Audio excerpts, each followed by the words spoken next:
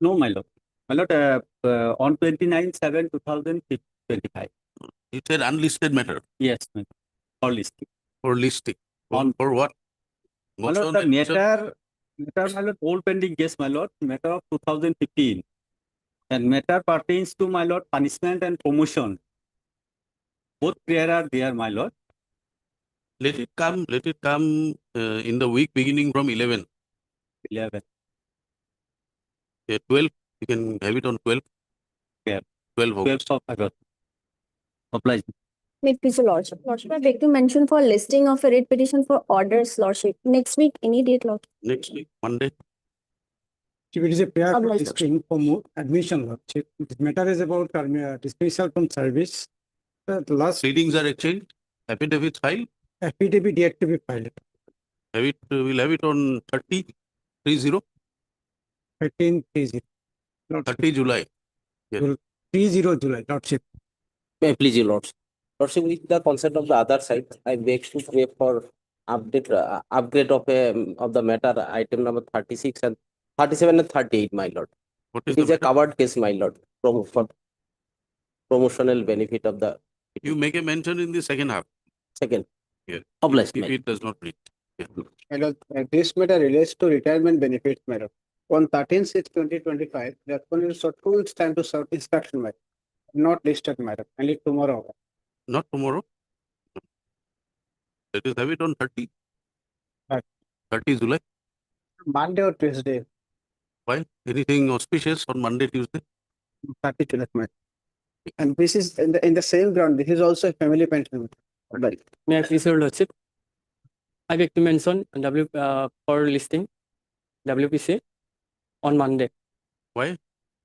Due to delay pension payment, the petitioner is facing financial hardship.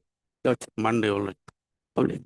May I please your lordship? Lordship, I beg to mention item number 22, lordship. My senior Mr. A.R. must have personal difficulty, lordship. Kindly adjourn for the day, lordship. Item 22 on a request made by the council, behalf of the A.R. council for the petitioner, matter stands referred to be listed after 2 weeks. Yes, Lordship, can you fix a date, lordship? 2 weeks. Obliged. Please, your lordship, with the consent of the other side, I pray for passover of item 8. So for the day. Item 8. My lord, I'm on behalf of the other side, my lord. My lord, may fix a date after 12th of August. Item 8. A joint request, matter stands referred to be listed on 19th. 19th of 19th of Obliged.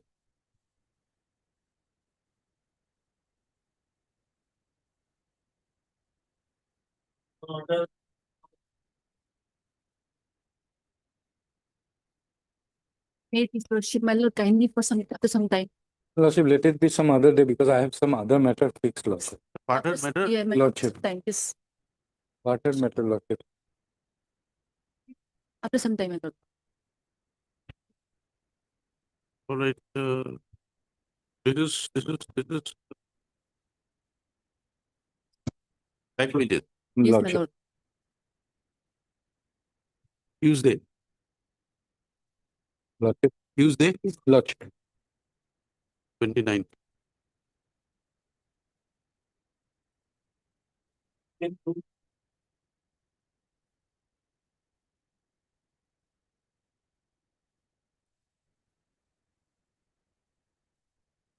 Lordship, here in item number 2, petitioner has not been aware. Perhaps it has been complied with because Lordship, I have a speaking order with me.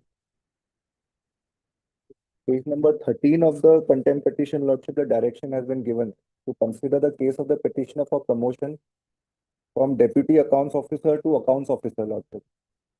And the speaking order has been passed, whereby it is stated that he is not eligible for the promotion, Lordship.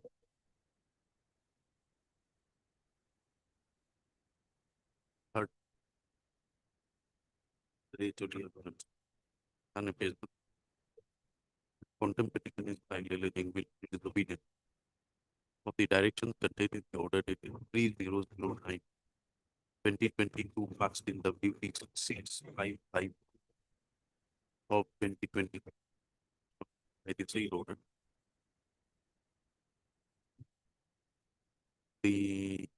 Director of Accounts and Treasury was directed to examine as to whether by order of seniority in the cadre of Deputy Accounts Officer, petitioner has attained the eligibility to come within the zone of promotion for the rank of account officer.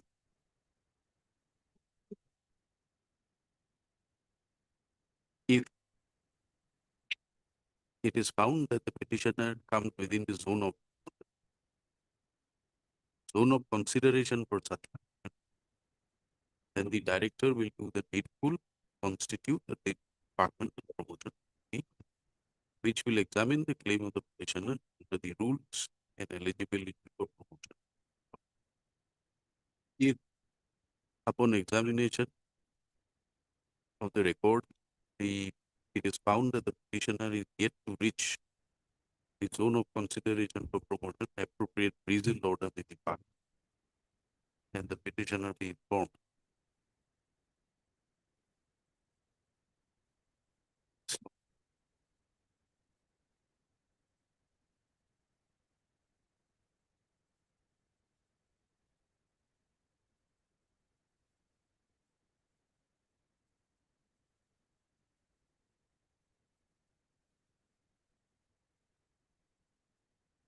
However, in terms of the said directions, no order was passed. Therefore, the conflict type pursuant to issuance of notice, the respondents were permitted opportunities to complete their instructions.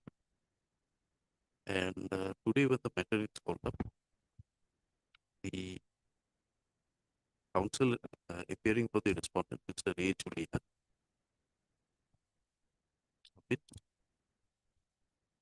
that the case of the petitioner was considered by the Director of Accounts and Treasury, the sum, and the speaking order dated 22nd of September 2023 was passed.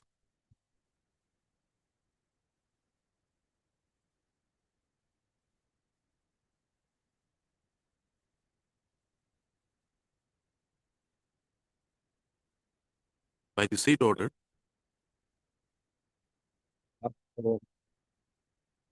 he was found to be not eligible for promotion to the rank of accounts officer during the year 2022 as it did not fulfill the eligibility criteria for promotion.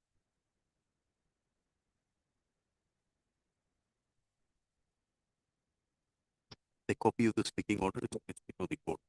So, considering the submissions made by the counsel for the respondent, and upon careful perusal of the order dated so and so past, as well as the speaking order dated 22nd of September 2023, it is seen that the directions contained in the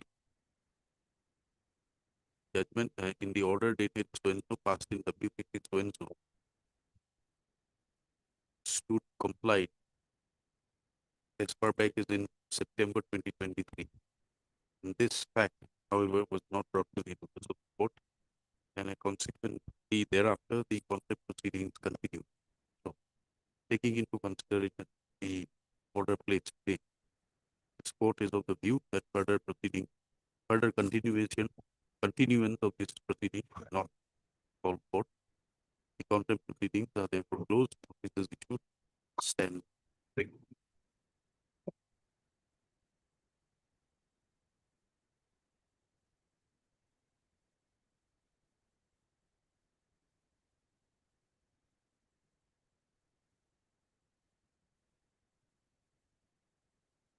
We will dictate in the court because there are a lot of facts. We propose to do it on 14th of August. When is he retiring? Lordship, in the month of September, 14th of August. judgment or lordship, Judgment order, whatever it is. It will be listed for order. We'll deliver it in court. 14th of August. if it is in the column of delivery of order, lordship, perhaps it will come up in the top of the list, lordship. Otherwise, They will make arrangement. You need not worry about that. Matter be listed on 14th of August. An attempt will be made to dispose of the writ petition on that date.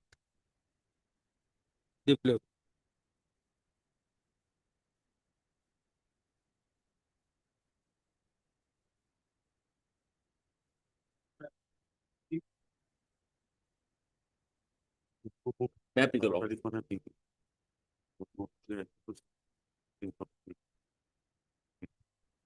But- but taking- My lord, Happy to- we require 2 weeks time to file affidavit, my lord. Affidavit lord. otherwise ready, my lord. My lord, kindly have a look.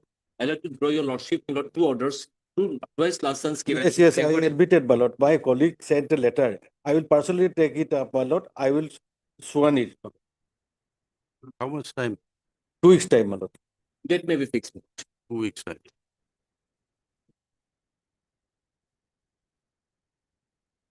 The request made by Mr. T.C. Tutia and senior government advocate, praying for further time to file his affidavit.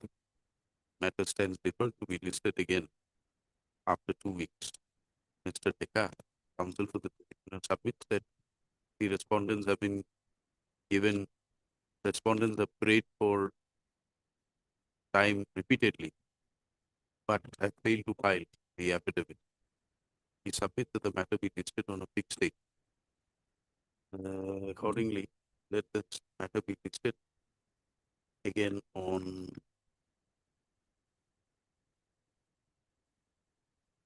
13th. Any date may after 13, my lord. 30 may be a holiday. Can it, my lord, can it be on 18th, my lord? 13th is not a holiday. Okay, my lord, 13th. Blue, Or we'll have it on 18th if you want. Yes, my lord. 18, 18th. 18th. Monday. Obliged, my lord. Fifth of this.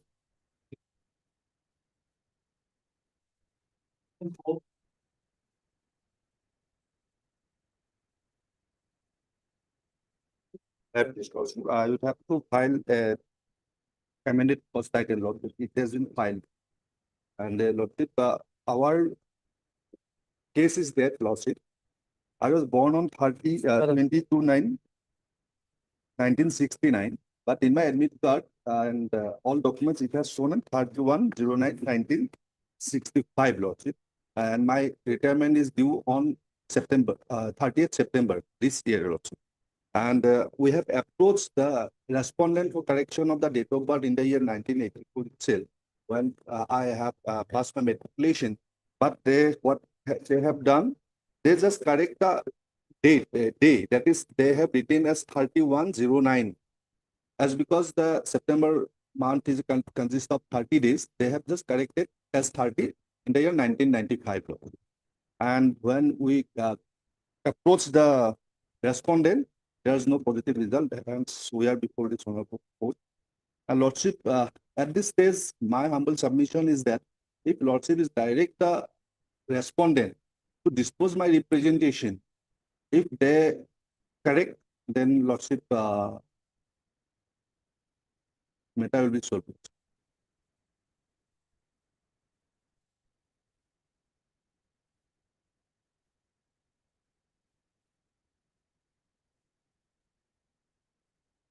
Why have you come so late? You know how the law operates. Lordship, I approached the respondent on time to time. When? In When the was year, the first time you approached? Lordship, I do not have any representation. Then? That has been lost. Then And how did you approach? by filing representation lawsuit, and that's why they have corrected my date of birth. The 30, they have made 31 as 30 in the year 1995 lordship. Case 12 annex. The last occasion, this This was corrected in 95. 95. Then from 95, you should have filed it immediately in 95. Lordship, that's true. That's true, lordship. When did you join in your office? 1992. 92. Yes.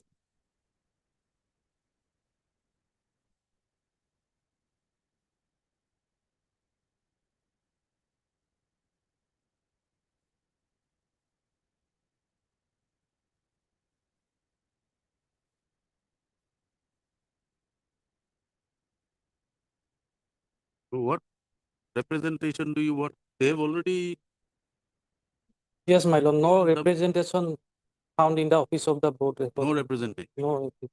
You, And after 41 years, my lord. That's true, Lordship, but what I is the basis of correction? How will they correct? horoscope, Lord.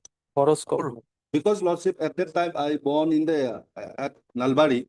I do not have any birth certificate. The only horoscope was although it is a weak evidence, Lordship, but I don't have any other documents. We can't give you liberty. We can only say that if you want to file, you file, but we are not showing a direction. You can withdraw it and file a representation if you want.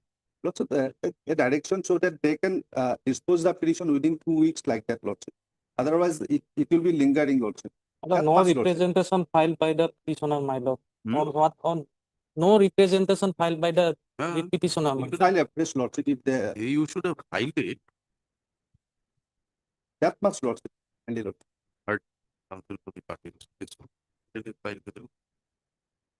Who is presently serving as an executive engineer. You are still serving. Lordship. You are serving Lordship. My return due as an executive engineer at PWD Division, Sonit Road. Petitioner joined service in 1992 and he passed his high school living examination in the year 1984. Stop in this school certificate, the date of birth of the petitioner was wrongly recorded as 31/09/1965, which subsequently stood corrected as 30/09/65 by the authorities of the Board of Secondary Education as it then was, with an endorsement on the said certificate, which is dated 8/6/1995. 8/6/95. The claim projected before the petitioner is that, as per his horoscope, he was born in the year. What is your date of birth? As per 22/09/1969. 22/09/1969. It is his claim that it is the 39, submission that 60, the 60, the school living 60, certificate has wrongly recorded his date of birth, which is contrary to the actual date of birth which is reflected in the horoscope.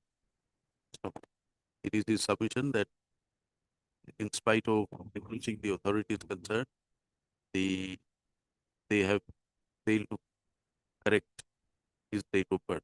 So, as per the date of birth recorded in the service book,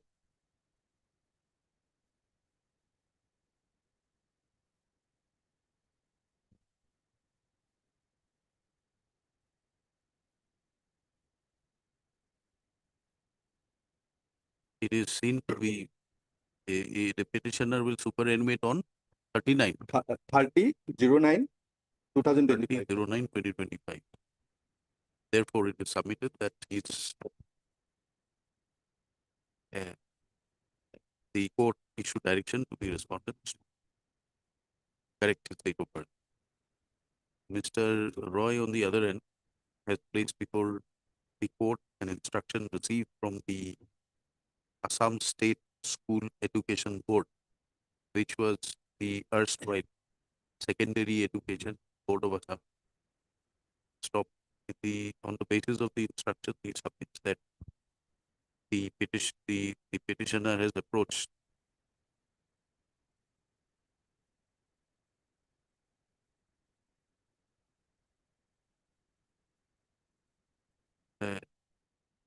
is submitted that after 41 years of passing his HSLC and at the end of his service career,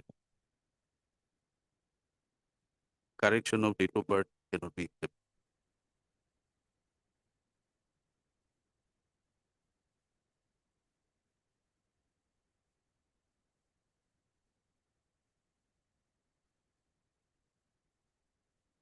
The counsel for the petitioner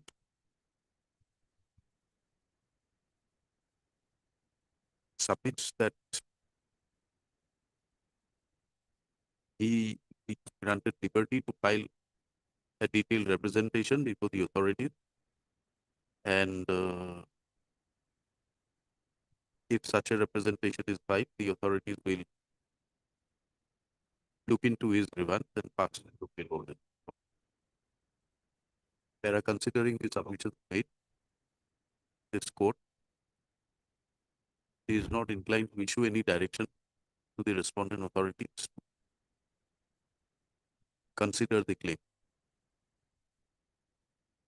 There is no merit seen in the writ petition in view of the clear law laid down by the state, by the court, as well as by the apex. That correction of date of birth is not permissible at the end of his service career. So, however, the closure of the writ petition will not debar the petitioner, will not be considered as a bar the petitioner to file an application before the authorities ventilating his grievances within 2 weeks from today. So if such a representation is filed, the authorities will look into and pass appropriate orders in terms of the law and procedure laid down within 2 further weeks thereafter. Writ petition is disposed of in terms of the This, may I, with liberty lordship, if they will not, then we are stopping short of dismissing your petition and imposing cost for filing such frivolous Lord. petition. He's an educated person. What was he doing for the last 40 years?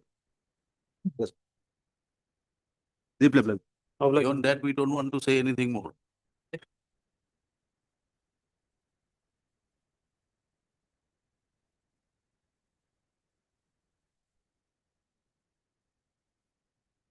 The matter is to termination of service lordship.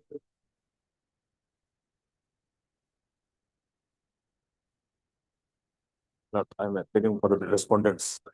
4 weeks time for filing our affidavit in opposition.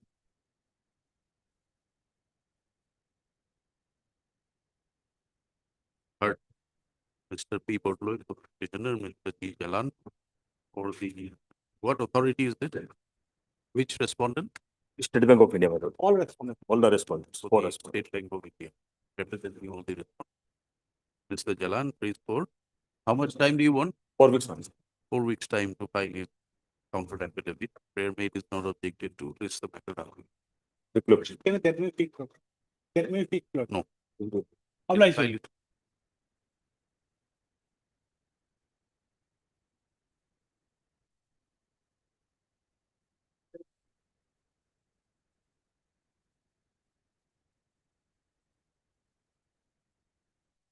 May it please the Lord. My lord, here at the cost of repetition, my lord, I will place the facts again, my lord.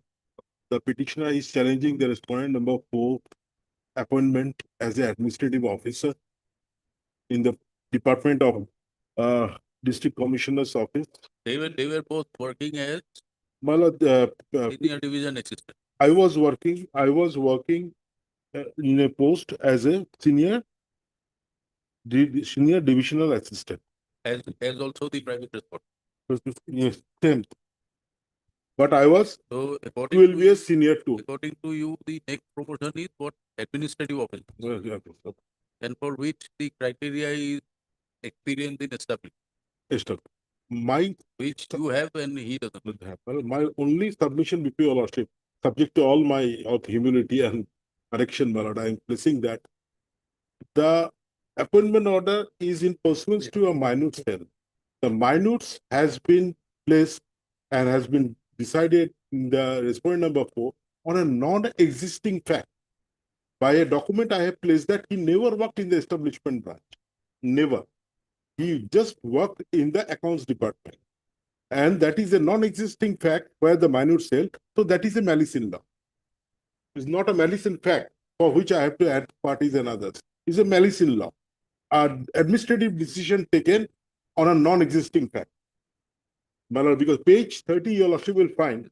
What is the extent of judicial review in respect of such matters? My lord, I have a decision, my lord. We'll come across you. Place the fact if you want. My lord, the facts here is, my lord, Your Lordship may turn to page 30. Through an RTI, I have been furnished the information of Rupam Takturia working the following branches under the amalgamated establishment of DC office Nalbari. Page 30.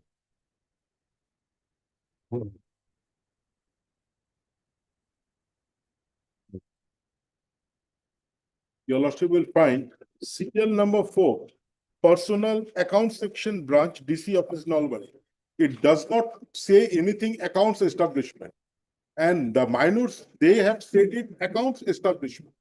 So that is a non-existing factor. There is nothing that she has worked ever in the whole office the respondent number 4 career.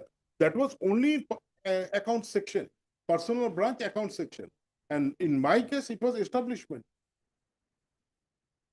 That is a non-existing fact.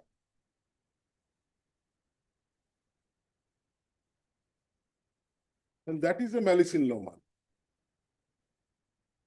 And the records will also provide that. ACRs or not? ACR? My lord, ACRs, there was nothing on the upper benchmark.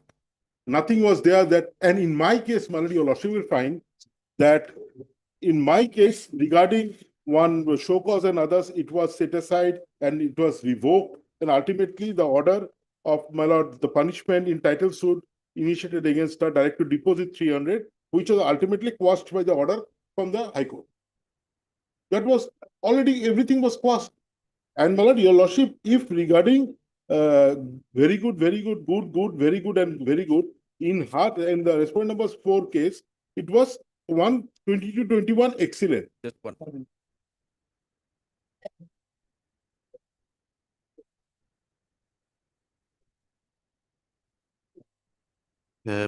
Mr. Chaudhary, just 1 minute. Mr. Goswami.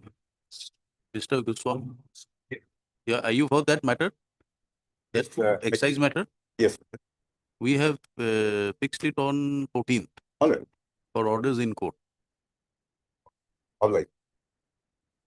Yes, Mr. Chaudhary. Here, my lord, they have not said that you will be having such and such criteria. There was no benchmark fixed in the advertisement. ACS will be taken into consideration, but the criteria laid down is that he particularly more in the my lord, 683 says it should be in the establishment branch.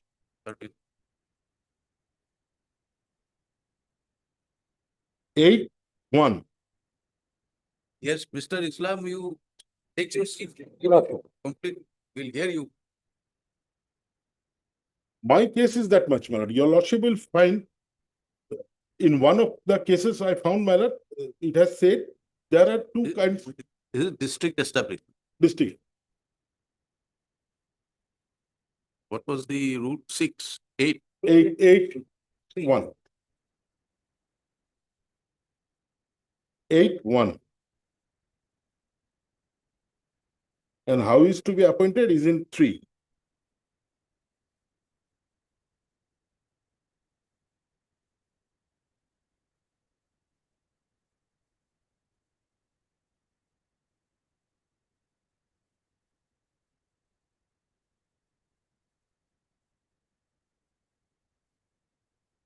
In 8 Roman 3, the appointing authority shall obtain the annual confidential report for the last 5 consecutive years and relevant service particulars of the eligible candidate for recruitment to the cadre of administrative office.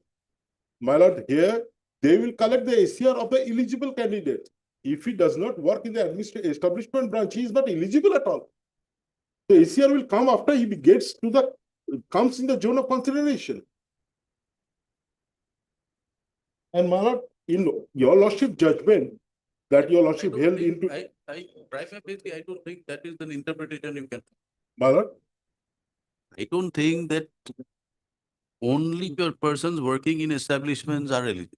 More particular. The word is more particular. More particular. More particular. Means some preference. Preference. But when he doesn't work in the establishment branch. No. What I'm saying, subject to correction. If you read 8-1A. Well, have served at least for 15 years in any deputy commissioner. Department, any deputy commissioner's establishment. And have working experience in different branches in general for all. and in establishment branch in particular, so that he should have worked in the establishment branch.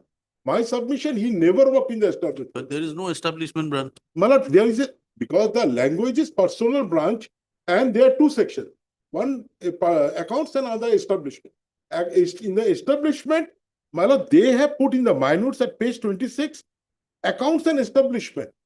Accounts and establishment, there is nothing. In his service career, Malad, page 30. And establishment with what? Establishment means, Malad, your lordship will find in their volume, Malad, what the establishment department, what establishment matters of office and staff. What are the works it has to take into consideration? Conduct and discipline and other general condition of government servants. Administration of the establishment branch will look into the administration of implementation of Assam Right to Public Service Act, Assam Ministerial and District Establishment Rules, Assam Financial Rules, Discipline and Appeal Rules, Fundamental and Subsidiary Rules, Pension Rules, and others. Assam Revised Pay, SSL, Liabilities and Service Board. Account section deals with matters relating to pay and allowance, matters relating to audit, matters relating to pay committee, payment of income tax, preparation of budget, implementation. There is definitely some reason behind it for which when a person is to be appointed as an administrative officer, he should have experience of the establishment branch. Because establishment branch talks about administration of. And if he does not work in the administration department section, whatever it is for language, if it is the respondent number 4 does not work in it, then the Where are the minutes? Or where is the records? Records is there. Records, where I've got the records. So minutes is in the affidavit filed by the respondent online. You have filed the. Do you have the agenda note? You have everything. My lord, regarding the experience also, regarding the experience, regarding the personal branch, I would like to, my lord, in detail say that the personal branch, the establishment branch is a part of the personal branch, and it is automatically, you can see it at page 107 of the affidavit filed by the respondent court, wherein the category wise it has been given. The personal branch is divided into two sections: account section and, my lord, another section, my lord, and account section and personal section. Inside personal section, the establishment branch is there, man. That is the confusion where it is like. I will show it later on. Before that, man, I will just want to show the record, man, which shows that the respondent number 4 has 6 years, 6 months experience, and whereas the petitioner has got in person only 2 years, 2 months. So 2 years, 4 months, and the full record, wherever they have worked, that record is over here. That itself will speak for itself. My lord, as regards the submission that he has worked more or he has worked less in the establishment, my submission, he never worked, because in their document, it was a document to whom it may concern by a additional deputy commissioner. And through RTI, I have taken out a document which says only accounts. And in their documents, additional deputy commissioner signs, and to whom it may concern, he writes personal branch works relating to accounts and establishment. He has included the establishment, whereas the RTI says that he never worked in the establishment section. My document at page 30 and their document at 103. There are vast difference, man. Your lordship will find in my petition through an RTI. I have got. Lordship, he has not filed any reply to our affidavit. And he is submitting beyond record. It felt necessary to file. Oh, he did not feel necessary, but now, right now, he is raising that submission confusion. Why is a reply necessary? Records will reveal everything. In our affidavit, page 103, annexure 10, it says accounts and establishment. This is a personal document issued by the assistant deputy commissioner. And my lord, through an RTI, I have got a document which says that he never worked in the establishment. Maybe. It was second now.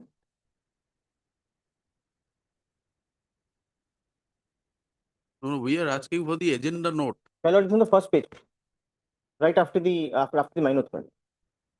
First page.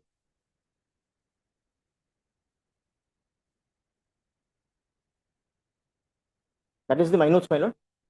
And below that is the agenda, my lord. The full, my lord.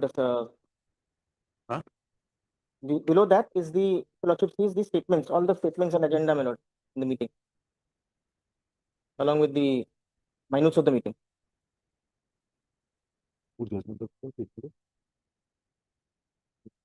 There's no agenda note specifically made.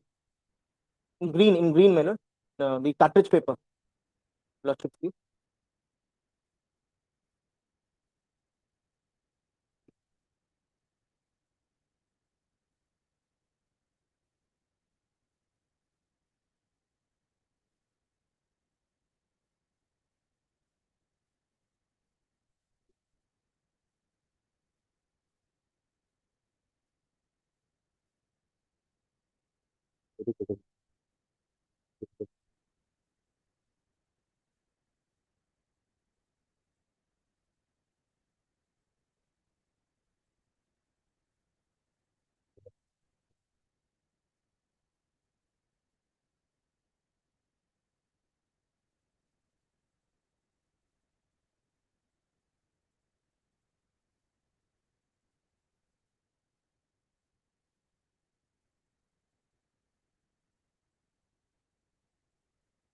What is the name of the petitioner? My lord, Gita Kakoti Pathak. Gita Kakoti Pathak.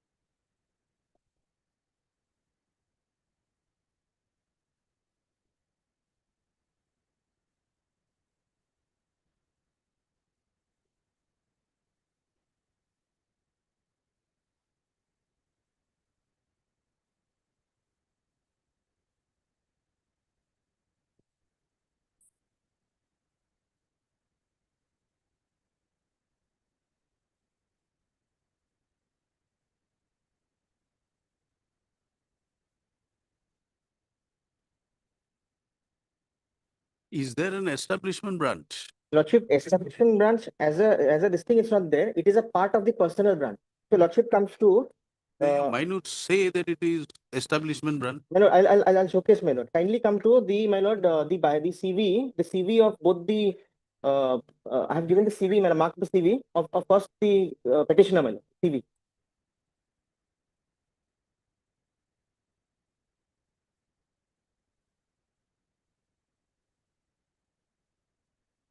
Marked in pink, I think.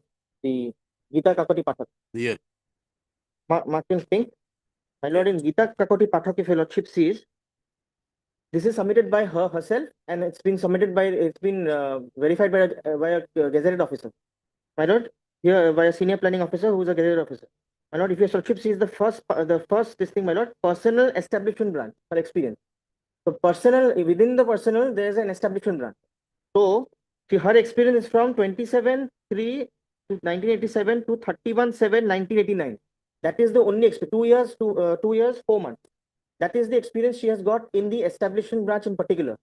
The rest which is there, my lord, from serial number 2 to 13, they are all different branches, which is not establishment. So that experience of 2 years, 4 months will be counted. Now, Lordship comes to the second one, my lord, the orange color one, which is of Rupam Thakuria. That is the respondent number 4. That is Rupam Thakuria, who's the respondent number 4. His, my lord, if your lordship sees, his first, your lordship will see, it is personal branch works related to accounts and establishment. Kindly note, my lord. I will come to, my lord, accounts and establishment, my lord. Personal, that means same here, my lord. Personal branch is the main body under which accounts also is a part, and also establishment. And this person has got accounts experience also, plus he has got establishment experience. They are disputing that. And my lord, I will showcase, my lord. And then that has been signed, my lord, by this thing, my lord. It's by again ADC, my lord, and this is the same biodata, my lord, given by the respondent number 4 as well. And that is from 6. That is the period is from 17/6/2003 to 8/12/2009. That is, my lord, again there 6 years 6 months. And my lord, another experience he has got administration branch, which comes under the establishment, my lord. That he has got from 10/6/15 to 24/2/2021, which makes it, my lord, 5 years 8 months. So he is technically, in terms of experience, more experienced because he has got accounts as well as establishment work, my lord, and he has got she has got only 2 years. And in terms of ACR also, if your lordship again, my lord, we have to go to the rules again. The rule 683. The rule 683, if I may be allowed to read. No, first you tell us this serial number 4 that you have shown, personal branch. My lord. Works relating to accounts and establishment. Show us that he has worked for establishment. My lord, this is the CV which has been given by them itself, my lord. And my lord, the work as a whole, I would like to This share. is signed by an additional DC. My lord. There must be some record. My lord, and there is one more thing, my lord, I'll just show. There's a breakup which I had got today, my lord. The nature of work. Nature of work of the. Your lordship might just consider page 30 of my writ petition. Correct. Page 30 of my writ petition. That is an RTI matter, which says that no establishment, only account. This is a crucial thing, my lord. This is, my lord, the breakup of the kind of work in the personal branch, in your different branches they have to do.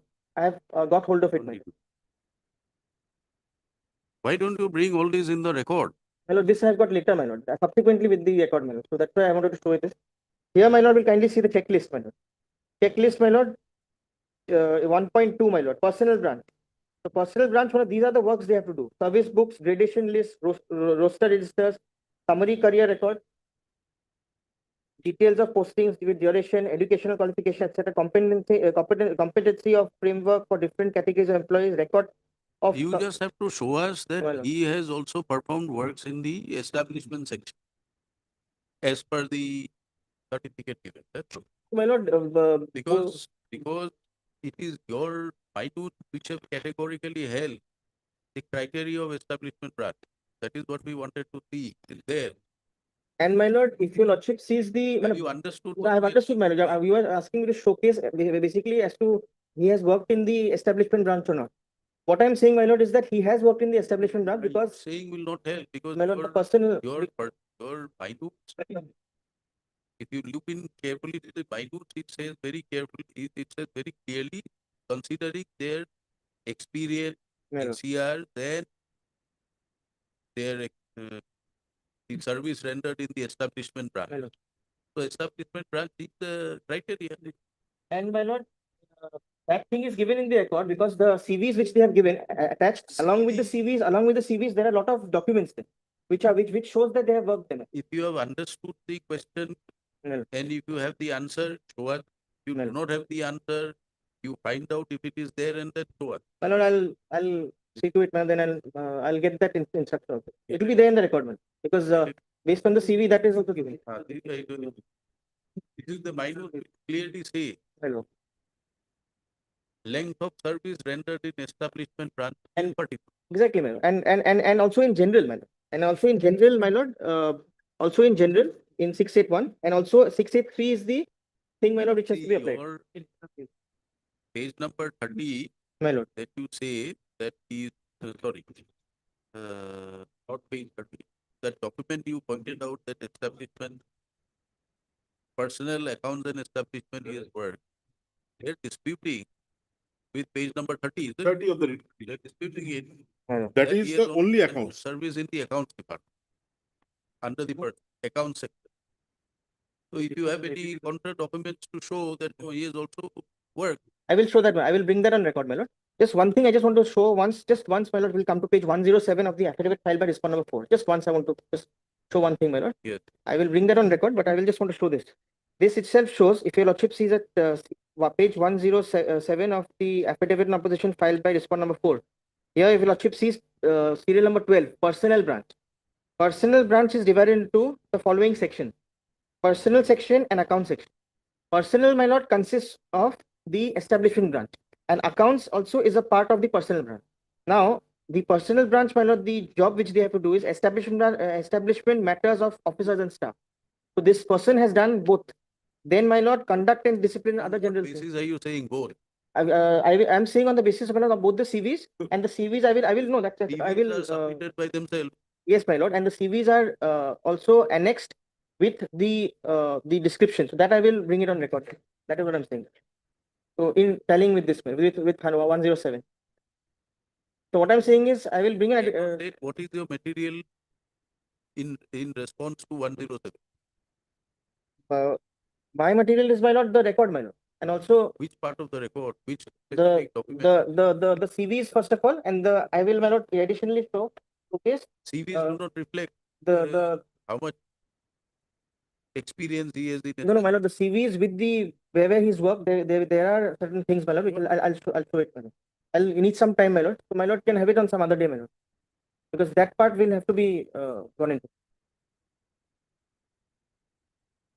Yes, Mr. Roy.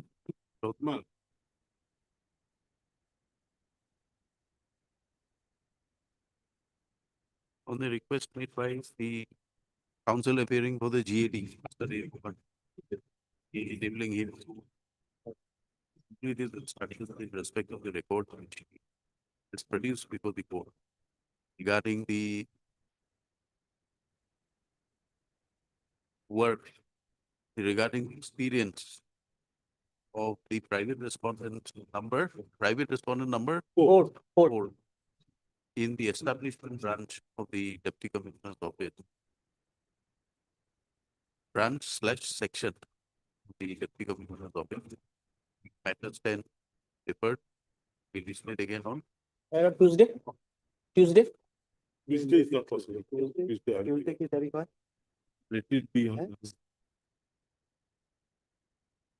5th 5th of August. or have it on 12th. 12th of August. My lord, can it be on before that, my lord? 12th, I will not be out of 5th. 12th or 14th? My lord, 14th. 14th, I will not be in. Then on 12th. No, 12, no, 12 won't be. 12th. Can be on 7th, my lord. 7th. 7th.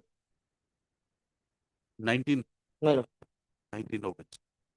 Ablas. 19th. PK Roy.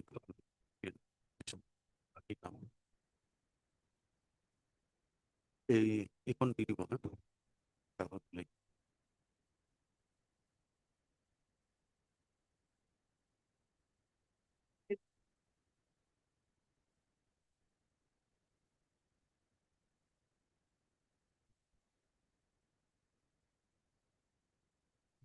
May please lordship. Lordship, kindly pass over on the product day lordship. Letting come research. made on behalf of Earlier. Earlier also they took time, my lord, as a last chance, my lord. Date may be fixed, my lord. Third occasion date may be. the council prayed for accommodation that will be deferred. Litigation.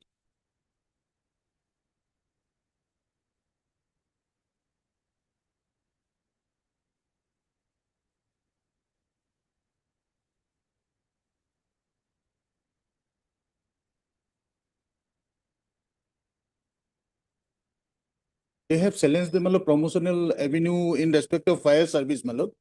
In ONGC, my lord, in fact, they have challenged the recruitment promotion regulation 1980, my lord, in respect of fire services.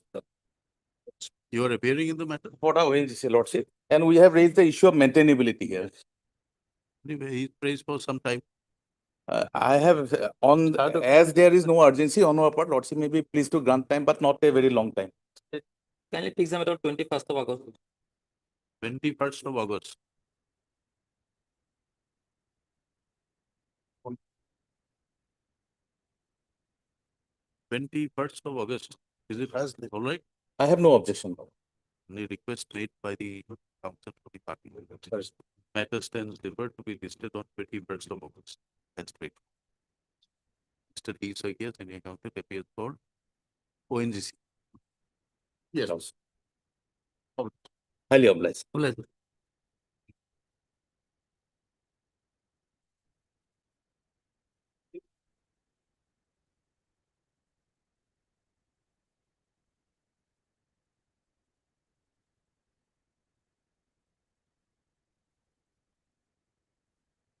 Kane was not present on the earlier occasions also, Lord. Here we have filed an affidavit.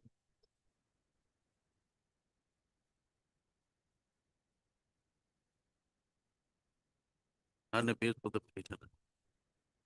Mr. U. Danish Vaidya appears for the PhD. In irrigation, Lord. Lord. Passed over. Obliged, Lord.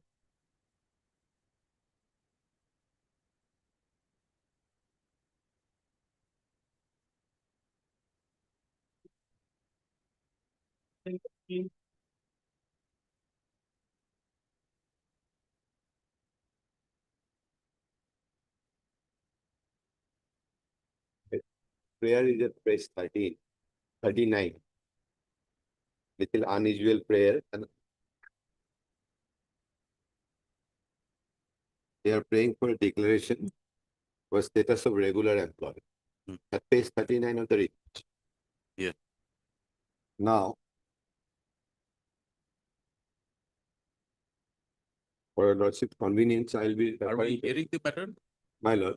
You are ready for a hearing? I am ready. For your lordship. In a gist, what is the grievance of the petition?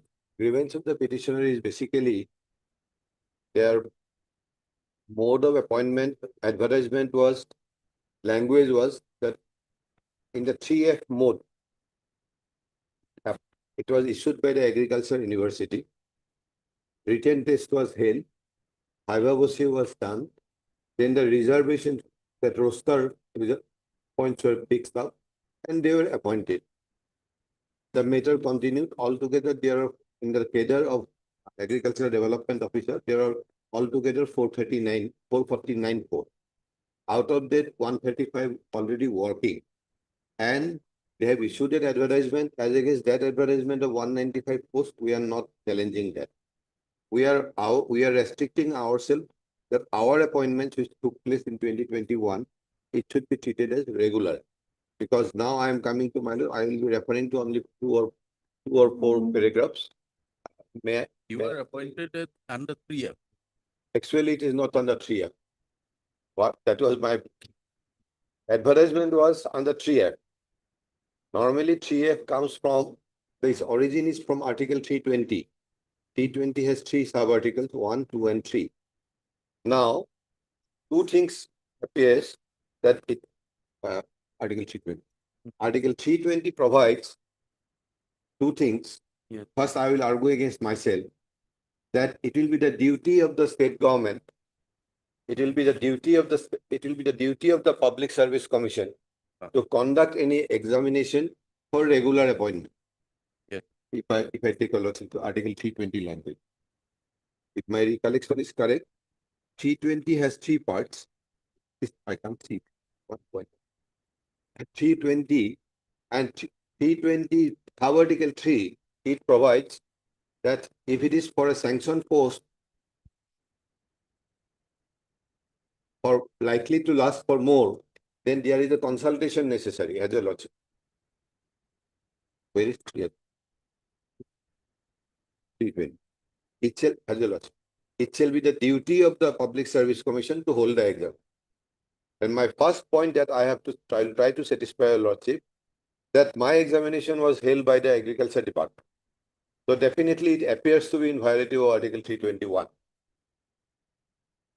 Now, next is, if it is likely to last for more, 323, the consultation is necessary under 320, sub-article 3, as a logic. Now, Assam Public Service Commission regulation that was framed and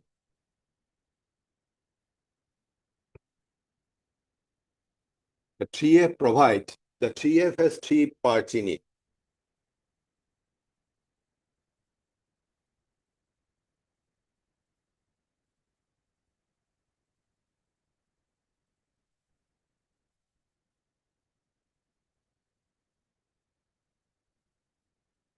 The Lordship will kindly see the Article 3, some Public Service Commission of Limitation of Function.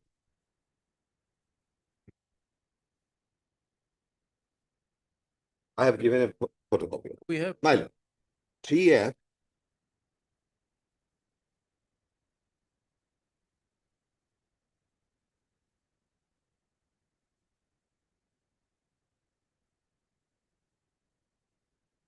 there are 3F can be divided into 2 parts. 3F is it's a power which is vested from the which is outstated from the Public Service Commission. Exception, I'm sorry. That is the actual. Where an appointment is to be made by direct recruitment to a temporary post. Ours is a permanent post, so we do not come under the first. Second is, if it is next part, my lord, if the post has been sanctioned for or is likely to last for more than 4 months, it is our case now. The commission shall, as soon as possible, be consulted in all matters mentioned in subclause 3 of section 320. Article 320. Just now I showed that Article 320 consultation as a lordship. Now, before the advertisement was issued,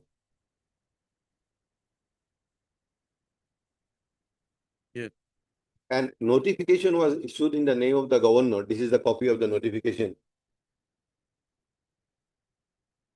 The crux of the here was Article 320 provides that consultation is necessary. Now, before the issuance of our advertisement on 4th of January 2021, a procedure SOP was laid down, and one of the terms is that all these examinations will be held by the Dibrugarh University, Guwahati University, and Agriculture University. And the entire procedure is prescribed. And what does this procedure contain? The written test. First is the shortlisting of eligible candidates. Second is written test amongst the eligible candidates. Third is viva test. And then is the selection list. And it also provides how to maintain the roster for the reservation. Now, your lordship will kindly see at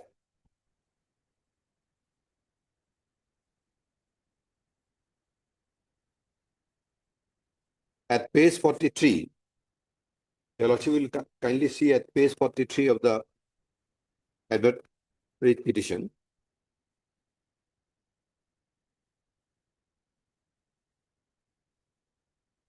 Where is page? Where is my liquid? Page 43.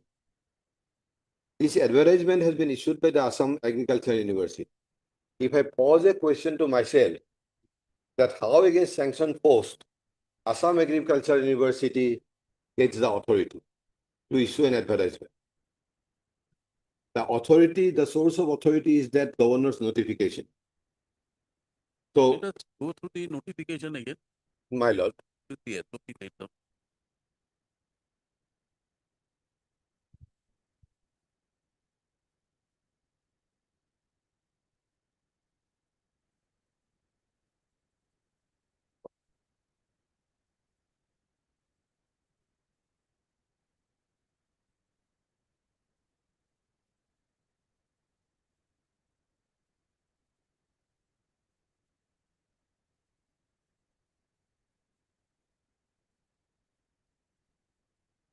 Where is the SOP?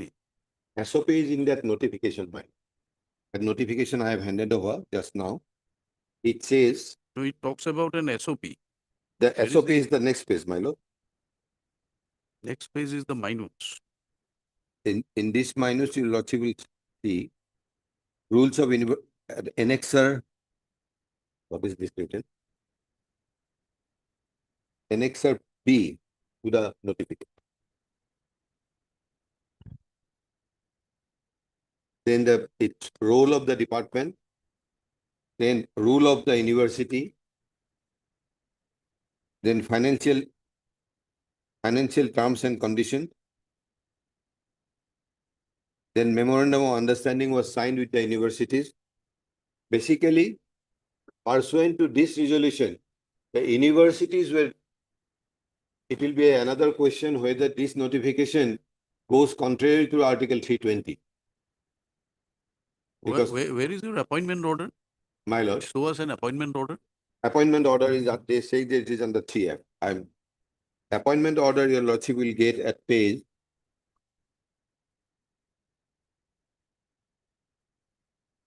137 of the writ petition. They are mentioning as 3F. This is under 3F. They are mentioning as 3F. You have accepted this. I have accepted. That is what I have accepted this. Because the beggars cannot be choosers. So I had to accept it. Now, I was on the advertisement. Your lordship will kindly see the advertisement first. They are saying the advertisement says. No, just 1 minute. My lord. This is the first appointment order, 137. My lord. 137 is the first appointment order. 137 is the first appointment. Then perhaps it was extended thereafter. It was extended. This extended from time to time. Later on, the last election extension was for 1 year. In that public meeting, within that scheme of 1 lakh appointments, it was done.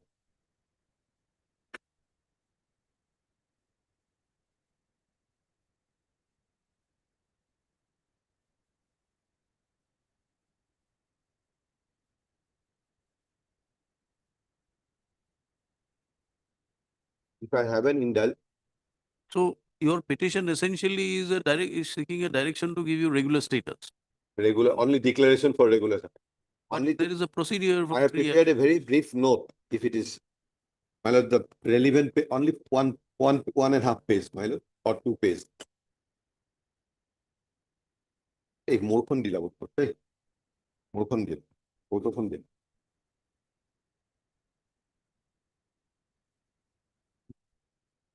yes. Your briefing counsel is handicapped. My lord. Your briefing counsel, earlier briefing counsel. Now he is still a briefing counsel, but he has been called by the registry. So he's handicapped. He's little handicapped, but otherwise if he gets time from the registry, some important documents have to.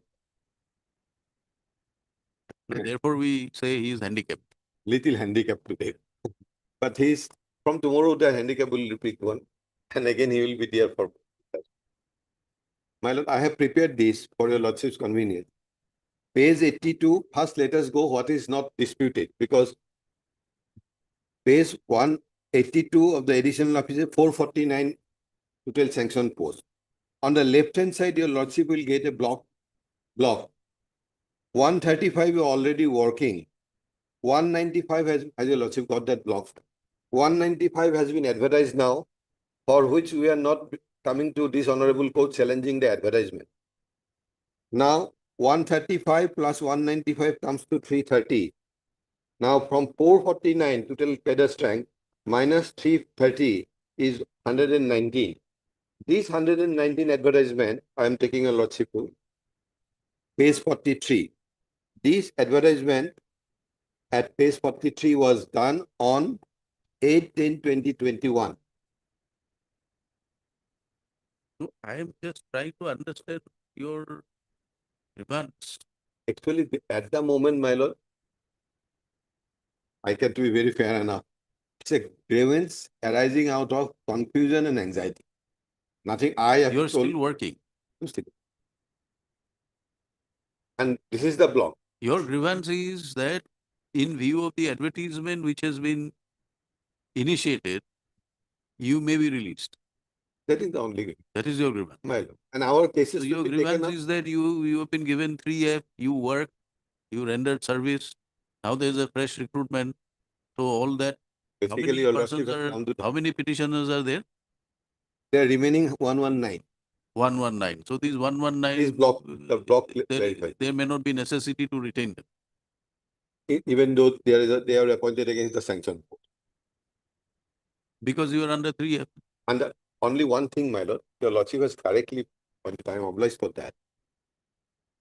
Basically, what is required is Article 14 is the genus, Article 16 is the species within it. To maintain the transparency, what is important in a public employment is the transparency. That is, first the Uma Devi said that if you are a backdoor entry, then you have to go. And in paragraph, my recollection is correct, in paragraph 53, that was said, whoever were appointed, give them a one-time chance. My case is slightly different. Here, first, as per following the SOP, they find out a list of eligible candidates to sit in the written examination. Open advertisement. Because that is, it's an open advertisement, not a restricted advertisement. After that, written test was held, conducted by the Agriculture University. I still have a doubt whether they could have conducted on the basis of this notification. The Article 320 mandate is, this is the Public Service Commission to hold the exam. I must tell Lordship very fairly. Duty is cast upon by the Constitution on the Public Service Commission to hold the exam. But overriding that Article 320, a notification was issued that Agriculture Department, University of Dibrugarh and Guwahati will hold the examination for this. And a procedure was laid down, a fair procedure. I have gone through the procedure, a fair procedure which maintains the transparency. Now, in the advertisement, therefore, they have used the word advertise so many number of posts under for 3F appointment. In the mode of 3F, your lordship will look at page 43. The language used was in the mode of. Mode in the 3F regulation mode, as your lordship got. Page number? Page number 43.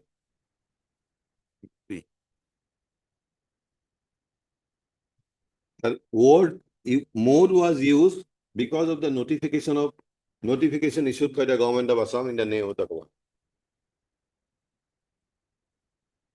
But this procedure that I have just now placed is a fair procedure. Transparency has been maintained. It's an advertisement open to all. Even the roster was maintained. That roster, how do I get it, my lord? Your lordship will see at page 185. Page 185.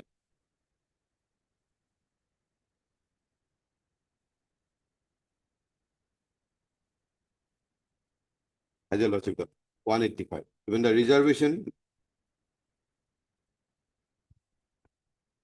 the roster point was there. Normally, what we don't get in 3F. Then eligible candidates will be invited in 1:4 ratio. Now,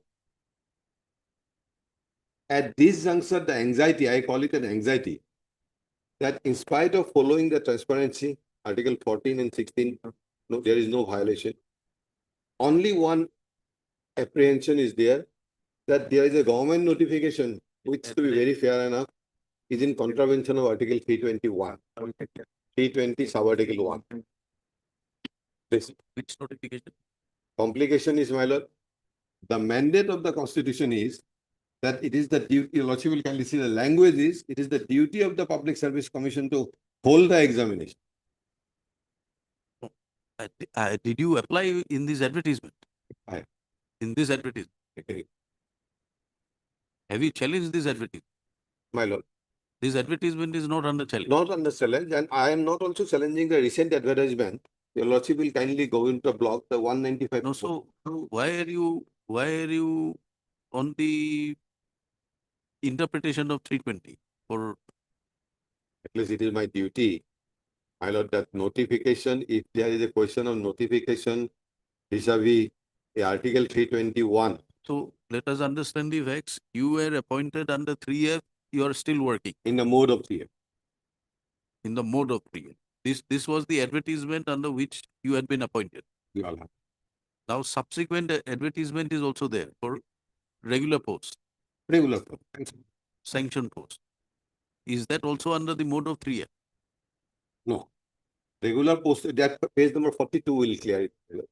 Page number 42 of the writ petition, if my recollection is correct, there was a cabinet decision.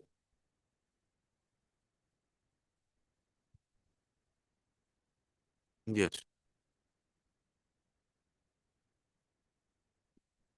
Because of this cabinet decision, the government has to achieve the 1 lakh appointment target, because we were distributed with the appointment letters in the general meeting. So the government perhaps, I call it perhaps, before issuance of the advertisement, came out of the limitation of functions regulation and issued that notification. But government, while issuing that notification, government tried to maintain, not rather, government has maintained the transparency. So my only anxiety is now, only limited anxiety, as your lordship has said, in that box. What is my note? In that box, there is no dispute on 449 Kedar post. 135 have already been appointed. There is no dispute on that. You fall under? I fall under 119. 119. 135 already working. We have no dispute. Nobody disputes about them. 195 now has been advertised. We are not challenging that.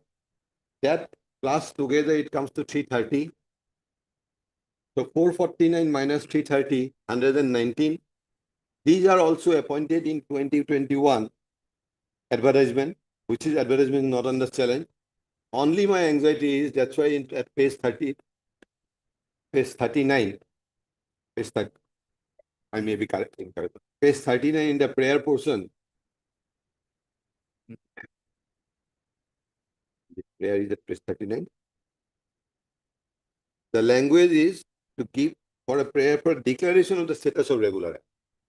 Because to get a regular status of regular employee, first we have the yardstick will be whether there is violation of Article 14, whether violation of 16. 16 is a species within Article 14. So only to say that when I examine this, I have to examine whether there was an open advertisement, whether roster was followed, whether written test was held, whether Haibabusi was held, whether selection list, all these transparency yardsticks as contemplated under 14 and 16 are fulfilled. Now, only anxiety is that we are not on 195, that is advertisement. Only that a small direction declaration that we are entitled for a declaration that is a regular.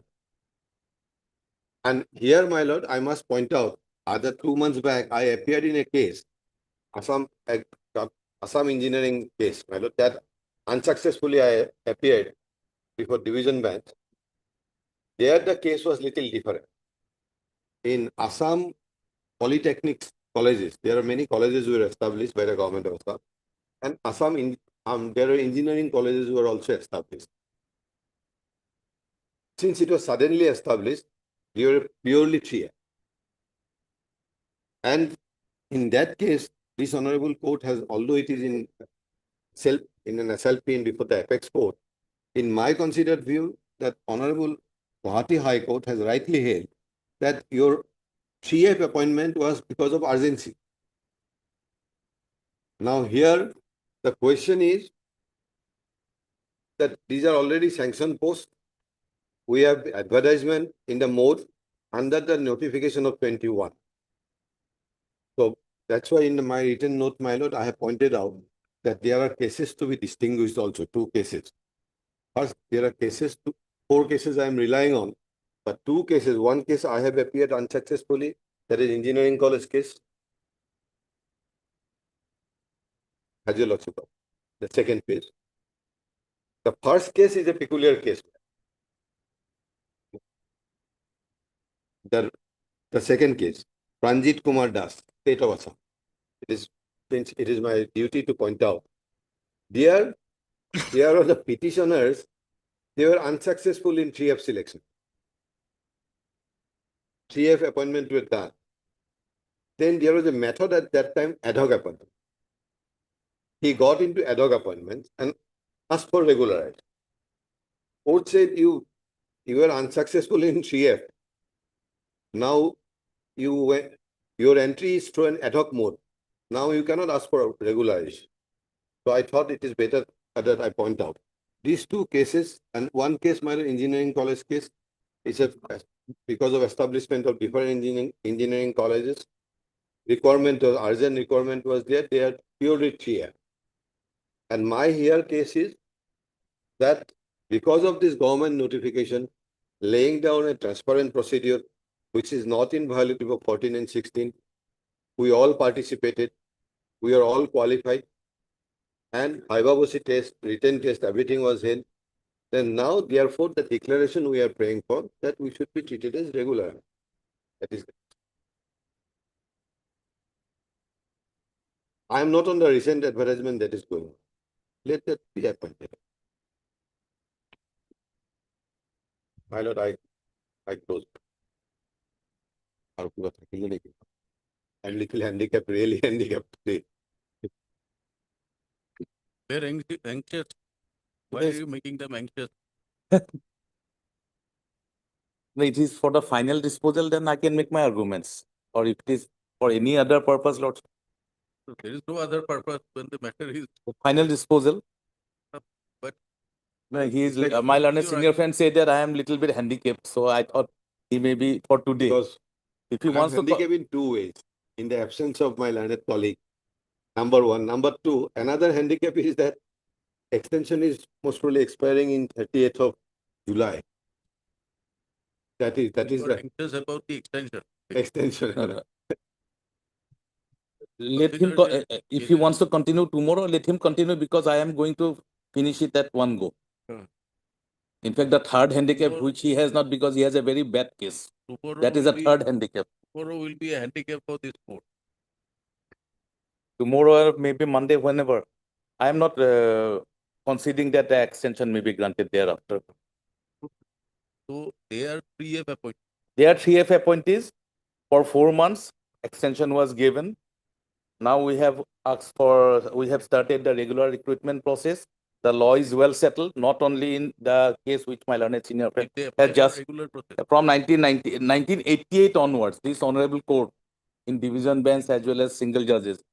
Law is very well settled, well described regarding the provisions of Article 3.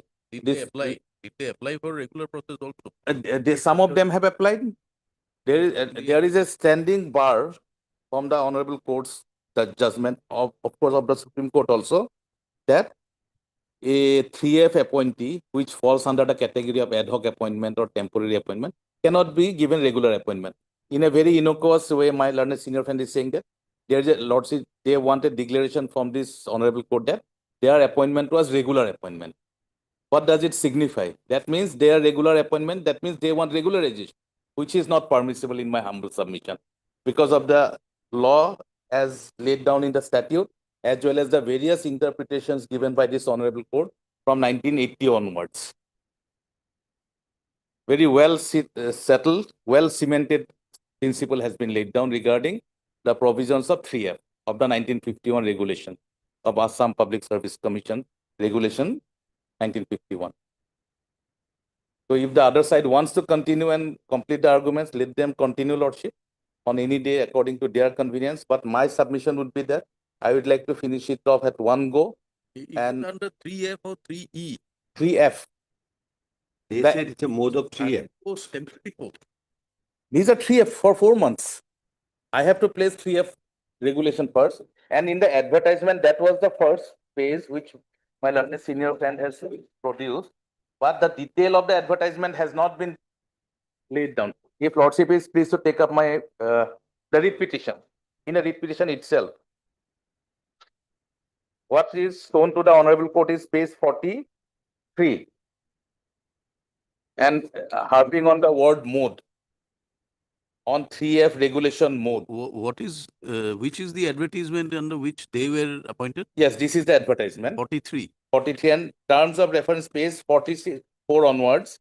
The details of the advertisement is given and Lordship will kindly come to page 46. the last clause. The final appointment on 3F regulation after selection is subject to satisfactory police verification report and final medical examination report as per existing norms. In case of police verification reports or final medical examination reports found unsatisfactory, the candidature of such candidates will be rejected outright. The appointment will be initially for 4 months and may be extended 4 monthly as per norms pertaining to 3F regulations of APSC regulation. So there is no doubt. After their appointment under 3F, was the commission consulted? No, from time to time they were given extension. Commission, The extension, that consultation is not contemplated. no, not for extension, but whether their appointments, the commission under the rules, the commission is to be consulted. At the very beginning, not thereafter. No, not in the beginning. That is why you are. We are going for a regular appointment now. Ah. So for their appointment, that consultation is not contemplated. 3F. 3F, the department can do it. The purpose of 3F is that you want immediate appointment. Absolutely, Lordship. And that is why this is during the COVID time. Therefore, consultation with the commission will delay. So far as their cases now, it is not done. Not done. Not done. It But is the not commission required. is to be consulted as per 3F. No, Lord. May I please? Now, if the advertisement was issued, it was issued in the month of sometime in the September or October of 2021.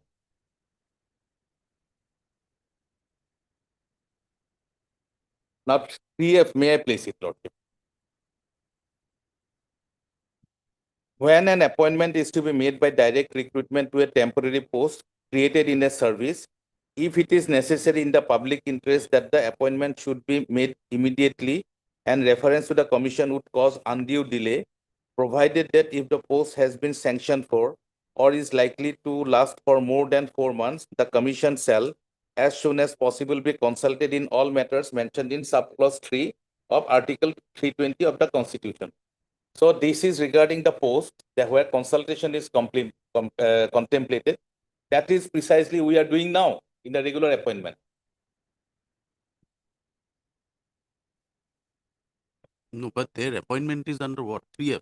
Under 3F. If it is 3F, then their appointment should have been consulted. No, that is not there. May I read it once more, Lordship? Yes. When an appointment is to be made by direct recruitment to a temporary post created in a service, if it is necessary in public interest, that the appointment should be made immediately. That means urgency should be there. And reference to the commission would cause undue delay. So that is not required. If we adopt 3F, provided that if the post has been sanctioned or is likely to last more than 4 months, the commission shall, as soon as possible, be consulted in all matters mentioned in subclause 3 of Article 320. Now, these posts, temporarily we have recruited them to fill up those posts under regular appointment. That means consultation, the APSC. That precisely we are doing, because whoever will be inducted in the new recruitment process, they will take up this post. No, but then the question would be, how were they appointed? Then it has to be that they were not under 3F, they were under some different mode. 3F. Let us look at their appointment order. But and yes, if it is 3F, it is 3F. Then if it is for more than 4 months, then time to time government have to give extension. So extension, but you should have consulted as per. No, that is not contemplated, Lordship. That is what is reflected in the. Then I would like to place all the judgments where these interpretations are given. That is why, if the other side completes, then I will make my complete elaborate arguments, which will clarify all the queries of this honorable court. And if there is any gray area, Lordship will definitely look into. Now, 137. Page 122 onwards. 122.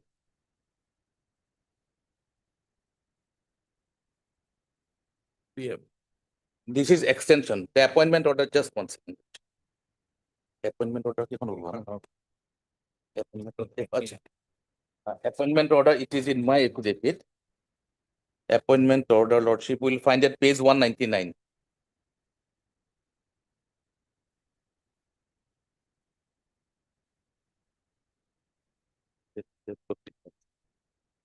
Yes. May I read it, Lordship? The appointment was given on 24th May 2023.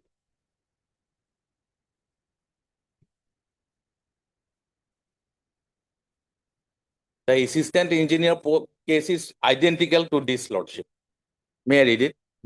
As per recommendation of the Selection Committee of Assam Agriculture University by notification dated 6/5/2023, the following candidates are hereby appointed as Agriculture Development Officer, ADO under Agriculture Department provisionally under Regulation 3F of the APSC Limitation of Functions Regulation in the scale of so-and-so. So they were appointed under 3F. There is no doubt about that.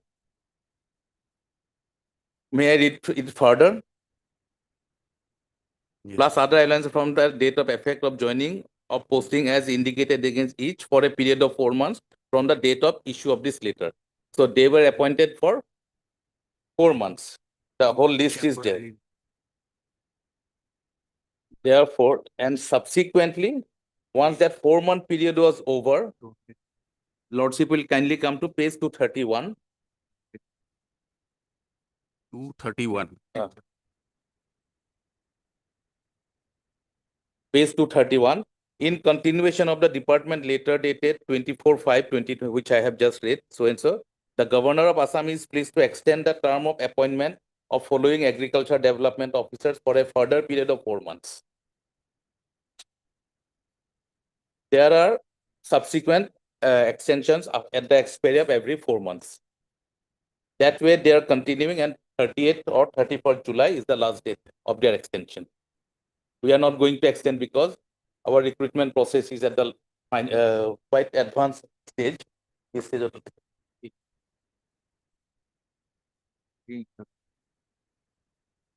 So they may get an extension. I'm not sure about that. The interview process is going to start very soon. The applications, they have also submitted, most of them. Very good. When do you want it? Hello, can you Lordship give 1 minute? The assistant engineer's case of the PWD is identical, Lordship. Where the learned single judge ruled in favor. They wanted regularization, that was denied. Regularization is a different. This is what precisely the same here. What is their prayer? That we have seen.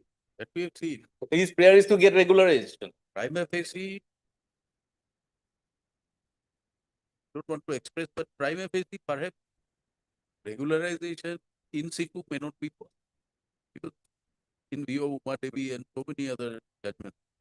So far as Uma Devi is not related here, Lordship. No. I'm saying the appointment is temporary. Uma Devi's case, those were backdoor entries, there is no regulation followed, no rules. Here is it specifically under the 1951 regulation. So a particular mode of appointment is permitted under the regulation. We have adopted that, and a proper process has been done. They entered through a clean process. It was not a sham. Uma Devi's case, that those who came through backdoor entries also, they will get an entitlement under a particular 3 conditions. Paragraph 53 of Uma Devi. That is not the case here. Here, all the posts are sanctioned posts, regular posts. Uma Devi's post cases, only that exceptions, the persons who will be entitled for regulation is one of the conditions is that the post must be sanctioned. We'll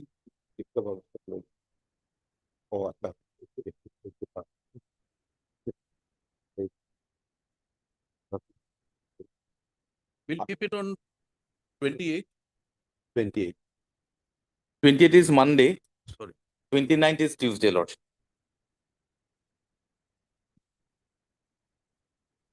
We'll have it on 31st. 31st. 31st. My colleague will be here. Let him continue with You are not available.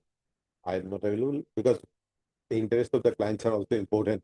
So let it be fixed on 31st or 29th or 28th because 31st. আপনি নাই নেকি গোটেই সপ্তাহটো নাই তাৰ আগত দিব পাৰো কাইলে কালি কাইলে My learned senior friend is not available next week, so if it is convenient to the honorable court, put tomorrow. Not tomorrow. Tomorrow is not possible. Lordship. This will require some hearing. Some hearing. You are not available next week. My lord, We are keeping it on 29th. You see, if it 29th, can be, yes. sorry, not 29th, 31st. If you can make it convenient. 29th, you are available? 29th, I am available. All right, then we'll have it on 29th. My lord. Was 30. 29th, Tuesday. Highly obliged, Lordship. The request again very listed again on 29th of July.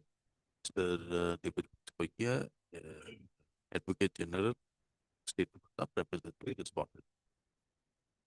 Anyone else? APSC. Yes, that's what I know. Mr. Franco, APS for AP. Obliged.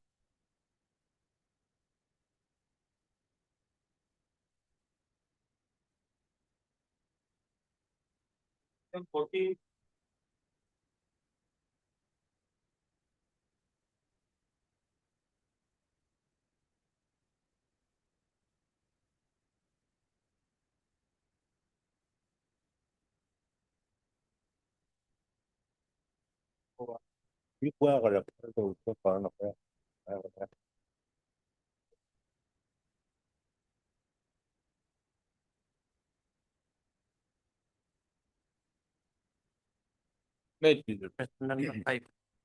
Retiral dues. Here we have issued PPO.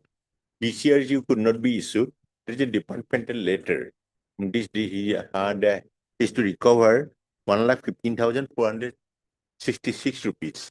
And that is why DSC, and another aspect is there, it a car advance 38,400. This two amount to be adjusted along with DCRG rate, so we are unable to pay DCRG. PPO is been issued. Who's for the department? The parent department? Administrative department?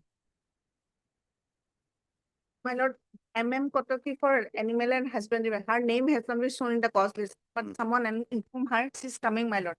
She's coming, my lord. She pray to take the matter after some time, my lord.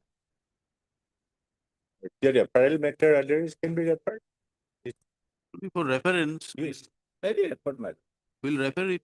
Yes. See if we can be sorted out. Yes. Mediation. These can be sorted out in referral. Because the amount.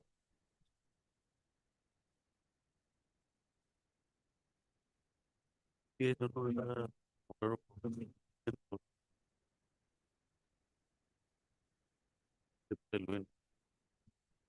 we're referring it to mediation.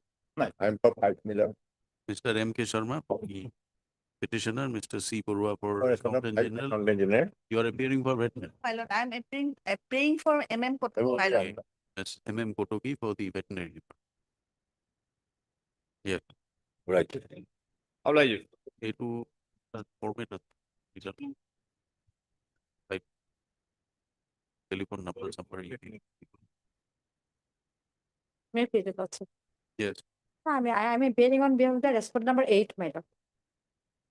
Pension matter regarding my lord, between two wives, my lord. Then it is a fit case for reference. Yes. For our mediation. Same. I am for respondent number 5. MSM S for Y appears for Respondent number 5. Here also MM Kotoki. Yeah, my lord. It's P. Soikia for private respondent 8, my lord. 8. And Mr. Nayak for 7. You are appearing? No, my lord, MM Kotoki, my lord. Again veterinary. Yes, my lord. MM Kotoki for veterinary. Okay. These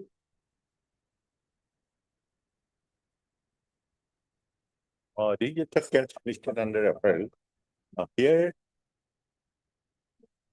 The matter is a non-payment of the unutilized leave salary for 300 days. That is to be paid by department, as non-gazetted. Who's for the department? Department is Department. Deputy Commissioner Gwalpar. Deputy Commissioner Gwalpara. Why is it not being paid? Lordship, we don't have any instruction in the. So go and appear in the mediation. We are referring it to mediation.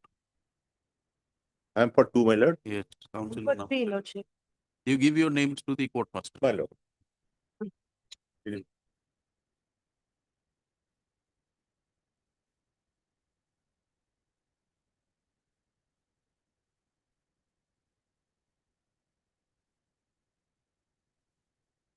This matter relates to the non-payment of pension, my lord, by the Panchayat and Rural Development Department, my lord.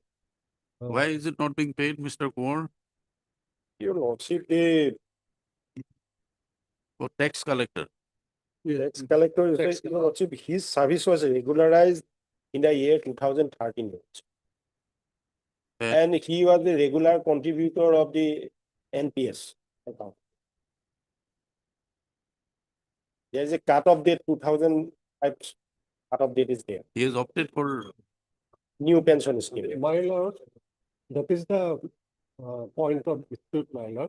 Where, my lord, he was without informing my lord after his regulation, this amount was deducted by the department. My lord. Only after his retirement on 31st of March, my lord, 2018, while he was given the preferred, he came to know that that amount was deducted for this scheme, my lord. How is it possible that during his service he did not realize the amount was deducted? He knows what is his salary. My lord, in their affidavit, my lord, the respondent authority, my lord, could not. Your client was employed in a job. He knows what is the salary he is being paid.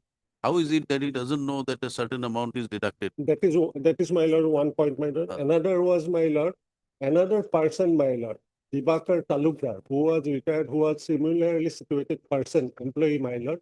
He was given the pension, my lord, pensionary benefit.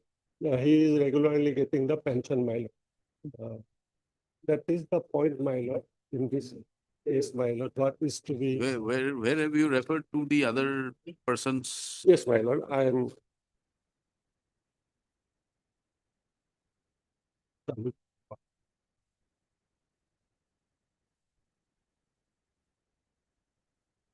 No?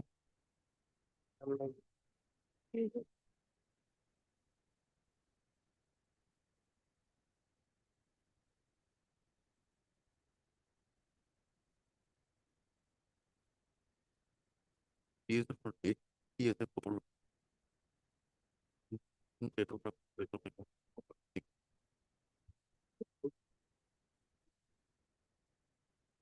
One Giren Talukdar, my lord, who retired, my lord, he is giving the pension, my lord.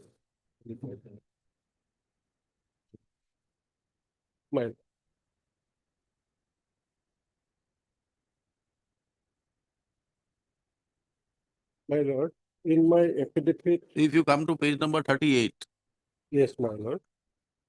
38 is a communication by the CEO Nalbari Zilla Porikot. My lord, which refers to the subject.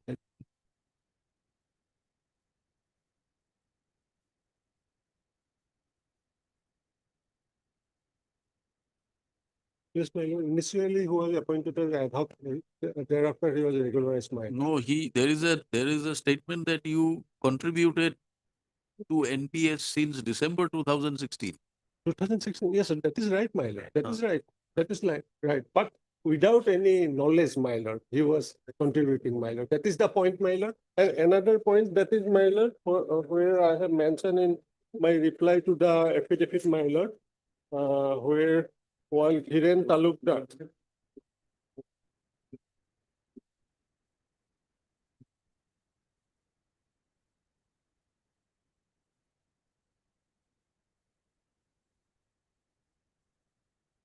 in para 6.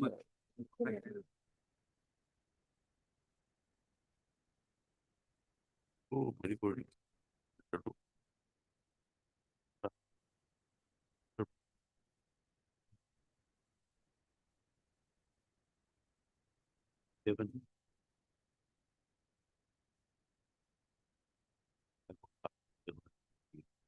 Rotary Clinic.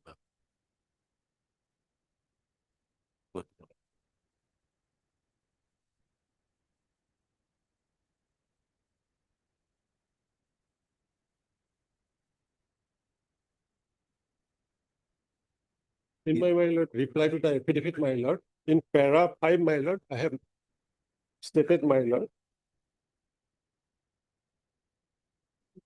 service of one Sri Dhiren Talukdar, who was appointed as tax collector along with the petitioner and 47 others who were regularized in their service by a common order issued by the Commissioner PNRD Respondent number 2 by notification dated 1/6/2013, my lord.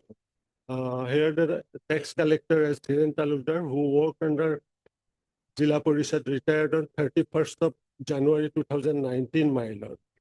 Thereafter, my lord, subsequent to the retirement, the petitioner, the respondent number 2, denied pension to him, but the same respondent authority by his office order dated 17/2/2020 sanctioned pension to Sri Dhiren Talukdar, my lord.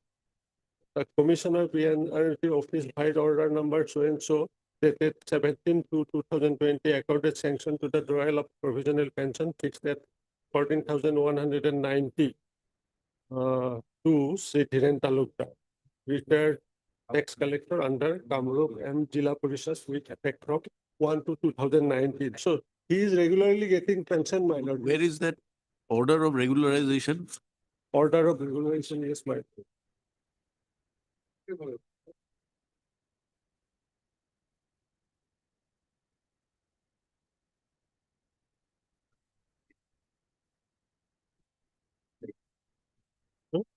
There are 4.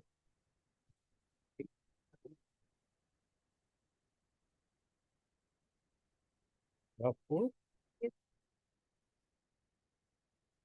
5. Page 5, my lord, para 4, my lord. That is annexer B at page 18, my lord. Page? My lord.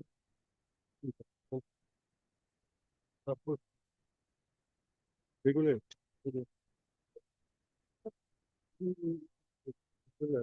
My lord.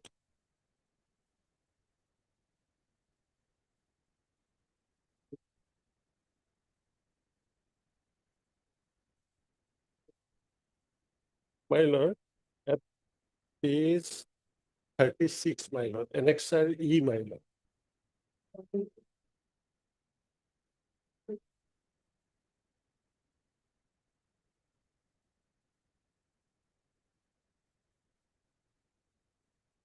Page 36, annexer E, my lord. And in serial number 15, the petitioner name is there, my lord. Pradip Kumar Dekka as tax collector, Bangaon, Gaon Panchayat. That is the order dated 19/7/2013.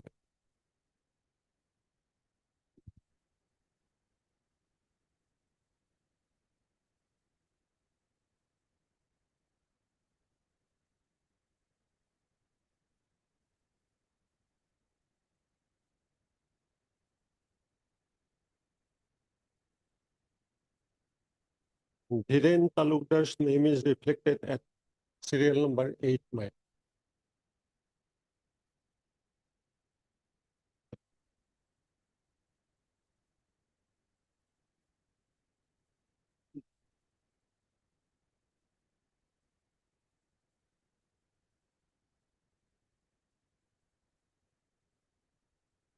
Mr. Kumar.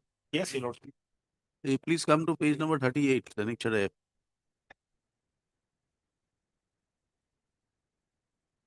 Yes, your lord. Second last line, that he is contributing towards NPS since December 2016. Yes, your lord. So he was regularized in 2013. 13 your lord. But he started contributing only in 16. 16. So you check your records and apprise us Yes. on what basis the amount was deducted. Yes. He claims that he did not know. Yes, sir. Was there an option? Was there a application? Yes. You press the code, your lord.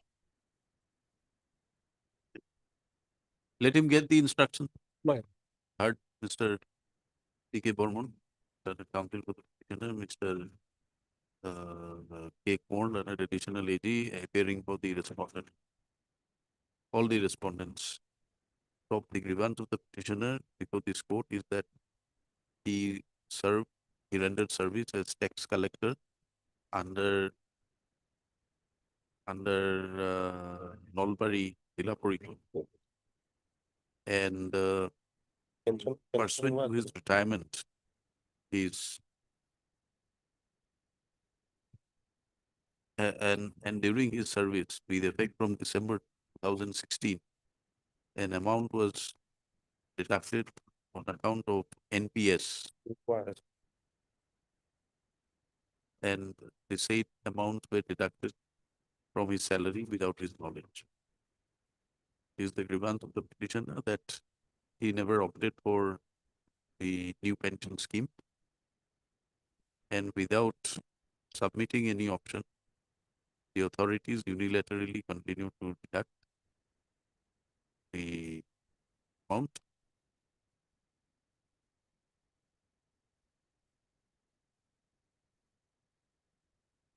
and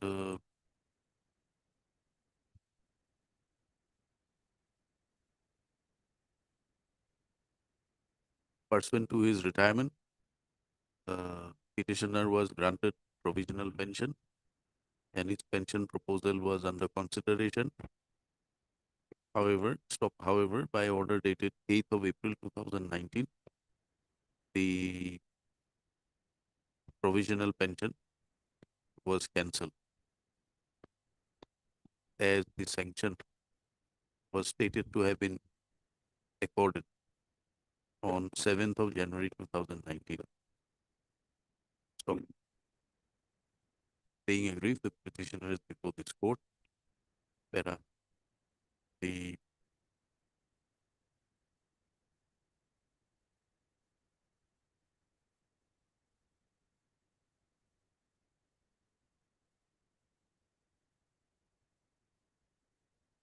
according to the petitioner,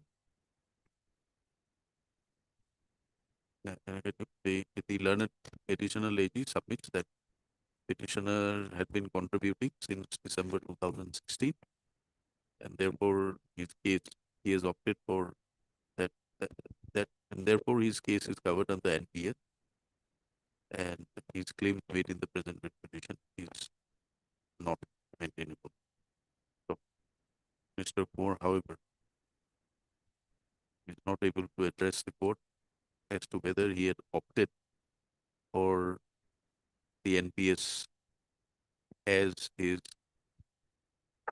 contribution is shown to have been made since December 2016. So, Mr. Moore is permitted 3 weeks' time to complete his instruction in this regard. To be thereafter posted after 3 weeks. Lordship, I'm appearing for respondent number 5. MSU Sharma appears for respondent 5. 3 weeks.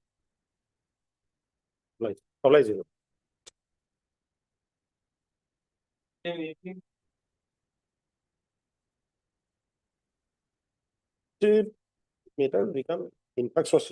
Infractious. Infractious. No, my lord. Oh. How, my lord?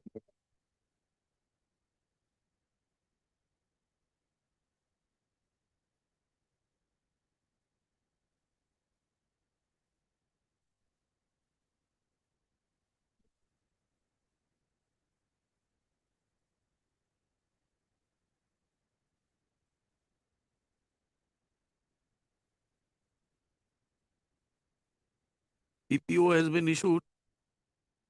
PPO is issued, but I have to take, they have to place on record what are they, because I'm not up to date regarding. You are not up to date. You get instructions from your client. Has your client not informed you? I just have received pension book. Pension book was already, PPO already issued after reconstruction. But other service benefits, whether all other service benefits has been given, dispersed or not, that part, right now I have no instruction. Lordship, from the instruction and the documents supplied by the department, your lordship, they received other benefits also. You show it to him. You have a look. We'll take it up in the second half. Maybe posted after Sunday. No. Why keep matters pending like this? You go through, you'll understand what is there, what is not there. We'll take it up at 2 p.m. Right. Today at 2 p.m. দুটা বজাত মাতিম। Right.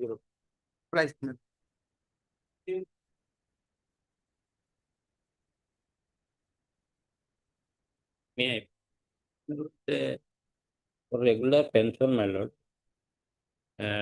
earlier this Okay, this is second round of litigation. Lordship. In earlier round of litigation, Lordship, in terms of the court's order, this round of court's order, we have passed and speaking order.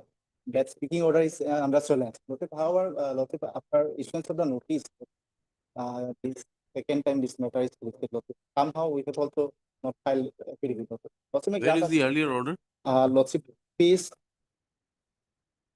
36. Lordship.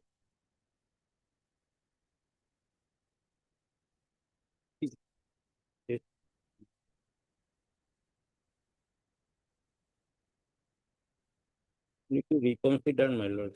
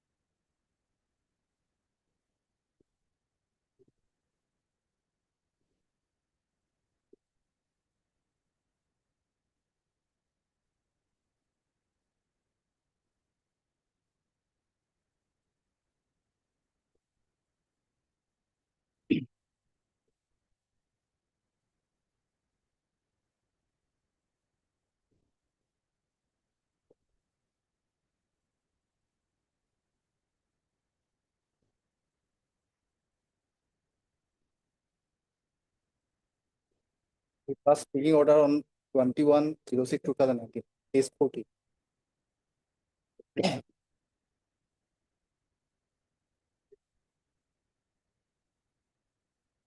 My lord, we have some other difficulties, my lord. Hmm? This petitioner is was, my lord, 88 years of age on filing of this petition, my lord. And thereafter, we have no contact with the petitioner, my lord. Whether he is dead or alive, my lord, sometime grant us some time, my lord. We send it to mediation. You go and appear there. Mediation, give a date after 52. After 1 month. After, huh? After 4 weeks. Right. 3 months. He has resigned. Lordship. That's why Court, keep it at 20, 27, 26th of August. 26th of August. Paper.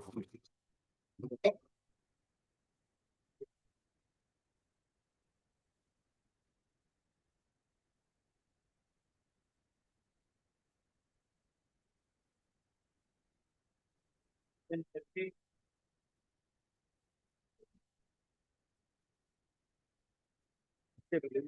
is an order dated 24/7/2023. Lordship may kindly peruse it.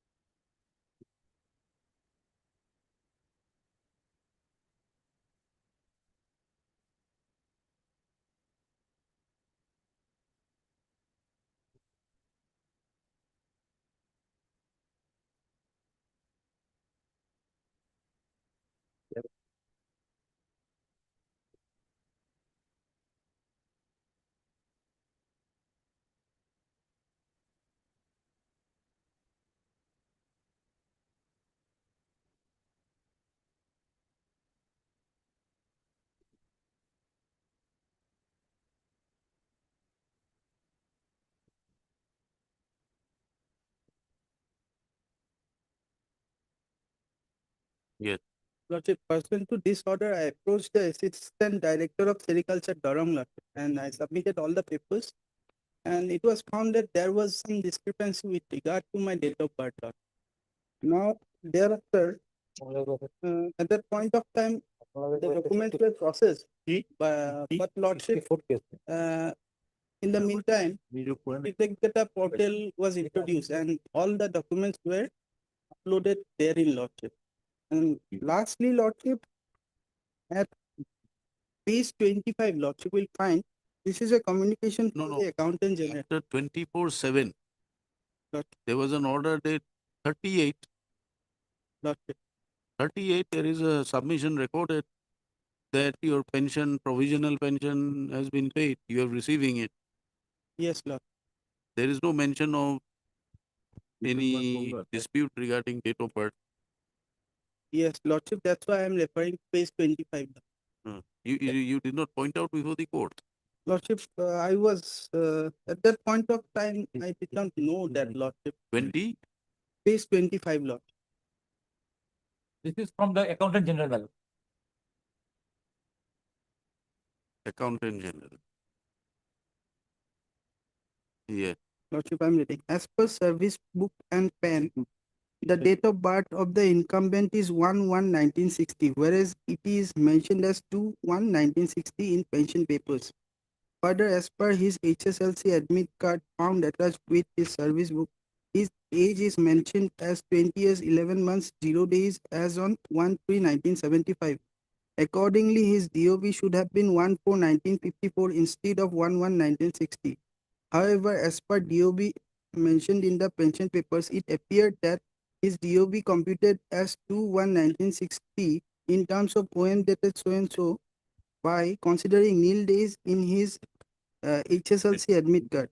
Due to discrepancy in date of birth, the retiree had moved to the Honorable Guwahati High Court by filing a writ petition, WPC number so and so, and this office is also arrayed respondent number 5. Since the matter is sub judice and no final directive from the Honorable Court has yet been pronounced, it is therefore requested to look into the matter for submission of pension papers in complete shape as deemed fit and proper in compliance with the final verdict of the Honorable Guwahati High Court in the matter aforesaid. What had happened? Subsequent to this order dated 24/7/23, although my papers were processed, at page 23, Lordship will kindly turn once. The government had clarified my date of birth as 1/1/1960. Page 23. So your pagination, our pagination do not tell you what is the date of that communication. Lordship, which one? Page 26, Lordship. I just read page 26. 26. Annexure 1. And 25, Lordship. I'm sorry. You read 25. Yes, Lord. Your 25 is R29. Huh? 15 days. Is this the one, Lord? I can't see from. I wish. I wish I could have. Lord. Sorry. Why don't you tell us the reference of the letter or date? Lordship, I'm saying the one just I read is dated 20 March 2025. The reference number is Pen 5 Court Case. Yes, 20 March we have got it. Yes, Lord. Thereafter, Thereafter, page 23, that is a communication dated 27 June 2024. all right. You got it. The type copy is at page 22, Lordship. That is clear. Right? From the second paragraph, Lordship, I am reading. It appears that the date of birth of Sri Dhaneshwar Nath was recorded as 1/1/1960 in his service records. He joined in the government service on 22/12/1981. But the court affidavit was made on 4/8/1980, that is before entering into the government service. The incumbent concerned disclosed all relevant particulars at the time of his initial entry into government service, and the competent authority had recorded his DOB as 1/1/1960. Accordingly, the incumbent concerned retired from government service on superannuation on 31/1/2020. He was granted provisional pension by letter number so and so dated 3/2/2022, and he has been drawing provisional pension with effect from 1/2/2020 till date. Hence, his DOB may be treated as 1/1/1960 for pensionary purpose. That was reckoned, Lordship. And you are therefore requested to finalize the pension papers and submit to the competent authority for necessary action. Pension proposal along with all relevant records are returned here. Lordship, after this communication, the papers were returned back. Why, Lordship? Because it had to be uploaded in the Kritagata portal, Lordship. The new system was introduced. But in Kritagata portal, this was not uploaded, Lordship, and there is no provision for uploading this. So it has been stalled, Lordship. Yes. Date of birth is fixed now. So release the pension accordingly. My lord, now we have clarified, my lord. Huh? Now it is up to the accountant general, my lord. If we go by the last page of this affidavit, my lord. Yes, you have sent it to accountant general. The accountant general can do it. Lordship, they uploaded This is everything in the, as I have been told, Lordship, they uploaded in the Kritagata portal, Lordship, but there is no provision for uploading this, Lordship. This government particular letter. order. And because of that, Lordship, this clarification is not there before the AG, Lordship. You send it by physical mode. My lord, direct, I will. Direct, we will send it by physical. Why do you want a direction? This man is yours. You do not disown him. No. You know. No, my you lord. have given this. No, my lord. I am It not. is not about. No, Mr. Dor, please listen. I am not objecting, No, my lord. Please listen to what My lord. the court has to say. My lord. You are the department. You must know how to sort out your problem. You can't throw everything in a bundle to the court and say issue direction. Why this document, in spite of being issued by the secretary, has not been forwarded to the pension department? And you are asking the court to issue a direction. We can certainly issue a direction, but we'll issue a direction to the department and asking why this document has not been No, my lord. Sent. What I am submitting is, my lord. In that particular portal, my lord, there is no provision to upload this document. You find a way. You send a physical copy if required. Have you sent a physical copy? Have you sent a physical copy? We'll do it, my lord. Physical copy will send.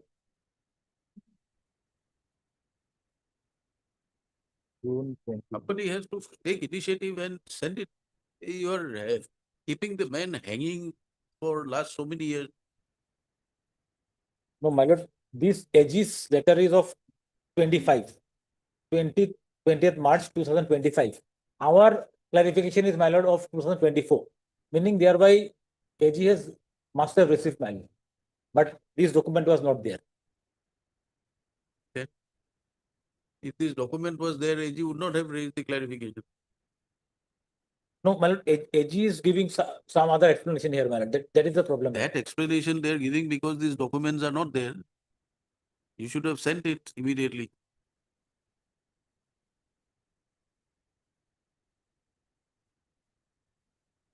We are giving you 1 week's time, you get instructions. What has happened to this particular document? My lord. Has it been sent or not?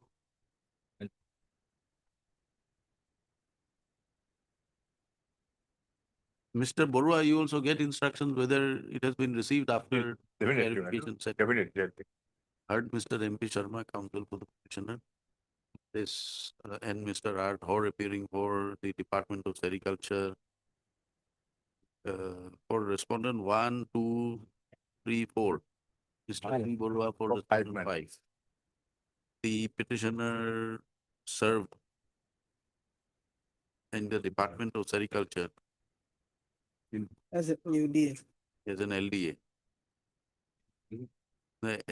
Served in the department and ultimately superannuated as an UDA. Yes, Lord. UDA. On which date? Lordship on 31/2020. 13/1. 31/1/2020. Sorry. 31/1/2020. Lord. 2020. So, since then, he has not been released his pensionary benefits. No, PPO not issued. Lord. PPO not, and the PPO has not been issued. What about the other dues? Lordship, some he has received, Lordship. The difficulty arose. The delay had occurred because there was some confusion with the date of birth of the petitioner. So, subsequently, the department issued latest development to clarification. Where is that document? Lordship, page 25. That age is page 25 and that is at page 22, Lordship. The government approved. Annexer 1.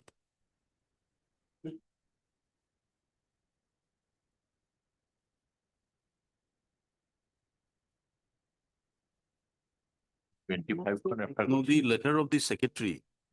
25. Yes, page 22, Lordship. 22. It is clarification. Government.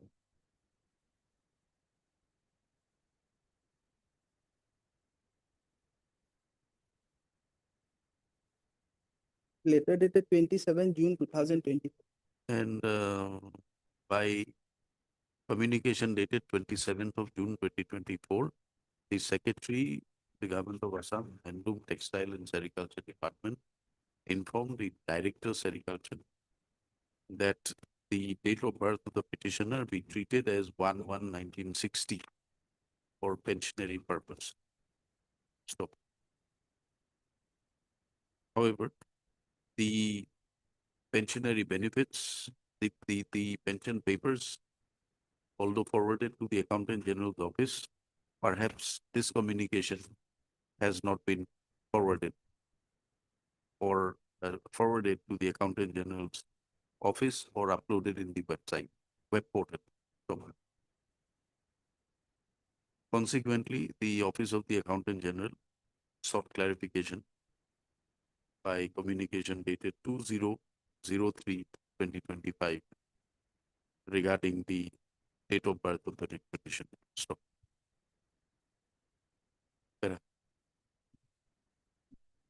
upon perusal of the pleadings before the court and upon hearing the counsel for parties, it is seen that the question regarding the date of birth has already been settled by the Department of Handloom, Textile and Sericulture by communication dated 27th of June 2020. His date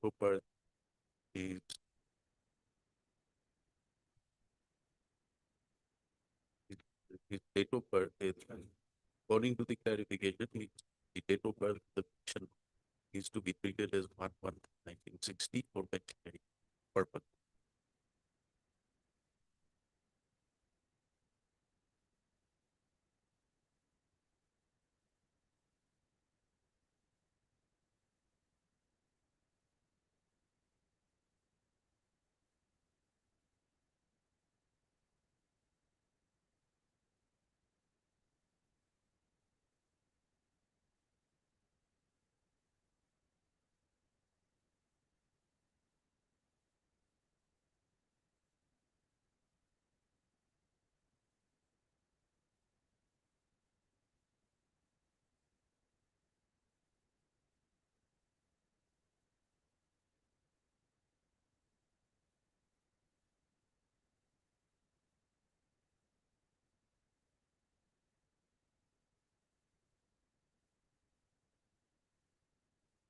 Under such circumstances, the court is of the view that there should not be any further delay in processing and releasing the pension, any benefit, and issuance of the PPO, the provision by the competent authority.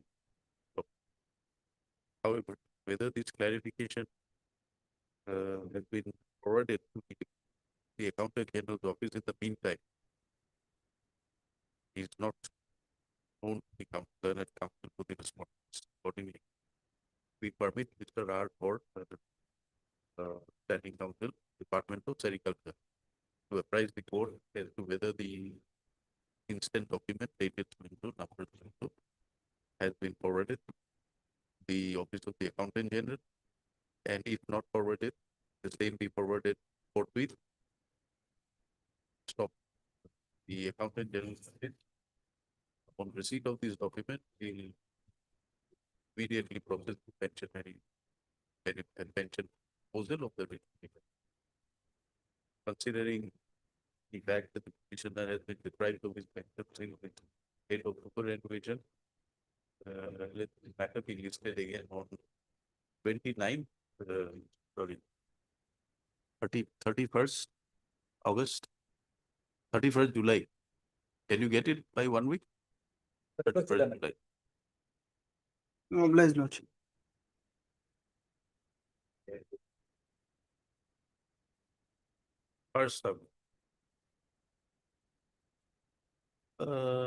First August, if not possible, we can have it on 4th August.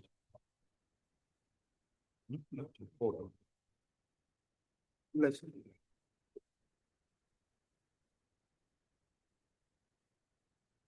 Okay,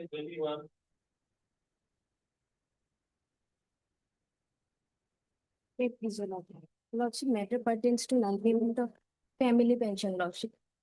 We have filed IA, Lordship, IA number 1549 to implead first wife of deceased husband of the petitioner. Where is the I? IA 1549, Lordship. Is it listed? I was filed on. I.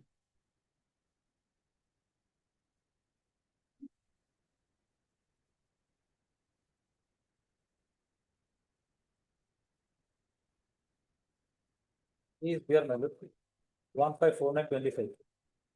You are the second wife. Lordship. You have no claim under the law. What is the point in? Lordship was allowed to us to bring on record the first wife, Lordship. I'd order dated 8/5/25. I heard learned counsel for the applicant. This IA has been filed seeking impleadment of Subola Rabha. Yes, as a respondent in WPC 1789 of 2021. It is submitted by the petitioner, the applicant, that the opposite party is the first wife of late Suren Raval. And since the petitioner is claiming pensionary benefit, the first wife is necessary part.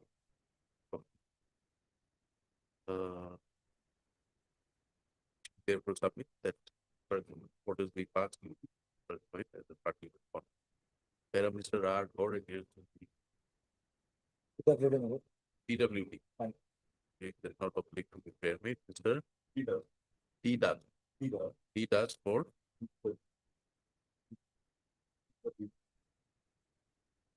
accountant general. Waiting for accountant general. Considering claim made in the company administration. Court consider to allow the I as first by your first will be a necessary part. Will be a necessary part. Necessary to be added as the party respondent. I state as the party will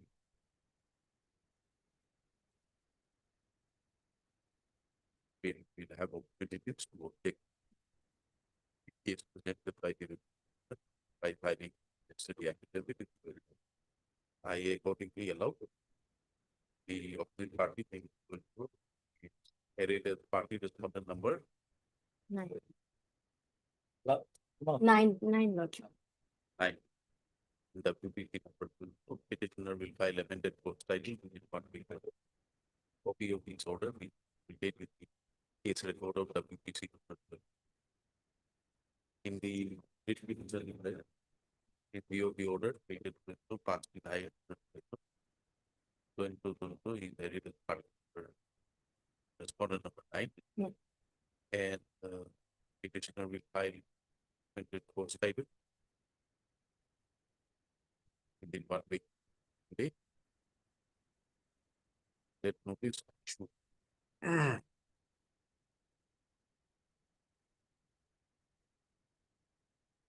That notice be issued on the newly pleaded respondent number 9 within 10 days from today by registered court AP as well as the court. Okay. It's after.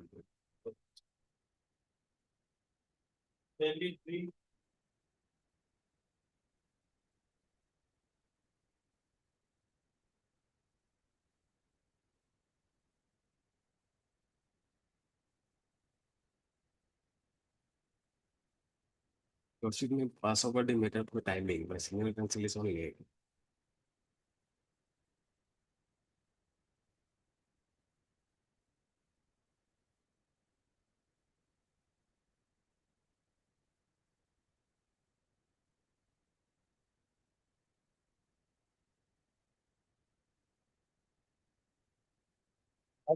Can be mediated. Mediation, madam. Can be settled by mediation. He was working and not regular and then died. How many years of service? 26 years.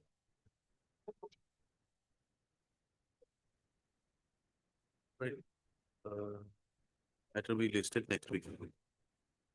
Unless request very or for which department was it? Employment textile, madam. Employment textile, Mr. S.K. Bedi for accountant network. And Mr. Chakraborty? No.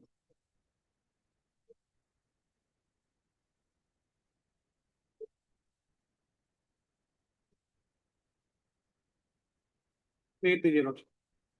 This matter, Your Lordship, the respondent number 1 and 5, 1 and 4 are yet to file the affidavit. Petitioners were seeking of the changeover from CPF to DPF. Is it possible to be mediated? Doesn't look so, Your Lordship. No, Your Lordship. Why? We'll be filing. Why are you opposing mediation? We'll be filing our affidavit. We're seeking instruction and we're awaiting instructions. But if petitioners have no objection if it is sent to mediation, but whether it is settled or through mediation, that doesn't. We'll send it. You see, if it can be settled, it's settled. If it is not, then the report will come, then it will be court, Your Lordship. Yes, send for mediation. On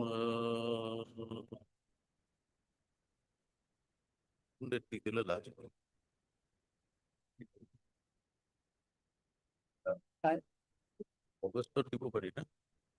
If it is not settled, it will be listed before the court, Your Lordship.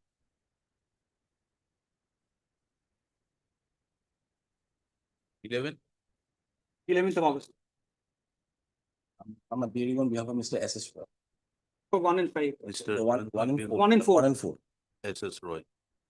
And Mr. Ebidev for I. Much obliged, Your Lordship. Parties will endeavor to settle the dispute through mediation. If possible, Your Lordship. Endeavor. Endeavor, Your Lordship. Correct, Your Lordship. Endeavor. Much obliged, Your Lordship. Right.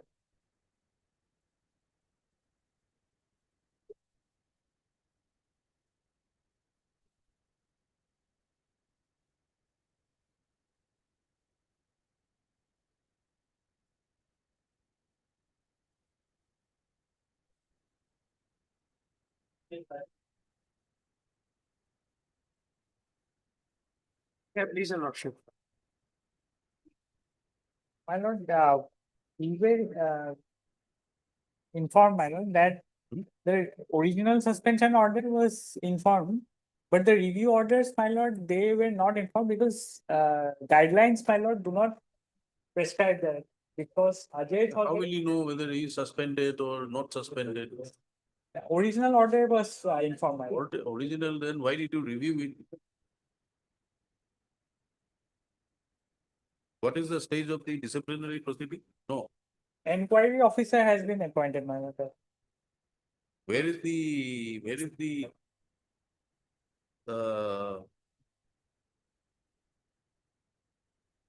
what is your prayer in the writ petition? Your Lordship, For for setting aside the suspension. suspension order and during the period of suspension, Your Lordship, for the regularization of pay and allowances under the. But there is a departmental proceeding. Yes, Your Lordship, but. And you are, when are you superannuating? Your Lordship, 31st of July this year. You will not get your pension in view of the proceeding. Provisional level. Yes, provisional pension, yes, there is a. But you are not challenging the departmental proceeding. Not yet, Your Lordship, not yet. My only humble prayer was that, Your Lordship, that How for does it setting. affect you? Yes, Your Lordship. See, even if you are reinstated, Yes, Your the Lordship. period of suspension, period you are under suspension, whether it will be regularized, not regularized, will be. Yes, Your Lordship. That prayer might be, Your Lordship. I do not concede now, Your Lordship, but suspension order might be set aside on the ground that there has been no communication. What difference does it make? You want to sit in your chair before you superannuate? Not, Your Lordship, but I just want my suspension order to be set aside on the ground that there has been no communication of the review order. And furthermore, there has to be some practical benefit given to you. What benefit will you get? Other than setting aside the suspension order. Because there is a proceeding going on. Yes, Your Lordship. But, Your Lordship, if I may take Your Lordship to Fundamental Rules 54B, Your Lordship. If a person, Your Lordship, if an employee retires, Your Lordship, and under the, when he is reinstated after the suspension order is set aside, Your Lordship, under 54B, the wording of the pending of departmental proceeding is not there. However, Your Lordship, his pay and allowances, the state government has to regularize or make an order. Fundamental, we look into pension rules. Yes, Your Lordship. We are not talking about your pay and allowances. It's about your retirement benefits. Yes, Your Lordship. I leave it to Your Lordship. So don't leave it to me. Why should you leave it to me? Yes, Your Lordship. I have been under suspension for more than, Your Lordship, 399 days, Your Lordship. Perhaps, Your Lordship, on that count also, Your Lordship. An indefinite period of time I have been under suspension, Your Lordship.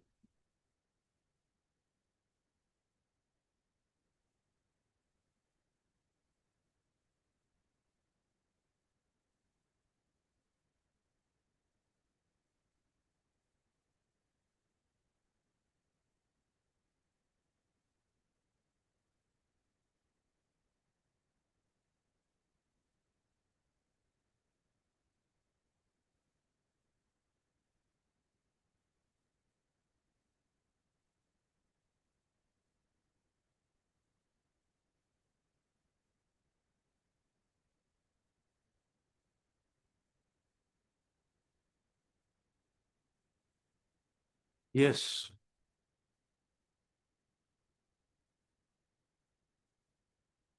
Anything to submit?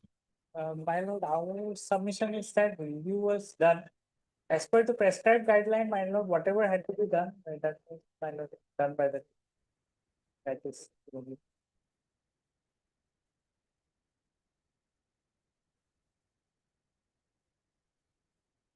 Was he detained? Yes, Your Lordship. So it's a suspension under 6(2). Yes, Your Lordship.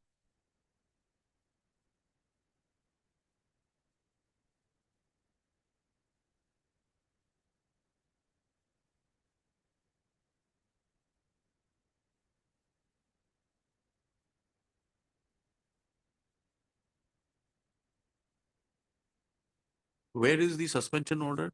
Yes, Your Lordship. May well peruse Annexure 7, Your Lordship, page number 49, Your Lordship. 49.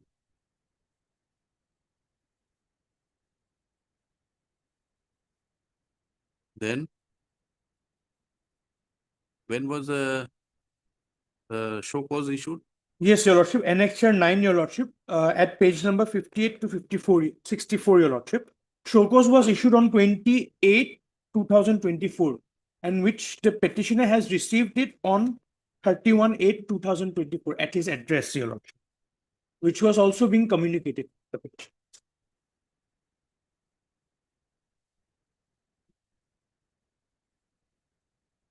Then what steps have you taken with regard to in terms of that OM? OM gives you a procedure. Yes, my lord, OM says that review must be done within 6 months. So that was done. Other than that, there is a requirement to report to the personnel department about quarterly returns regarding the departmental proceeding. That query I posed to the department, but nothing on that end, my lord. Where is the review order? Yes, Your Lordship may very well peruse the affidavit in opposition filed by the state respondents. The review which was done on 29/10/2024 at page number 77, Your Lordship. This was never served on you. Yes, Your Lordship. If Your Lordship peruses page number 78, there is no doubt, Your Lordship, that the review was done. However, at page number 78, if Your Lordship peruses, it was addressed, a copy was sent to the Principal Chief Conservator of Forest, a Personal Secretary to the Commissioner and Secretary to the Government of Assam, PS to the Secretary to the Government of Assam Environment and Forest Department, and Joint Secretary to the Government of Assam Environment and Forest Department. Your Lordship, at the end of the day, Your Lordship, I am to be affected by this review order. And even if it has been issued on 29/10/2024, it has to be dispatched by way of a telegram in the registered post, Your Lordship, which was also not done. And the whole issue is that, Your Lordship, I was at my address and the show cause notice was also served at the same address. So they are duty bound at that relevant point of time.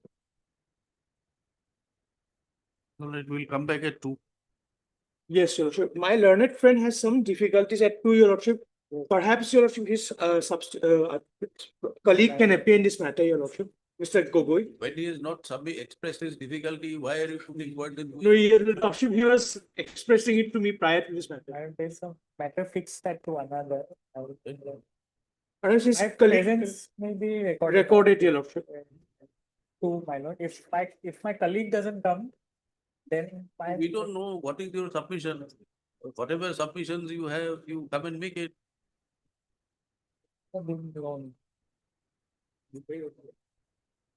Right, come and make it. Yes, Your Lord. My counsel for the other side is there. And for the petitioner. Lordship, I was there because of some medical issue, Lordship. I had to leave, Lordship. 27, Lordship. Any day in the next week, Lordship. Yes, Lordship. Next week, Lordship. Monday, Tuesday.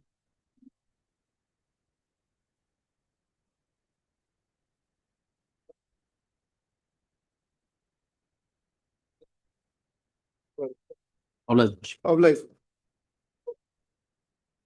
May I please, Lordship? Lordship, allow me to mention item number 36 and 37 at 2 p.m. If upgrade, if possible, my lord, kindly may. My lord, I love this.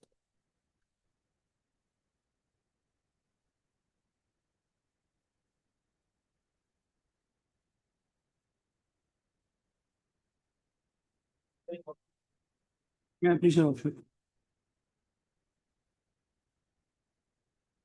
আজিটা তিনিমাহ শেষ হ'ব sir।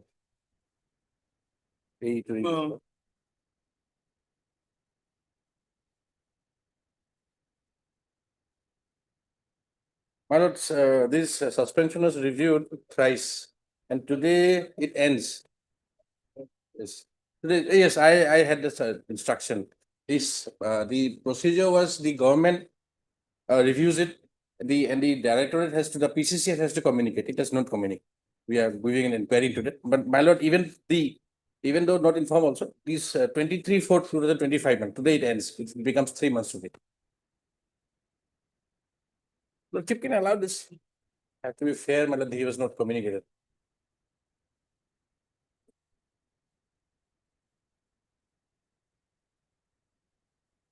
Counsel for the parties.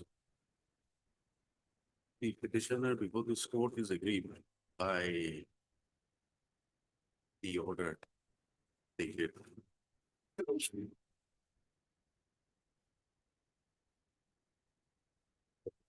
Suspension order.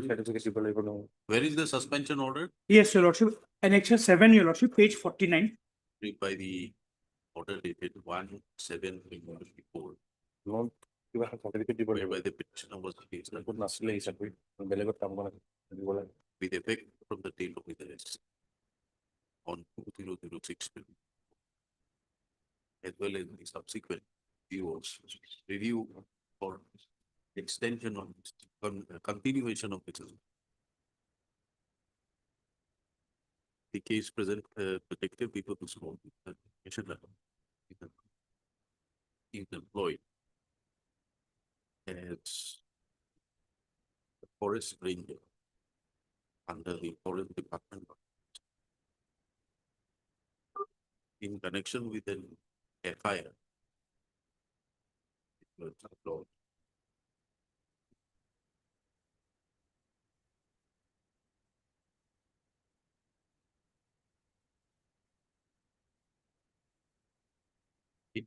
In connection with an investigation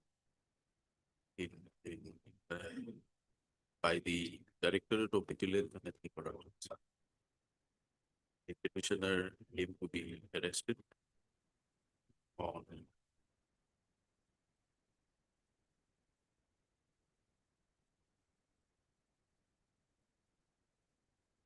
zero 2024.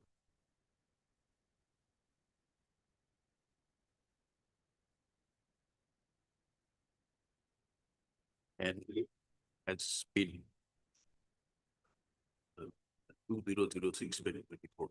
So subsequently, he was released. You were released on bail. Yes, your lordship. When? If your lordship, he was released on bail, your lordship, on 23/7, your lordship. If I'll just. He was released on bail on 27, 2024. Yes, your lordship. Since then, petitioner has been a suspension. It is the claim of the counsel for the petitioner that, as is required under Rule 6, the Assam Services Disciplinary, as well as the law laid down by the ethics court with the judgment of this court, a review of the suspension, which is required to be done prior to expiry of 90 days from the date of suspension, was not undertaken. So it is submitted that the petitioner, having been suspended on 1/7/2024, with effect from 2006/2024, his suspension was, the review of suspension was not undertaken. The respondent, however, submitted a charge sheet, issued a show cause, the Rule 9, the Assam Services Disciplinary Rules, any communication dated 2008/2024. The same show cause contained the statement of allegation, the list of documents, as well as the this copy.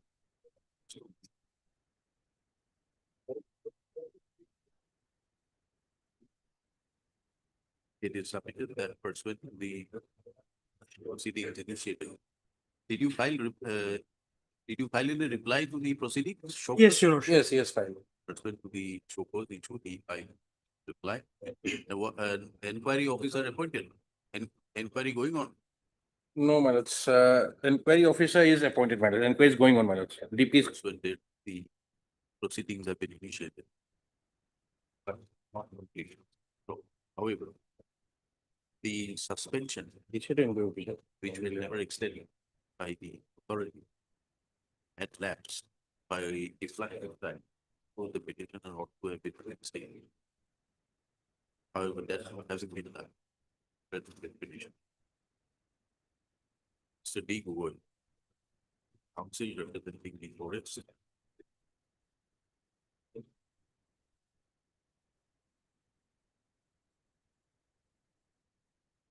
When did you become aware of the extensions? Yes, Your Lordship, I was made aware on 19/3/2025 when there was a submission made by the state respondents that there were two reviews. Filing of writ petition. Yes, Your Lordship. Mr. Gogoi submits that the extension of the review of the suspension were carried on, were duly undertaken, and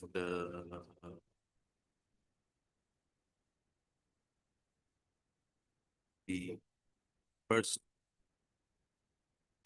review of the suspension was undertaken on 14/11/22.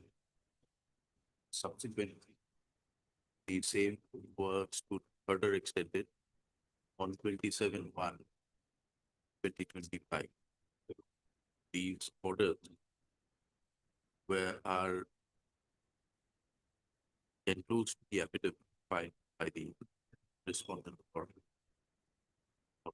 Thereafter, further extension was further review was held on 23/4/2025. Extension orders are part of the the affidavit filed by the state. So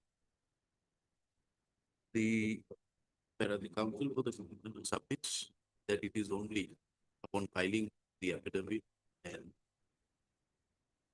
in the present petition that the petitioner came to be aware that the extension, review of suspension was carried out in favor of the extension of the suspension, in favor of continuance of the suspension.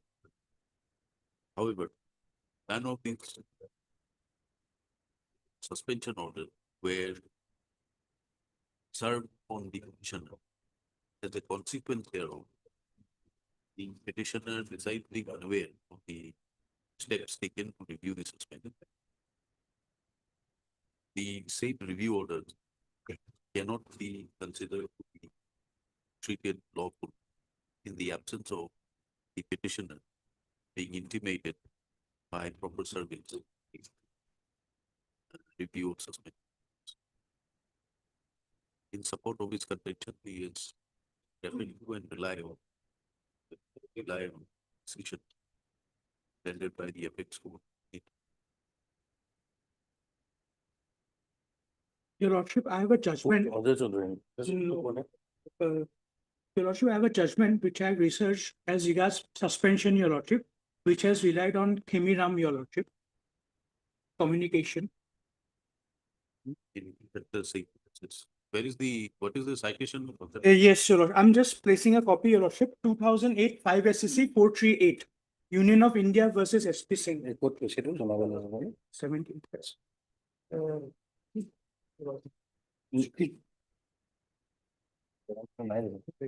Yes, sir. Your Lordship may very well peruse para 13, and if Your Lordship peruses para 14. The state of Punjab reported it. Yeah. 395. He is also referred to the rendered in SPC reported in 2008 5 438. Yes, paragraph. Yes, Your Lordship. It has relied on Khemiram, Your Lordship, at para number 13, Your Lordship. And furthermore, at para 14, it has explained the very facts which was applicable with the law, Your Lordship. Para 13.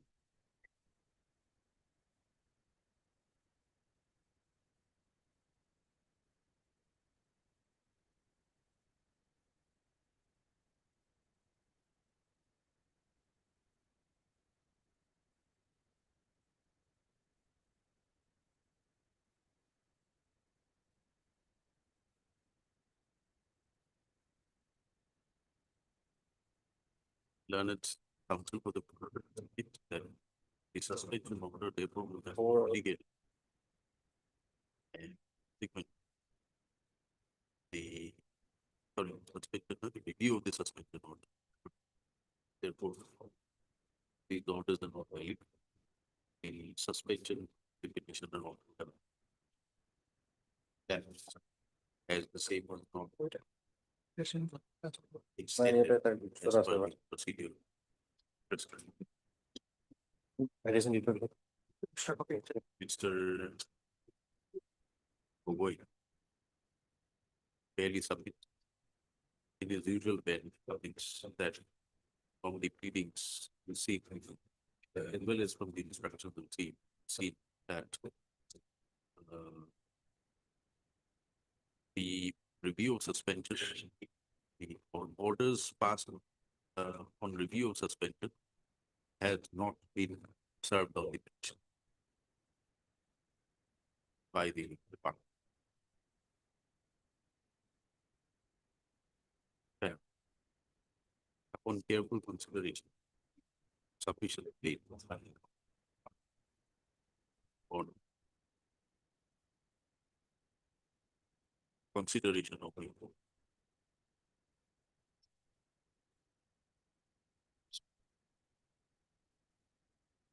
judgments of the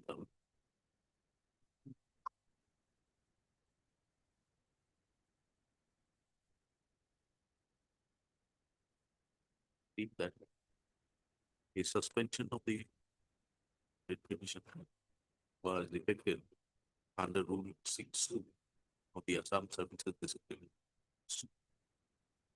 Although these rules specifically do not maintain review or suspension.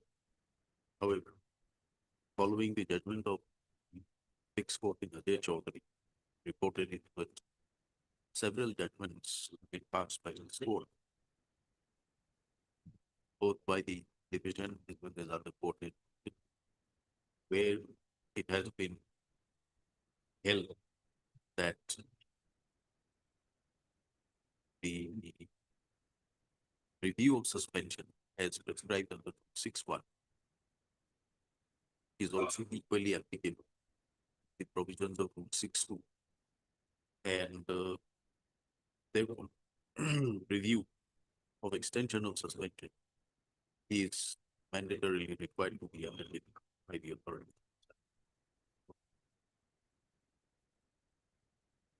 That apart, the state government has issued a notification. They did. What is the notification number? Your Lordship, ABP. Your Lordship, may I hand over a copy? Yes. ABP 13. 13/2018. Whereby the proper procedure is laid for in matters where in cases of suspension of the officers of working under the state of Assam. So this notification of office memorandum dated 4th of February 20. The said memorandum requires that review is to be done after 6 months, within 6 months. But each department is required to furnish to the personnel department in detail about the personnel or the officers under any department presently under suspension and whether any review orders have been passed or the suspensions have been extended. The state, as is evident from the evidence, does not follow the procedure prescribed under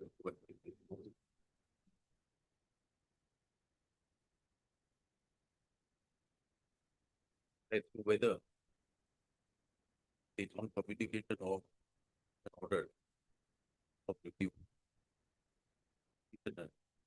can be considered fatal to the state referencing the scheme required to be celebrated judgment, the apex court at the particular state.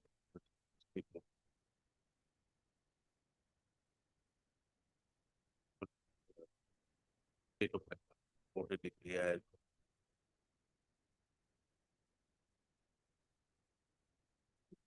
Say that apex court held that an order be effective must be communicated to the person who is likely to get will be effective by such an order. So, passing an order and indicates on the record, not among a valid order being passed by the authority. The question of whether the question the term communication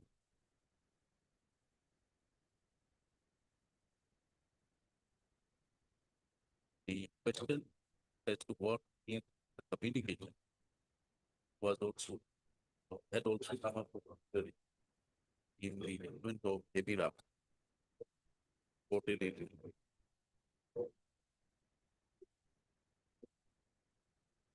69 years.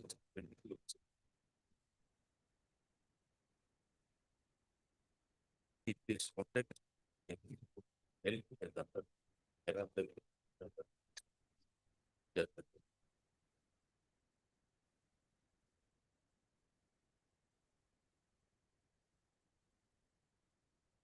Referring to the state judgment discussed above.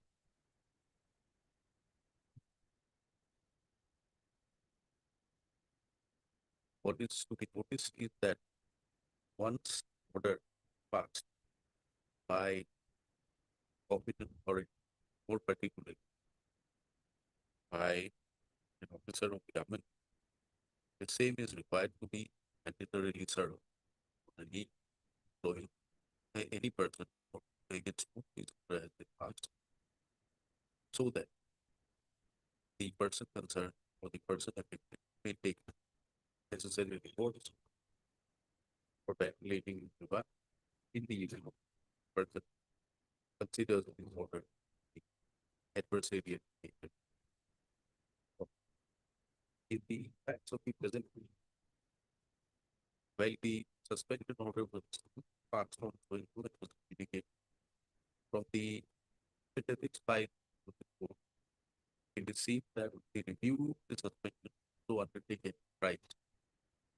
None of these review orders should communicated. This fact is not disputed by the such circumstance. It has to be held that extension of continuation of probation after the expiry of the initial period, as reflected in the suspension order dated so is held to be without authority. Must be held without authority. Period as it may, the suspension order, final suspension order,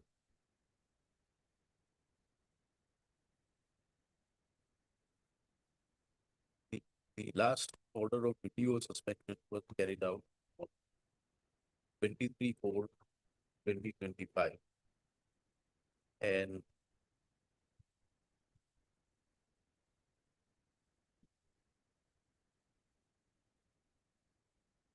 when does it expire? If we count 3 months, my lord, it expires today.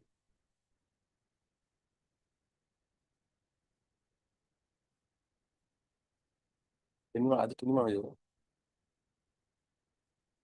was the earlier order done? Earlier review?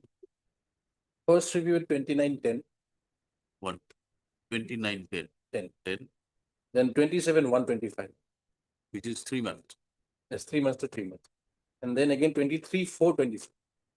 This review order was the first review of extension was carried out on 29/10 2024. The second order of review of suspension was carried out on 27/1. And the third and the final order of review was carried out on 23/4/25. So it is apparent that the review of suspension order was carried out prior to expiry of 3 months. If the dates on which the extension, review of extension was carried out is to be taken to account. If the review was for 3 months, if the review is required to be carried for 3 months, then the final, the last review of suspension having been carried out on 23/4/2025, the period of suspension expires after 3 months, which expires.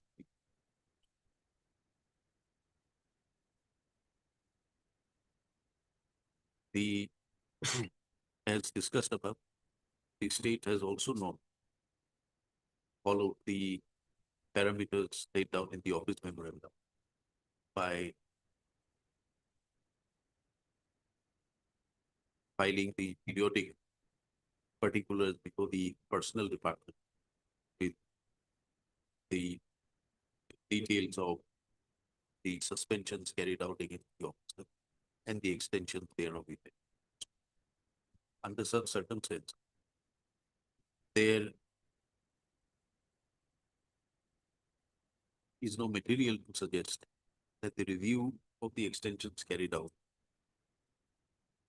were ever communicated to the petitioner or to the personnel department or any other department. Stop.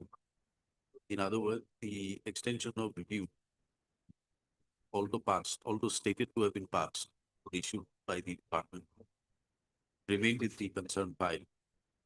So this is contrary to the law laid down in Jersey and followed by the other matters. So, under such circumstances, the continuance of suspension of the writ petition cannot be held with, has to be held without the authority of the petitioner's continued suspension. It's therefore will be unauthorized and contrary to the proposal is ordered accordingly. The petitioner shall be reinstated in service with immediate effect. So his service and other financial benefits will accordingly be worked out by the department and released without any further delay if the same is not restricted under provision of the Mediator. Needless to say, the decision of this court will not bar the respondents.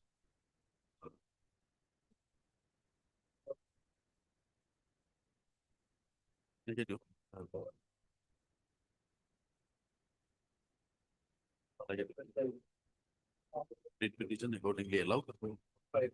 This fourth order is opposed.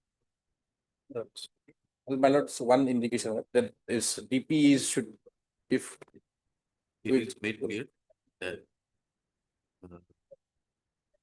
the orders passed in the writ petition will have no effect on the disciplinary proceedings carried on with respect of the petition. obliged.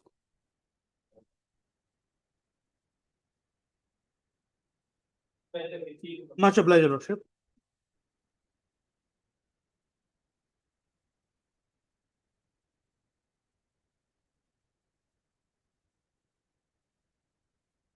May it please your lordship, so far as payment of DCRG is concerned, there is some confusion. Your lordship, my learned friend is appealing for the AG. Received the pension, Lord. He has received the pension. Pension and GPF already got, Lord. He has also got. The PCRG is left, Lord. So whether it is received or not, that is. This is item number 18, your lordship. 18. Is it to be referred to mediation? We refer it to mediation. I have no program now. Huh? I have no problem. You have no problem. You have no problem or program. No problem. No, no. So matter be referred to mediation. If there is anything to be paid, you pay. Yes, yes. You appear before the mediator on 13th August. 13th August. 13th August. Highly obliged, madam.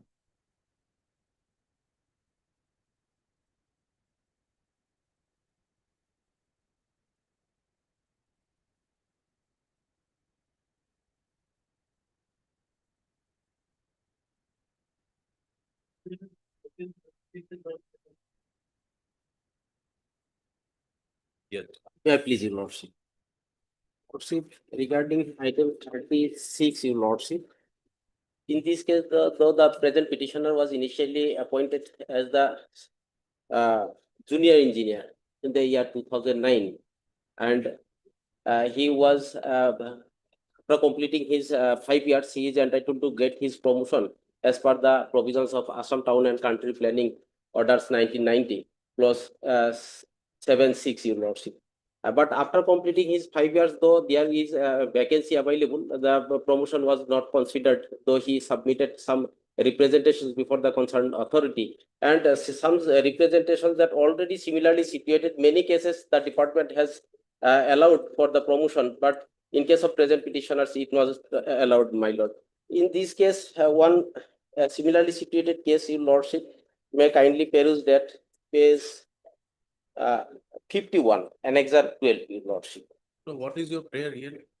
In this case, though there is still vacancies available, my lord, and my case has not considered, but in case of first case, the present case was filed for allowing promotion, and next case, your lordship. So what is the urgency that you have upgraded the matter? Urgency, there is post is vacancy, my lord. Weekend, if it is there, you will be considered. Where is the urgency? And not some urgency there is. Urgency is there everywhere. Does it get precedence Lordship, over actually- other matters where the urgency is there? The dismissal matters. My lord, the present petition instructed me Your that. case is a claim for promotion. My lord. You have claim has not been made up. My They lord. have not exceeded. Where is you're not without a job, you're not without a salary. You'll get your promotion. Lordship, If you don't get, and if you still challenge, and if the court agrees, accepts your challenge, you'll get notional benefit. My lord.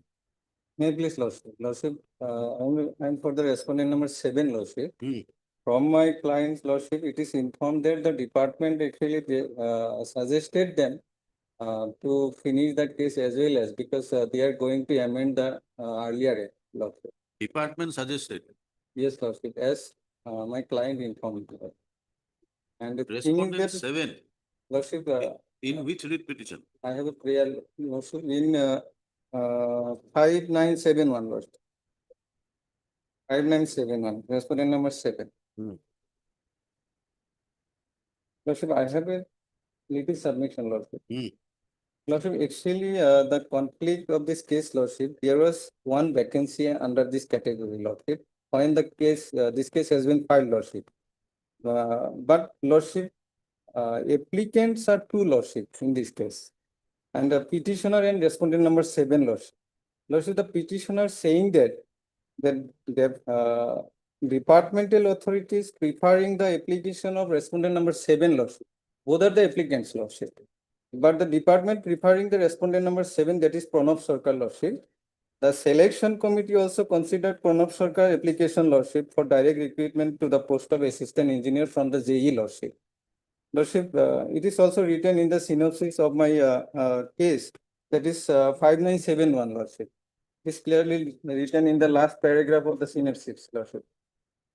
Lordship, now, Lordship, the departmental note. Why have you filed 2 writ petitions? First writ petition for consider of promotion, my lord.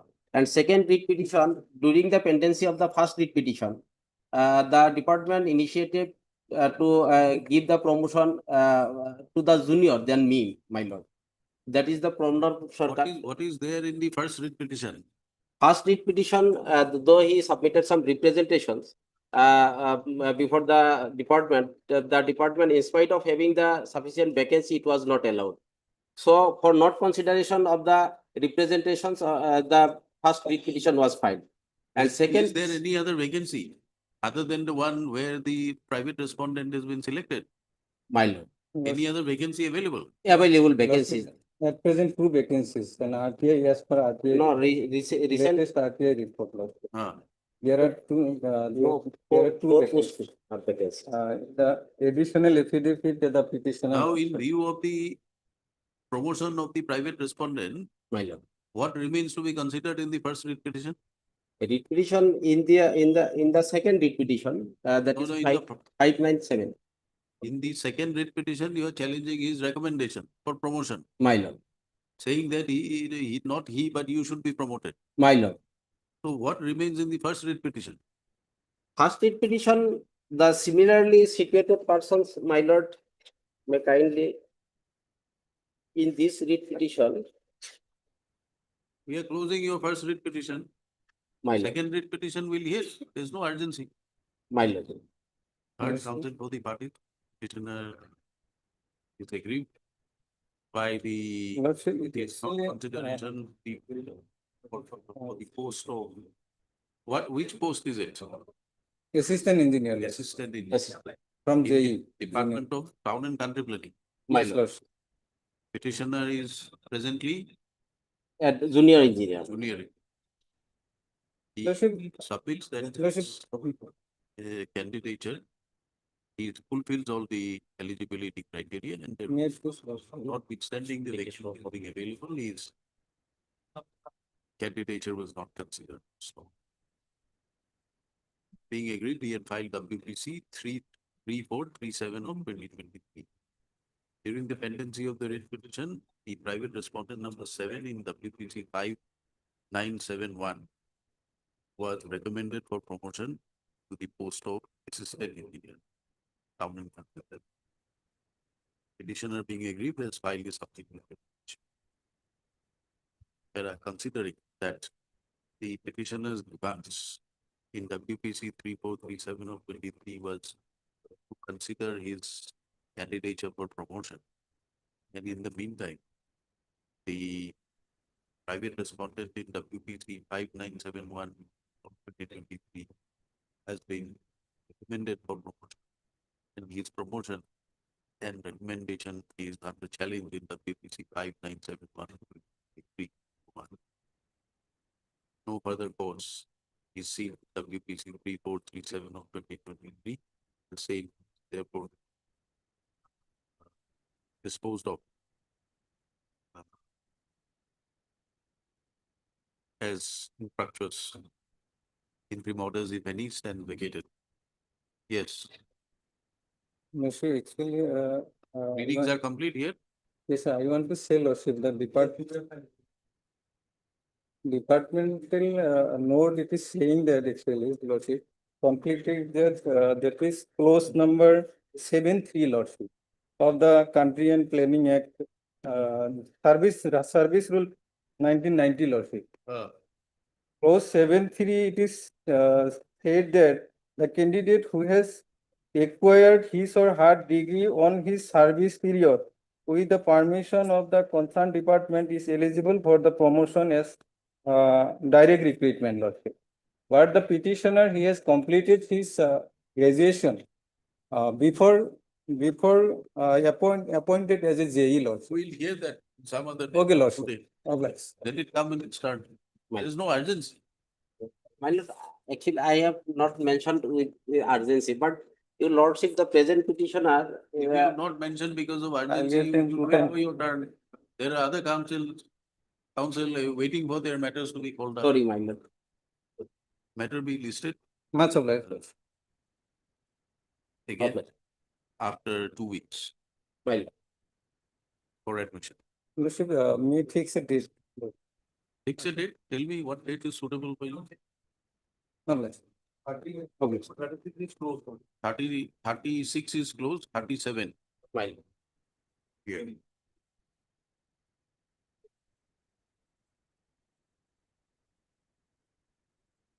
Comparing 1925 Yeah, please, Lordship. Lordship, on last occasion, Lordship, I put a question about the inquiry report, my lord. Yes. Now, Lordship, I have pulled the original request and I found certain materials which is supporting, my lord, to the case. Now, that is there, but Lordship may not feel good to read out this thing, this properly. I would like to bring on affidavit, my lord. I think it will be helpful. Lordship permits. So we are asking you, Exactly, my lord. whatever you have enclosed in the affidavit, is that the inquiry report or there is some other inquiry report? No, this is a singular inquiry report. From the inquiry report, you can't make out anything. No, my lord, thing is on that. So far, this inquiry, Lordship wants to that. What is the where is the appreciation about that? All the matters which has been supposed to come adverse to the parties concerned. Lordship, what happened that the inquiry officer also submitted certain. Supposing I pass an order. My lord. And I don't give the reason. But I give the reference to the reason. Lordship, I understood the bearing. Lordship, what happened, my lord? This is the gist of the inquiry, but in addition to that, my lord. How can it be that this when there is nothing there? My lord, otherwise, some materials are there, but in addition to that, my lord, he has also communicated the findings of the entire details of that all, my lord, materials concerned, my lord, which has been a part of record. Apart from there is also tabular form, my lord, which is the considered by the. My lord. We are not the appellate authority. Absolutely. We are not the super appellate authority.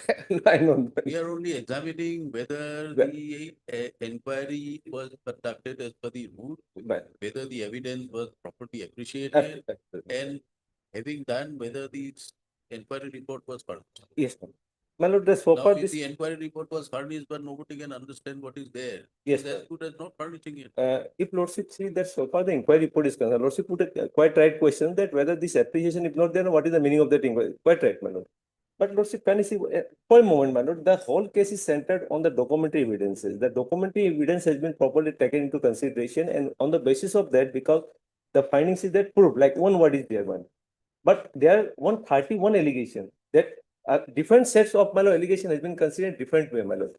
Basic point is that, my lord, so far the documents which are connected with the, my lord, the sanction of, my lord, loan, etc., my lord, that has been, my lord, at the time of, my lord, the proceeding, my lord, that has been taken care of, and no doubt, my it required more detail, no doubt, my lord. I accept this findings that it would have been more detailed, my lord. But Lord, see the files of the other document which is furnished by the inquiry officer. He also, my lord, made certain documents. But you can't improve the inquiry. I'm not improving, my lord. What I'm saying, in connection with the inquiry report, some materials are there in the original file. I just want to bring on record, my lord, so that it will help Lordship to come to the right conclusion. Lordship, the reason why this inquiry report was drafted is this in this manner was because when the inquiry officer was appointed, he wrote to the department saying he's not equipped to hold the inquiry. They did not do anything. We have filed an affidavit to bring this on record. We perused the bank records. We have asked them to furnish it in a way of affidavit and produce those documents in the court. They did not produce those documents in the court, whereby the inquiry officer and the presenting officer wrote that we are not qualified to hold the inquiry. Despite that, You want to file, let him file it.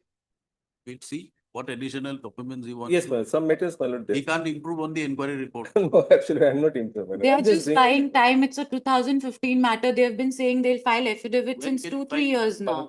Just need only 1 or 2 weeks, my lord. 1 week. 1 week. It's a 15 matter. 15 matter. No, I'm attending each and every date, my lord, with records, everything, my lord. Of course, you are attending every day, but why should we carry a 15 matter on our head? I'm ready, my lord. I'm only Lordship, but whenever an inquiry is put, a question is put on the learned counsel, they seek a date to ask for instruction. this kind of What materials exactly do you want to bring on record? 1 week time.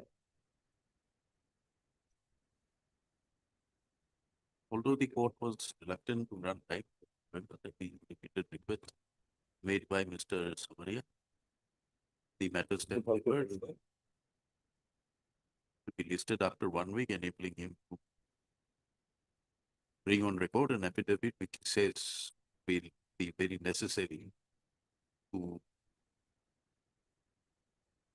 for adjudication of the material, adjudication of the present petition. MS P. Gupta. P. Gupta appears for the petitioner. Matter stands deferred. List again on.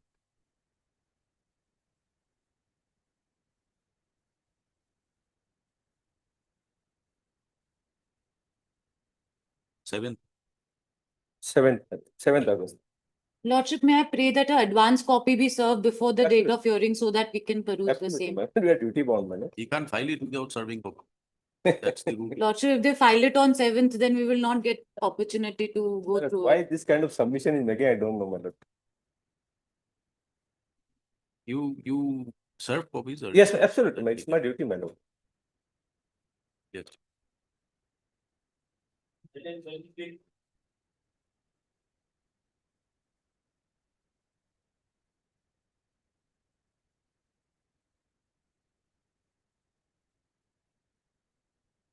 Yes.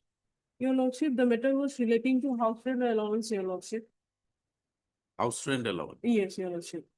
The petitioner, on transfer to Northeast region, Your Lordship, he has removed his family from the government accommodation and kept in the same place of posting only and hired accommodation, Your Lordship, due to the study convenience of his children. And he has joined his new posting place in Khatkati, Your Lordship. Then after that, he has applied for house rent allowance, Your Lordship. Earlier, it was sanctioned, but later it was cancelled on the terms on their own terms, Your Lordship, based on their own terms. Where is the cancellation order?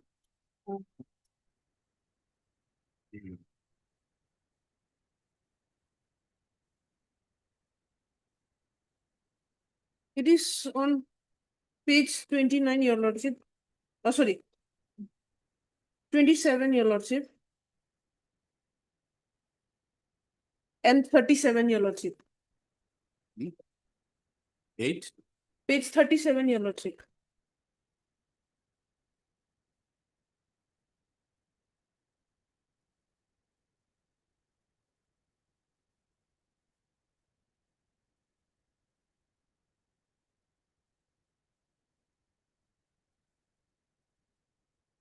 So this is a subsequent order. Where is the first order of cancellation?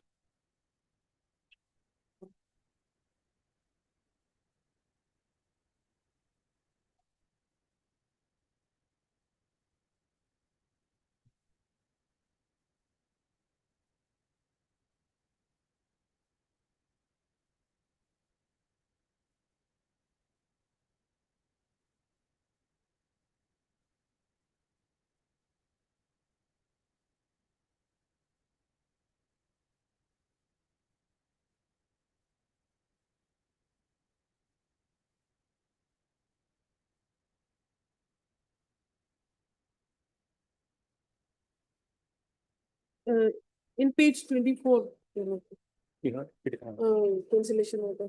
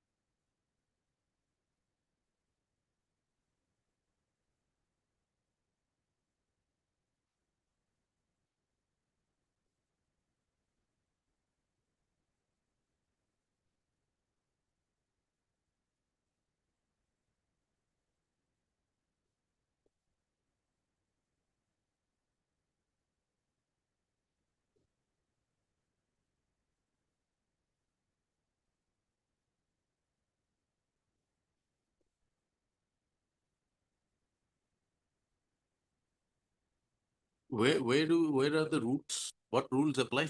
Applied on OM dated 2023, Your Lordship, Annexer A 12, Page. page 12, Your Lordship, of the petition. Annexer A, Your Lordship.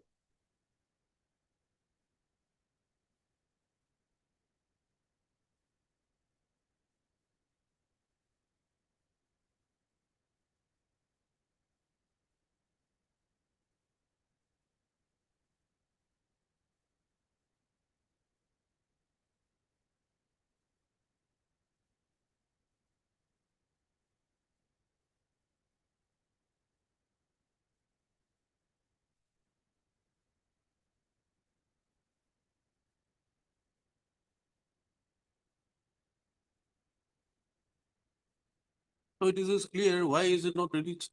My lord, This OM is very clear.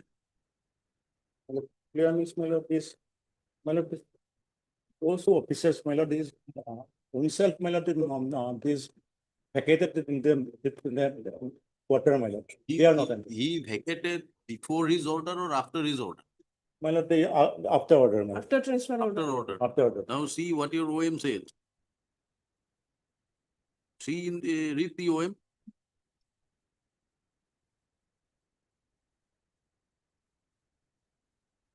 Understand is directed to induction and the development ministry regarding the connected with negotiation government or the transport office, including announcement if their family members previous station posting in hired or own accommodation after vacating the government accommodation.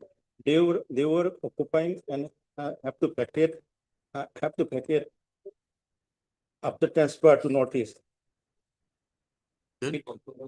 My lord, there is my lord, the accommodation is there, my lord, the officers, my lord, those who might transfer to this region, my lord.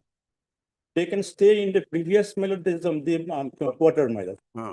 That is, my lord, with some, my lord, some, the official rent, my lord, is a minimum, my lord. It was there. We have filed the affidavit, it is mentioned, my lord. So, my lord, that provision he not avail, my lord. No, what is that provision?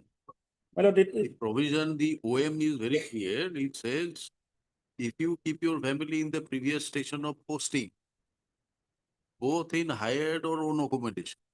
After vacating government which were accommodation. occupying and have to vacate after transfer. That's right. Have to vacate after transfer.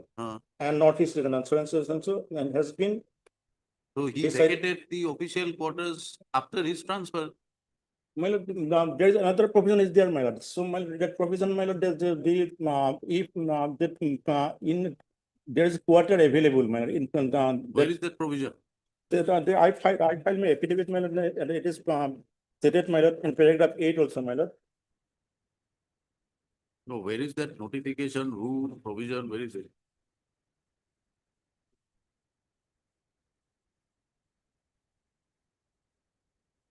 My lord, this paragraph 11, my lord. This will be read this in deep petition dependent basis state that the admission in the HRA under the provision of OM 2003 as could be in this not applicable in the instant case. Above provision is applicable for additional HRA only. Additional HRA is applicable when government servant who is in position of higher private accommodation at the last station of posting before transfer. When he was No, this is not, see, this is not, you may interpret anything, but you read the OM and tell us that it means anything else. It says, if you keep your family in the previous station of posting in hired or own accommodation. My lord, when he was posted in the previous posting, my lord. That's right. My lord, Then you read. at that time, my lord, if he is in a hired or the own accommodation, my lord, he will not get a. Why don't you read? Yes. Mr. Medi. Yes. Who transferred to Northeast, including insurance, if their families at their previous station of posting in higher. Previous posting, my lord. Continue to read. Or accommodation after vacating the government accommodation. Which they were occupying. Or own accommodation after. And have to vacate. And which they were occupying.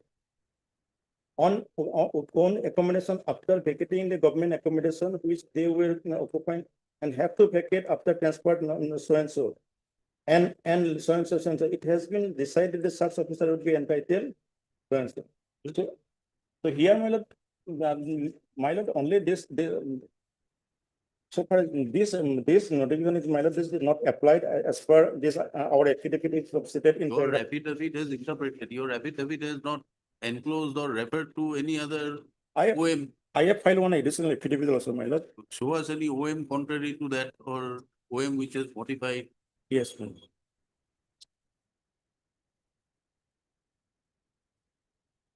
What do the rules say? Where are the rules?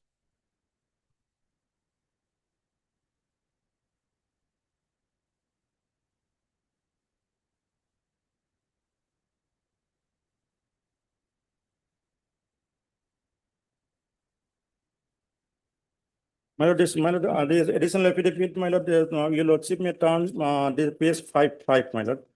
Additional affidavit, it was filed on, my lord, page 5, my lord. This is the rule is there, my lord. Your rule is rule number 17. My 17. Read rule 17. 17. The personnel allowed to stay in the hired accommodation outside the lines will not be entitled to an increase provided to personnel staying in campus. However, they will be paid normal house rent allowances as per existing rules, so and so, so and so, so and so. In lieu of rent-free accommodation. My lord, Rule 17 is very clear. it is here, my lord. It is called, my lord.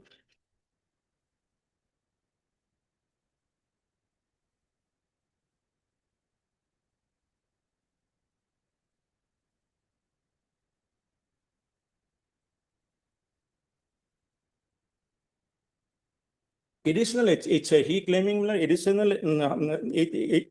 HRA, my lord, additional, my lord. No, additional for that portion. Additional. So, my lord, here, my lord, it is not this mentioned additional, my lord. This accommodation, my lord, is only this whatever he is getting this house and, my lord, that is reflecting 17, my lord. You read something more which is not there in the rules. The rules are right in front of you. However, they will be paid normal rent allowances as per the existing rule instruction on subject and compensation in lieu of free accommodation to the extent of percentage. Not free, rent-free. Rent-free accommodation to the extent of the percentage fixed by the government. What is the meaning of that? So this is not regarding the additional. It is additional. They are claiming the additional because he is What additional? he is receiving the, in a way he is posting in notice. This is getting this it is rent. So that was house rent is the here. He is getting rent. Where is he? You are saying that after being posted in Northeast, he is also getting HRA. He is claiming, well, here he is getting this and whatever he is entitled, he is getting, madam. But in that, what is his entitlement? Yes, madam. What is his entitlement? Madam, the house rent, everything is the not his allowances and the house rent, whatever is there. This whatever is there, we want to know. This house rent, madam, house rent. Yes, It's house rent where? In the Northeast or elsewhere? no, Northeast, madam. Northeast. Northeast. So his family was not in the Northeast. Yes, madam. Here he is getting this house rent as per law in the pest posting, and he claiming that his family is there, so he is claiming that part also, the additional house rent. You show us that he is getting house rent or his family in the Northeast. Yes, yes, I'll Yes. Your Lordship, when we have gone through the additional affidavit submitted by the opponent, learned counsel, Your Lordship, you may please, Your Lordship may please come to page 24, Your Lordship, R6, Annexure R6. They have, it is also clearly mentioned about payment of double house rent allowance, Your Lordship. Page number? Page number 24, Your Lordship, in their additional affidavit.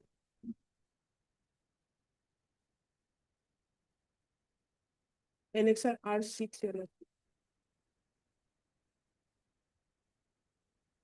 This is house rent. The central government employees who are in approving the hired private accommodation at last station of posting or before transferred to the. Which page you are referring to? 24. Page 24, Your Lordship, Of of additional affidavit submitted by the respondent, Your Lordship. Additional affidavit. Additional affidavit.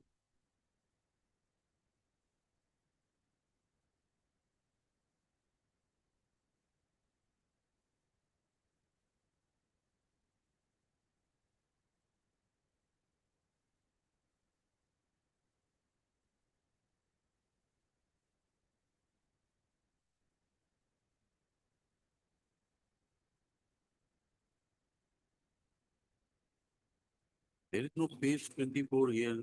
24 is annexes, my additional affidavit. Yes, annex. Annex R6. Page 24, you look.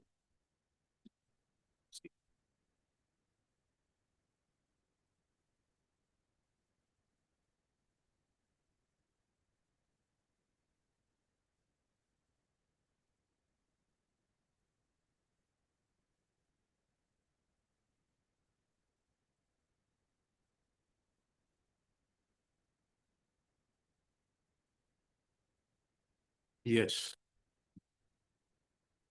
The last paragraph, your lordship, payment of double house rent allowance.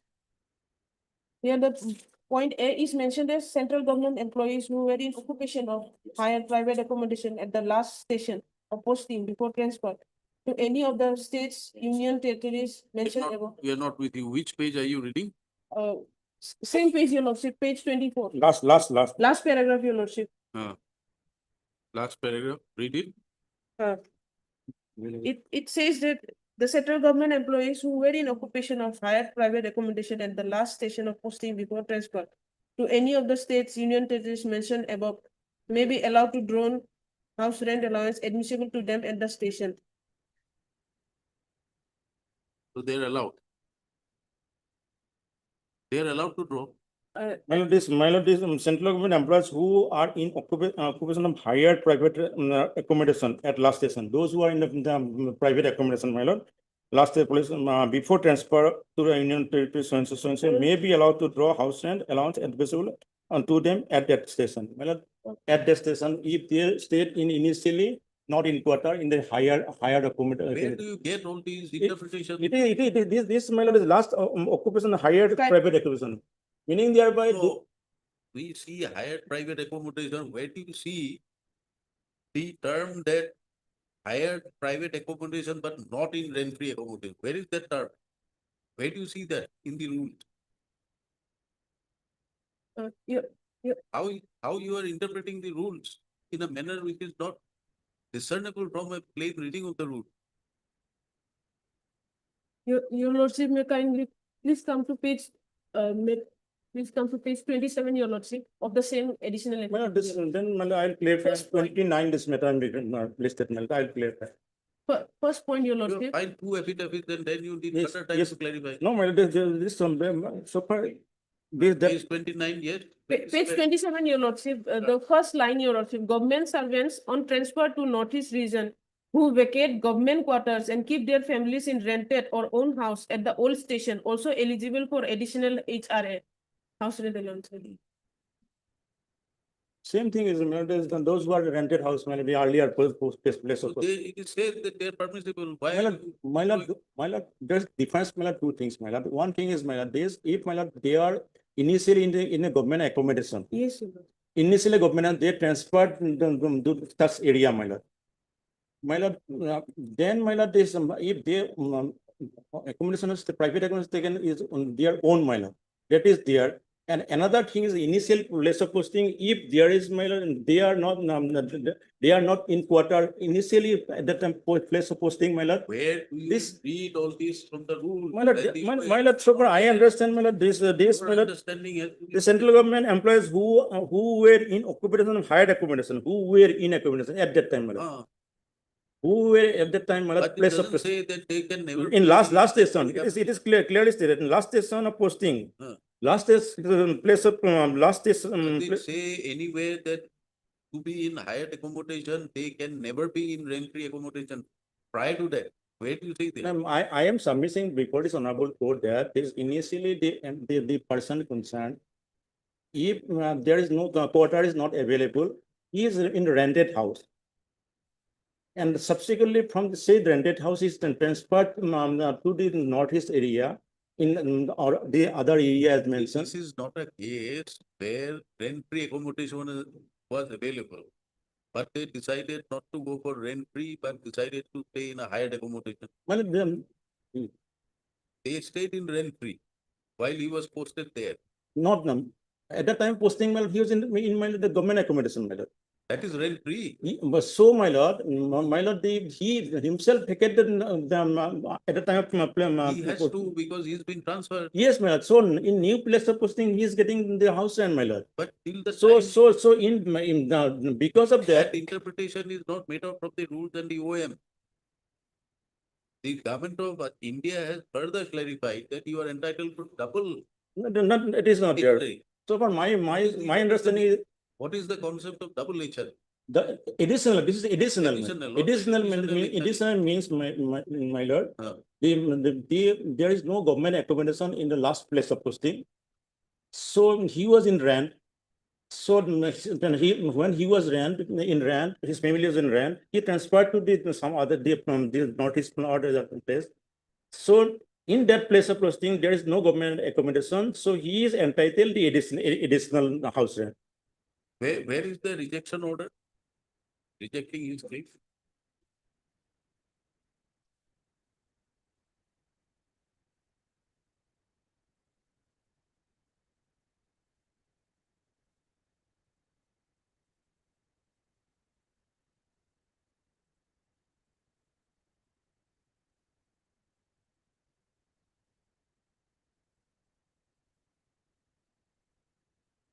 Next, sir, see page 15 this of the replacement.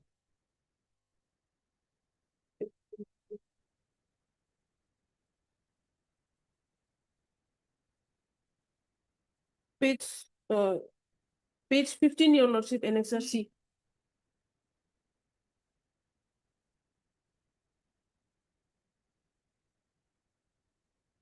After page 20, 20. Where is the order dated 26/8/2013? Earlier order of grant.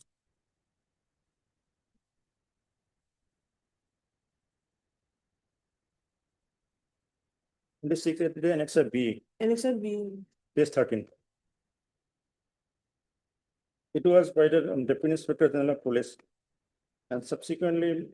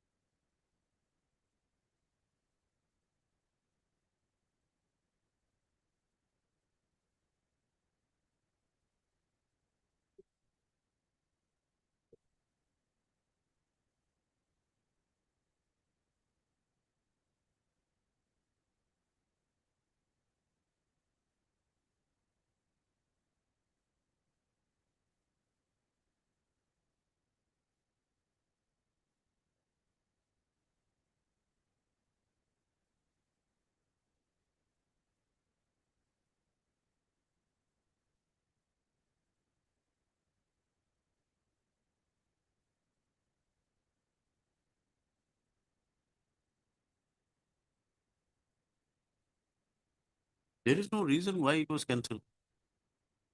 No reasons are given. yes, ma'am. Then thereafter subsequent mail this page 27. This another from the department mail next 8.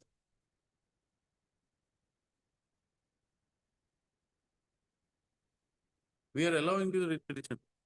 They have cancelled it for nothing. That interpretation, your lordship, my lord, has decided, my lord, whether this he was initially in the government accommodation or private. Show us any office memorandum. Then matter will fix the another date. I'll try on 29 minutes.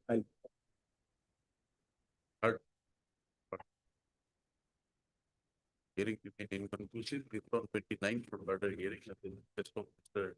S.K. Medi, enabling him based on the relevant documents submits would be necessary.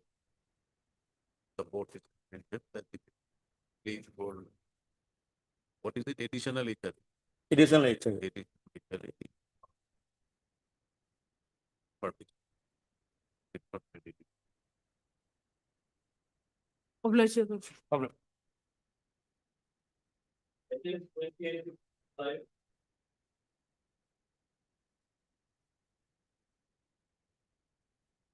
Thank you. Yeah. Lord, 28, 30 to 35, my lord, these writ petitions pertain to termination. My lord. 26 and 27, of course, were related in the sense, my lord. 20, the petitioner in 28, my lord, they had already discharged services for more than 2 years, my lord. And after that, a termination order was issued without an inquiry. In the meanwhile, my lord, the writ petitioner in item number 25, his appointment was challenged in item number 26 and 28. While that challenge was pending, my lord, all 5 of them were terminated. 6 of them. Oh. You were terminated for what purpose? What reason? My lord, if I may take your lordship straight away to the termination order, which your lordship finds at page 40.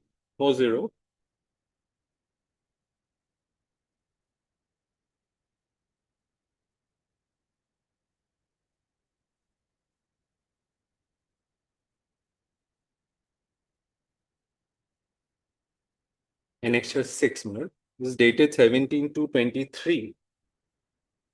Second paragraph onwards, that acting upon the complaint letter dated 2/2/22 and 26/6/22 received by vigilance, an internal inquiry was conducted with respect to the instant recruitment process, and on the basis of the internal inquiry and recommendation of the Central Vigilance Commission, Government of India, it has been revealed that you have been erroneously selected, public appointed to the said post. Indian Oil Corporation Limited is a public sector undertaking and a company registered under the Indian Companies Act. The company is a state for the purpose of Article 12 of the Constitution of India. It is governed by statutory rules and regulation and has mandate of law to follow rules and regulations in the matter of public employment. Since you've been erroneously selected, appointed for the said post in deviation of the applicable recruitment rules, your appointment as junior engineering assistant PNU, while offer of employment number so and so stands withdrawn and terminated with immediate effect. Why were you erroneously selected? My lord, now out of these 6 writ petitioners, my lord, here they say, my lord, the stand of the IOCL was that the writ petitioners in item number 26 and 28 were entitled to a particular age relaxation, and had they come in the fray, I would not have been selected. Now, so that is one reason cited in item number 25. 27 to 30, they say that there was manipulation in marks. Manipulation in marks, there was manipulation in marks, which is why we otherwise would not have been selected, but for that manipulation, and hence those appointments were also set aside. And so far as last item, item 35 is concerned, there the allegation was that the writ petitioner during the selection process, my lord, had submitted a fake or invalid experience certificate. Now, all of this was done after nearly 2 years, my lord, after we had rendered services, and it was not preceded by any inquiry of any nature, my lord. You were on probation or? I was on probation. Now, that is the ground taken also, my lord, that the offer of appointment was very clear that we were supposed to remain in probation, and our services would be confirmed only by way of a written letter, a written confirmation letter. However, my lord, we are governed by a standing order, my lord, and as per that standing order, a probation can at best be for a period of 1 year, not more. Now, we challenged the termination primarily on the ground that first, insofar as Pranab Pathak, the first writ petitioner, is concerned, that issue of age relaxation was already pending consideration by this court. In fact, IOCL in those writ proceedings had supported me by filing an affidavit that there's nothing wrong with my appointment because the others were not entitled to that age relaxation. However, subsequently they made a U-turn and said then they were actually correct. And if their age relaxation is accepted, I will be out of the frame. So now, my lord, the primary ground of challenge was it was not preceded by an inquiry. First of all, my lord. Secondly, my lord, even going by the standing orders, my lord, if the length of probation could have at best be a maximum of 1 year, any services rendered beyond 1 year, and I was also given increment. So I should be treated as a regular inquiry. And thirdly, my lord, that even if I'm a probationer, at least since it appears to be an allegation, though the order may seem innocuous, it appears to be an allegation of some manipulation in the recruitment process. So I should have been afforded some opportunity, at least a notice to sort of contest the allegations that were leveled. Your question is whether you are a provisioner or not. My lord. Are you a provisioner or not? Where is the appointment order? Appointment order, your lordship will find at page 34.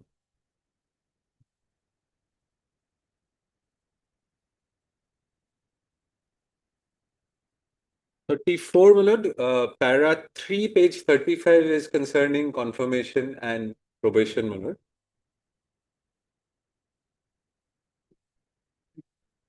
Probation period. Yes. Without notice. Yes. Without assigning reason. Yes. However, the rules speak otherwise, my lord. Rule says even for probationers, there has to be some inquiry. What rules? My lord, there's a standing order which is there with the affidavit in reply, which your lordship finds at page 125.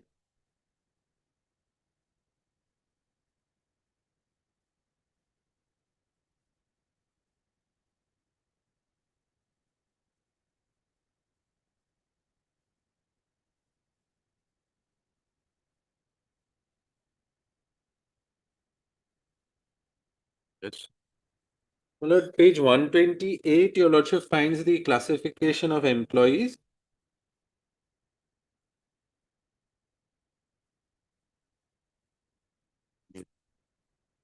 Permanent probationers, temporary and apprentices. D is probationer. A probationer is one who is provisionally employed other than a temporary employee and has not completed a satisfactory service of 6 months without break from the start of probation. The probation period shall ordinarily be 6 months, but the period may be extended. In no case will probation be longer than 12 months. If a workman confirmed against one post is appointed on probation in another post, he may at any time during the probationary period be reverted to his permanent post. Now, my lord, finds at page 140. Standing orders are binding. Standing orders are binding, my lord. This is under the Industrial Employment Standing Orders Act 1946. Page number? Page 140 concerns, my lord, discharge, termination, and acts and omissions constituting misconduct.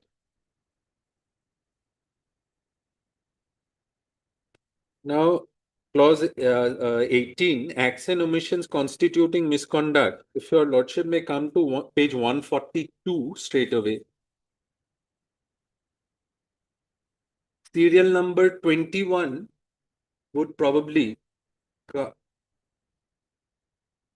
cover serial number 21, Roman 21, my lord, because the last petitioner was terminated on the ground that he produced a false experience certificate. This would fall within the meaning of giving false information or a misconduct. No, 21 is habitual late attendance. No, no. I'm so it should it's wrongly, it should have been 19. Your lordship finds 20 and then 21. False information. Now, my lord, and on the following page, penalties for misconduct, your lordship finds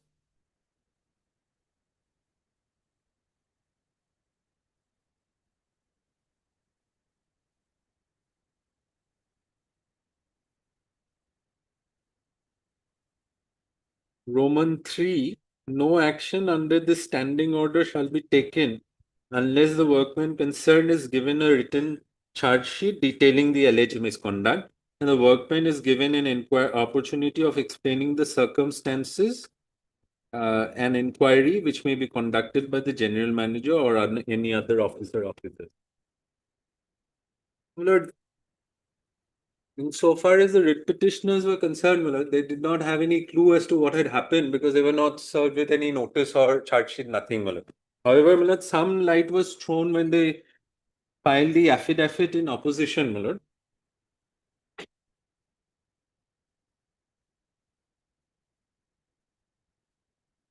Page 60, that's part of the affidavit in opposition. There the entire genesis is narrated, my lord.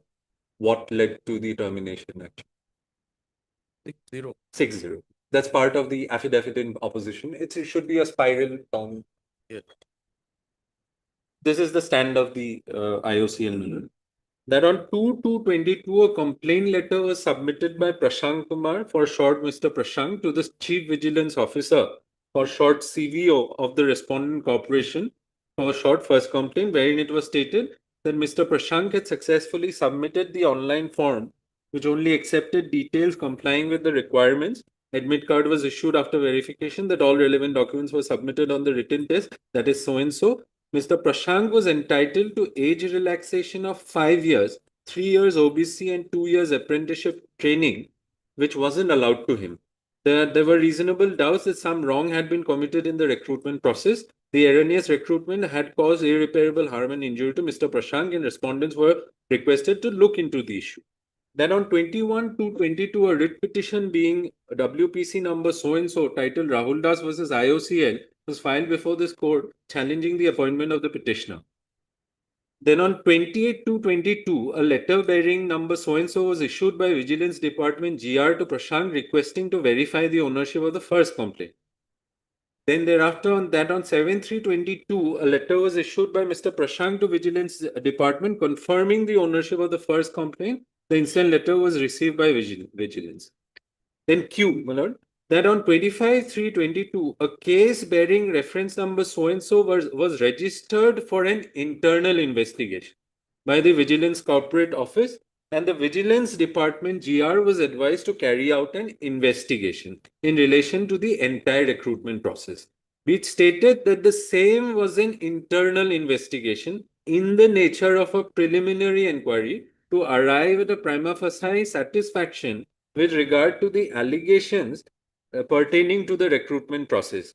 During investigation, it was observed that the petitioner secured 73 marks in the written examination, and the other two candidates, namely Mr. Prashant and Rahul Das, secured 79 and 93 respectively. However, the said two candidates, Prashant and Rahul Das, were not called upon for SPPT due to overage, although they were entitled to relaxation of age for another 2 years on account of broiler apprenticeship training in terms of clause G7 and 8 of the advertisement.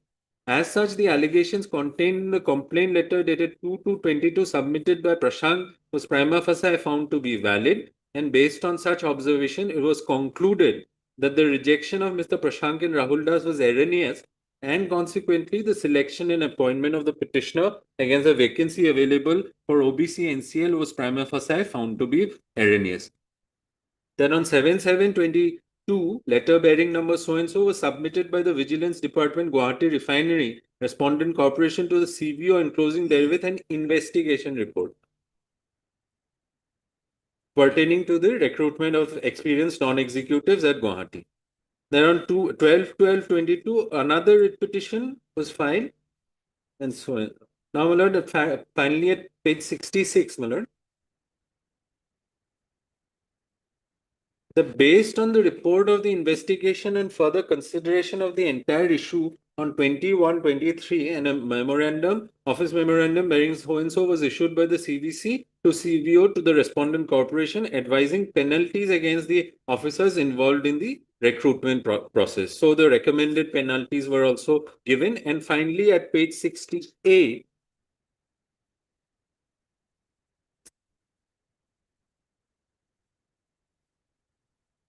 to take action against 7 wrongly selected candidates and Shri Anshuman Borua as deemed fit as per recruitment policy.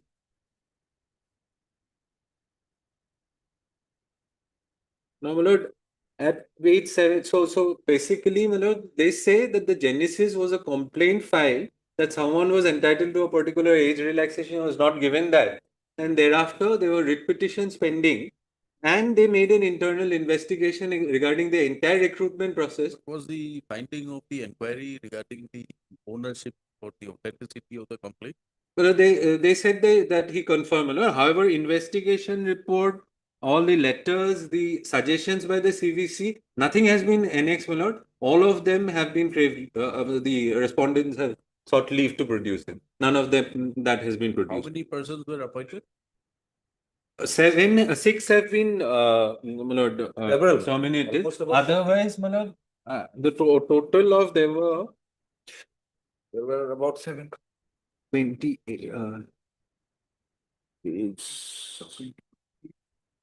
And the allegation was Total 44 appointments were made and 6 were terminated. Six, though it says seven, my lord. Ultimately, six, seven. Though it says eight, my lord. 7 and Anshuman, 7 were terminated in total. No, my lord. There appears to be an attempt to say that this was merely an internal investigation. In fact, your lordship will also find the other averments made in the affidavit in opposition to suggest that it was not punitive in nature. We did not really want to attribute any stigma. That is why we did not carry forward, my lord. But appears, my lord, ultimately there was an allegation of misconduct. That allegation of misconduct was visited, my lord. There was an internal inquiry conducted behind my back, and eventually I was terminated. Now, my lord, like your lordship has already seen, my lord, that the genesis was that complaint. Now, what prompted them to sort of reopen the entire recruitment process and also investigate into the mark sheets of the other 6 is not really understandable, my lord. Though contention has been raised that pursuant to the complaint, we made a full-scale inquiry about the entire recruitment process. Lord, significantly, my lord, those two complainants who had said that they were entitled to age relaxation had also filed writ petitions, my lord. And in those writ petitions, they made a clear assertion that they were entitled to that cumulative age relaxation of 3 years. Interestingly, my lord, they did not really wait for the outcome of that writ petition. And in that writ petition, they had taken a stand that they are in fact not entitled to that age relaxation. If your lordship again comes to page 113 for a moment.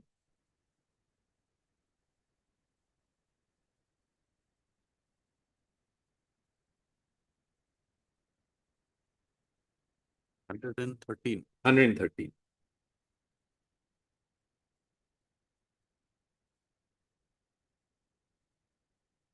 This was the affidavit in opposition filed by the IOCL owner against the writ petition filed by those two writ petitioners, Rahul Das and Prashant.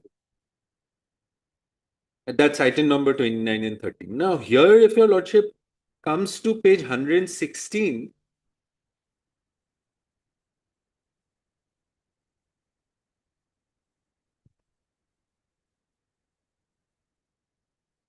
page number 116, my lord. Yes. No, the first line, as per the above mentioned clauses, that's the age relaxation. A candidate may be allowed age relaxation against a reservation as mentioned under clause G3, or may be allowed for age relaxation as mentioned under clause G10 of the advertisement, but not both. It is to be noted that all the age limitation relaxation mentioned under clause G of the advertisement cannot be clubbed while providing benefit to any applicant under this clause unless specifically and clearly mentioned in the advertisement. How many relaxations were there? Two.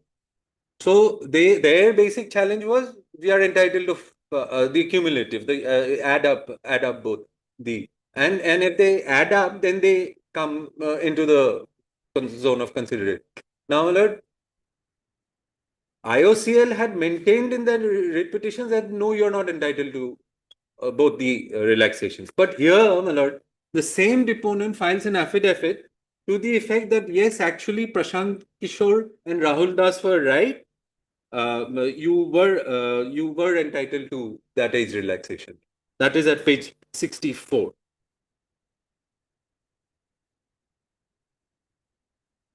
No, all said and done, my lord. This is concerning Pranab Pathak, who's the first writ petitioner. Who were the persons who claimed? Two persons. Two persons, Rahul Das and Prashant. So assuming they are given the job, Yes. selected, Yes. goes up. My lord, I also perhaps would not go out, my lord, because the ones in the general category have scored less marks than me. And otherwise, Prashant is probably the highest. They belong which category? OBC. OBC. OBC, I was selected, my lord. Prashant and Rahul says that we should also have been considered because had we been given the age relaxation. Now, out of Prashant and Rahul, my lord, Prashant scores the highest, my lord. Rahul scores the highest. However, my lord, if I'm taken, if I'm migrated to the general category also, there also I could have been accommodated. But all of this was never done because I was not even put to notice, my lord. They did not await the outcome of the writ petitions filed by Rahul Das and Prashant Kumar to see whether they were actually entitled. What happened in those writ petitions? They're still pending. 2018, 29, 30. Now, my lord, let us assume for a moment that this was the grievance of Prashant and Rahul. These two persons who filed the complaint, My lord, they are not appointed. they're not appointed. I was appointed. I was given. I kept on serving till the termination order was issued. Now, assuming for a moment that there was some basis for the complaint, my lord. Then also, my lord, why were the others? My lord, there was in fact collateral damage in the sense that others were also terminated, holding that there was some manipulation in marks, my lord. My lord, even if we are probationers, my lord, if such are the allegations that there has been manipulation of marks, there has been submission of fake experience certificates, etc., ultimately it turns out to be stigmatic.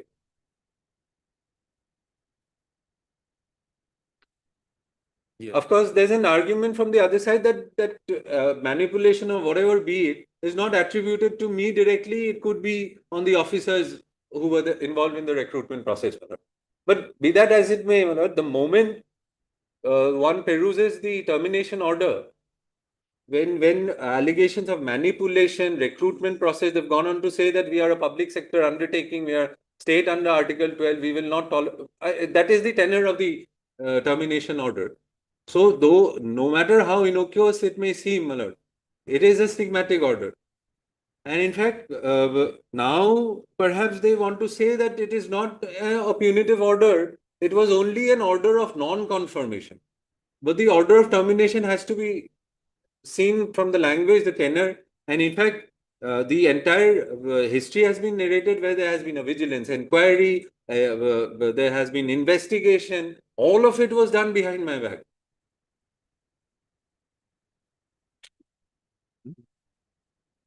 And if your lordship has another of those 31, if your lordship has for a moment. 31. Item 31.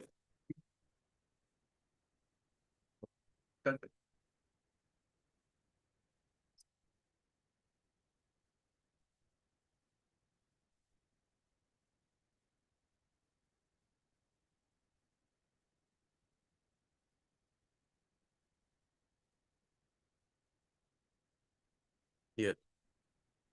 Page 37 is where your lordship finds the impugned termination here, my lord. This is in respect of Vikas Jyoti Das. Page 37. Yes. Paragraph 3 is what is different, my lord, here. That upon rechecking and re-evaluation of the OMR sheets, various discrepancies have been revealed with respect to change manipulation in marks. The word used is manipulation. In marks for production department candidates, on scrutiny, it has been revealed that your marks were not tallying with your actual score and you were wrongly added in the merit list and finally selected. The rest of the paragraphs are the same. Similarly, for 35, 31 to 34, that is the allegation that marks are not tallying. OMR sheets we've re-verified and we find that there's been manipulation of mark. And 35 finally says that the experience certificate that you submitted 2 years back in that recruitment process appears to be not. There were 2 experience certificates. So therefore, we are a public sector undertaking. We will not tolerate all this. We are also terminating. But the genesis, they say, is that that letter by Prashant Kumar, which is limited to that. He's not raising any allegation of some manipulation in the recruitment process is merely stating that I should have been given an age relaxation, which was admittedly not given to. So what prompted them to undertake this arduous task of going through all the OMR sheets of all the persons who had participated in that recruitment process? There's no plausible explanation to that. And all said and done, we could have been put to notice. We could have explained our position. No, but all said and done, Millard. you are provisioners. Millard.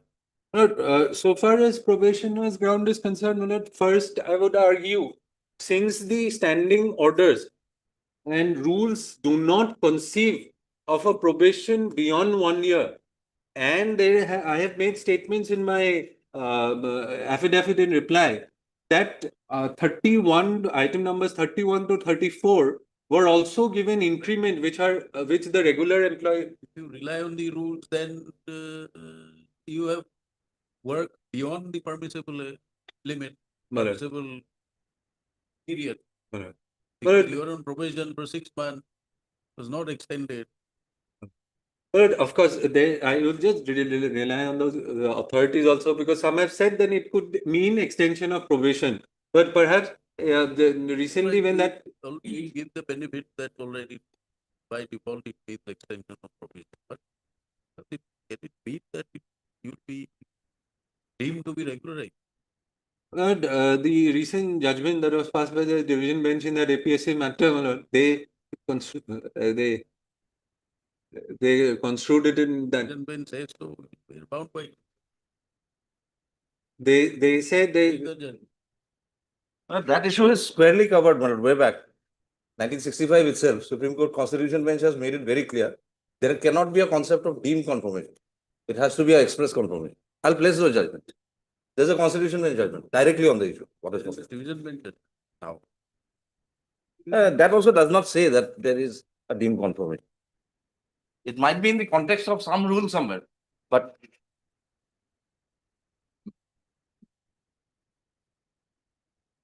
yes.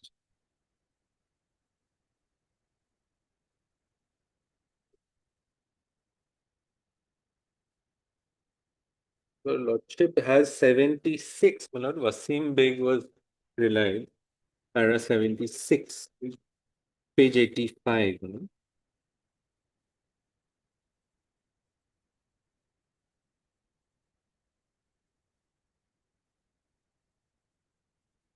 85.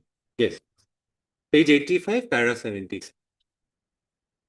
In the case of Wasim Beg Supra, the Supreme Court of India had examined the issue of probation and had held that there can be three views. A, whether an employee at the end of the probationary period automatically gets confirmation in the post, or whether an order of confirmation or any specific act on the part of the employer confirming the employee is necessary will depend upon the provisions in the relevant service rules relating to probation and confirmation. Where rule provides for a maximum period of probation beyond which probation cannot be extended, at the end of the maximum period, probationary period, there will be deemed confirmation of the employee unless the rules provide to the contrary. See, however, even when the rules provide a maximum period of probation, if there is a further provision in the rules for continuation of such probation beyond the maximum period, the courts have made an exception and said that there will be no deemed confirmation in such cases and the probation will be deemed to be extended. So I'm covered by B because standing order says in no case probation shall extend beyond 1 year. However, in the said case, though the termination was held to be bad, but considering the financial condition of the corporation and that despite the order of the High Court, the appellant did not join, monetary compensation was ordered. But as mentioned herein above, the distinguishing fact is that the appellants have successfully demonstrated that they were allowed to hold substantive posts. In the case of Durgabhai Deshmukh Memorial versus so-and-so, Rule 105(2) of the Delhi School Education Rules 1973 contemplated maximum probation period of 2 years.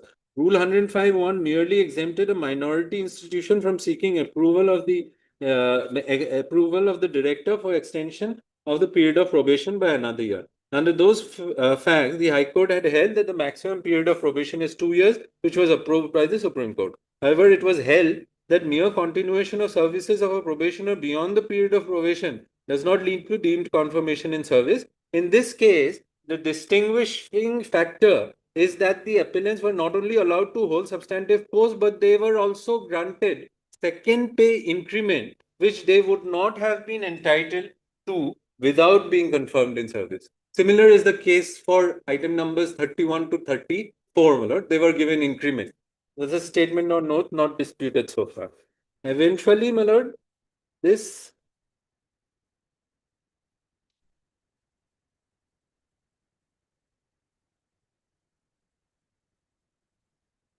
page 131, paragraph 140, my lord. This maximum extendable period was taken into account.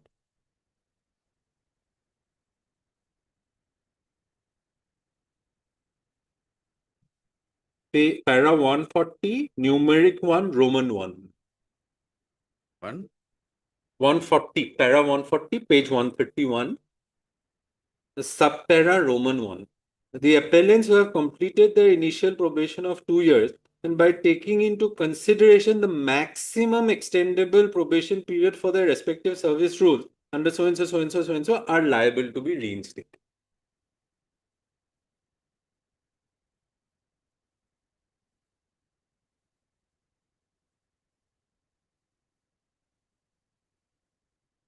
What is the maximum period here? 1 year. 1 year. And you have rendered 2 years. Yes. Yes. Then what are the other directions? Yeah, my lord, other directions, my lord, they were most of them were allowed to be reinstated, my lord. However, those who have maximum extendable period have not been exhausted, my lord. I think for them it was held that it should be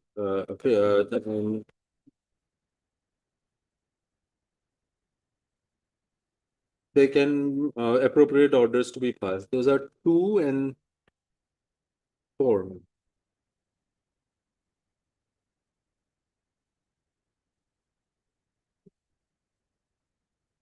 7, my lord. Those who have not completed, my lord, they would not be entitled to be reinstated.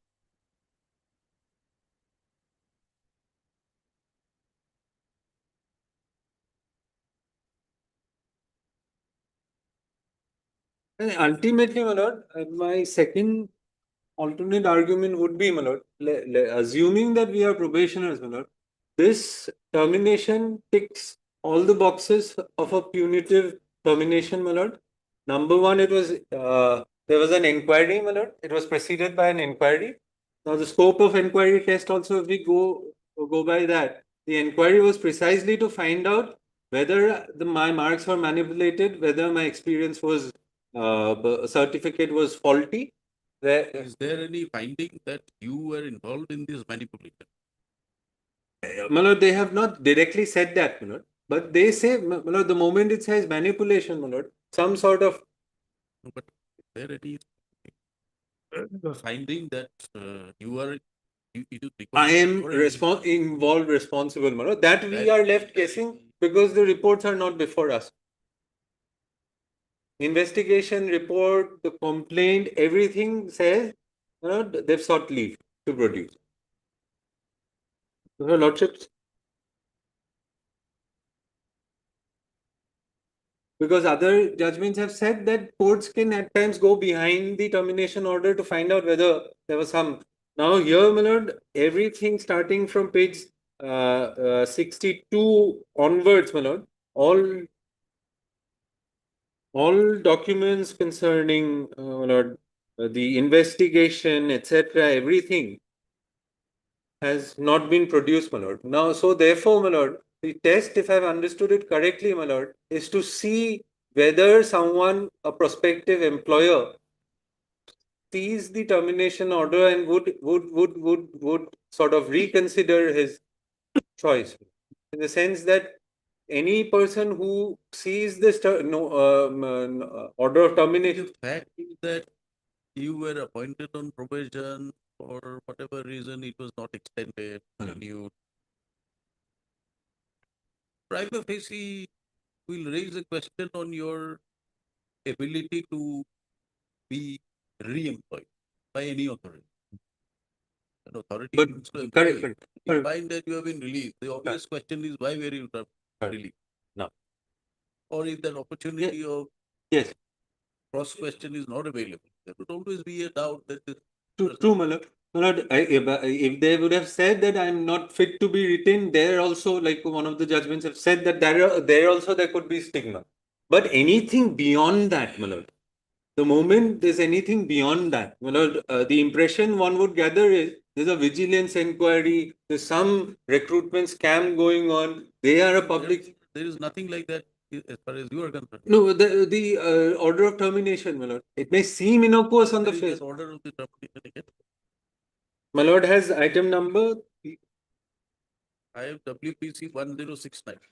1069. 1069 is concerning age relaxation, my lord. Age relaxation. Is it age relaxation? The complaint was age relaxation. It says you were erroneously selected. Page 40.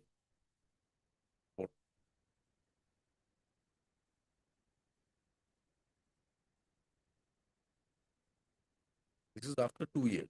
After 2. Right. So was any matter where your extension was not renewed? Your provision was not renewed?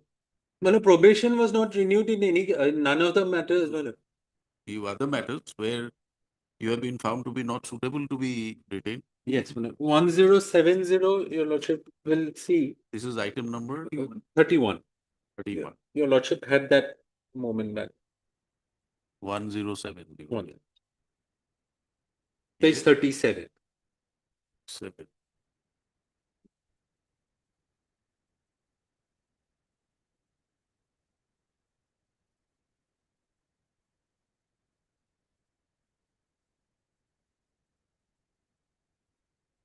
This is also erroneously selected. It says change manipulation in marks. Erroneous selection is the conclusion, my lord. Reasons cited are different. One says you were simply says. I want to see any order where you have been appointed on probation. Yes. And on whatever inquiry or something shortcomings you have been released. Is there any order like that? These are all on the erroneous selection. Yes. No, everything is, erroneous selection. And last, if your lordship sees page 1077, WP, item 35, Lord. So all the discharge orders are on the basis of erroneous selection. Erroneous.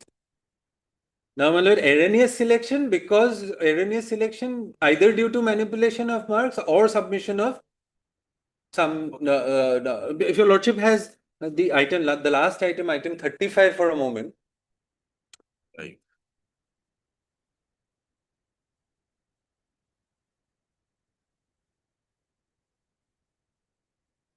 This is Anshuman Barua's matrimony.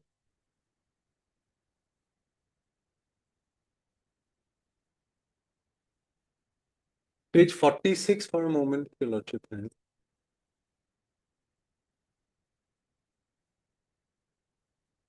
Yeah.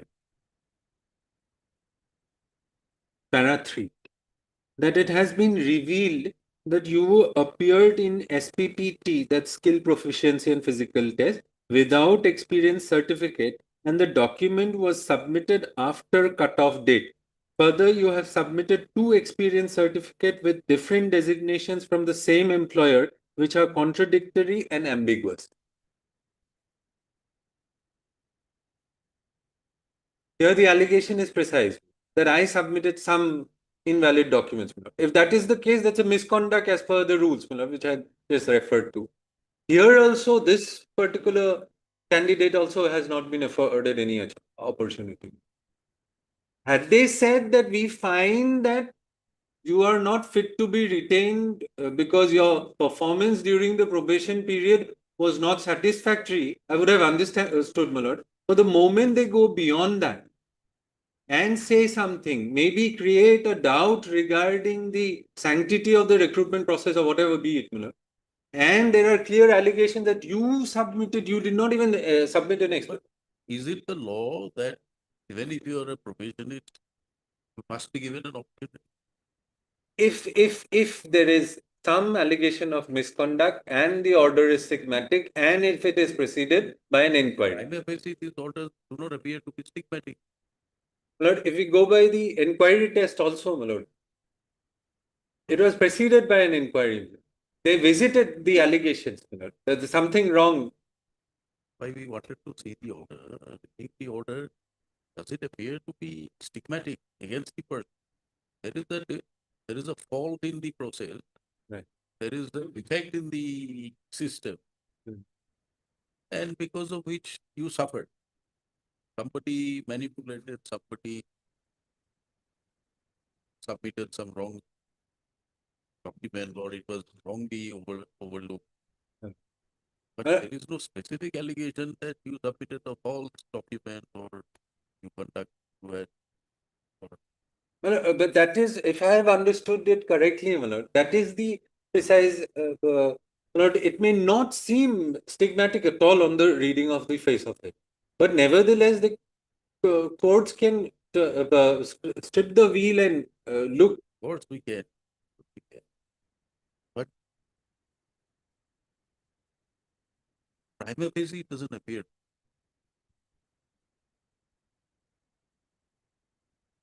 My lord, if we go by the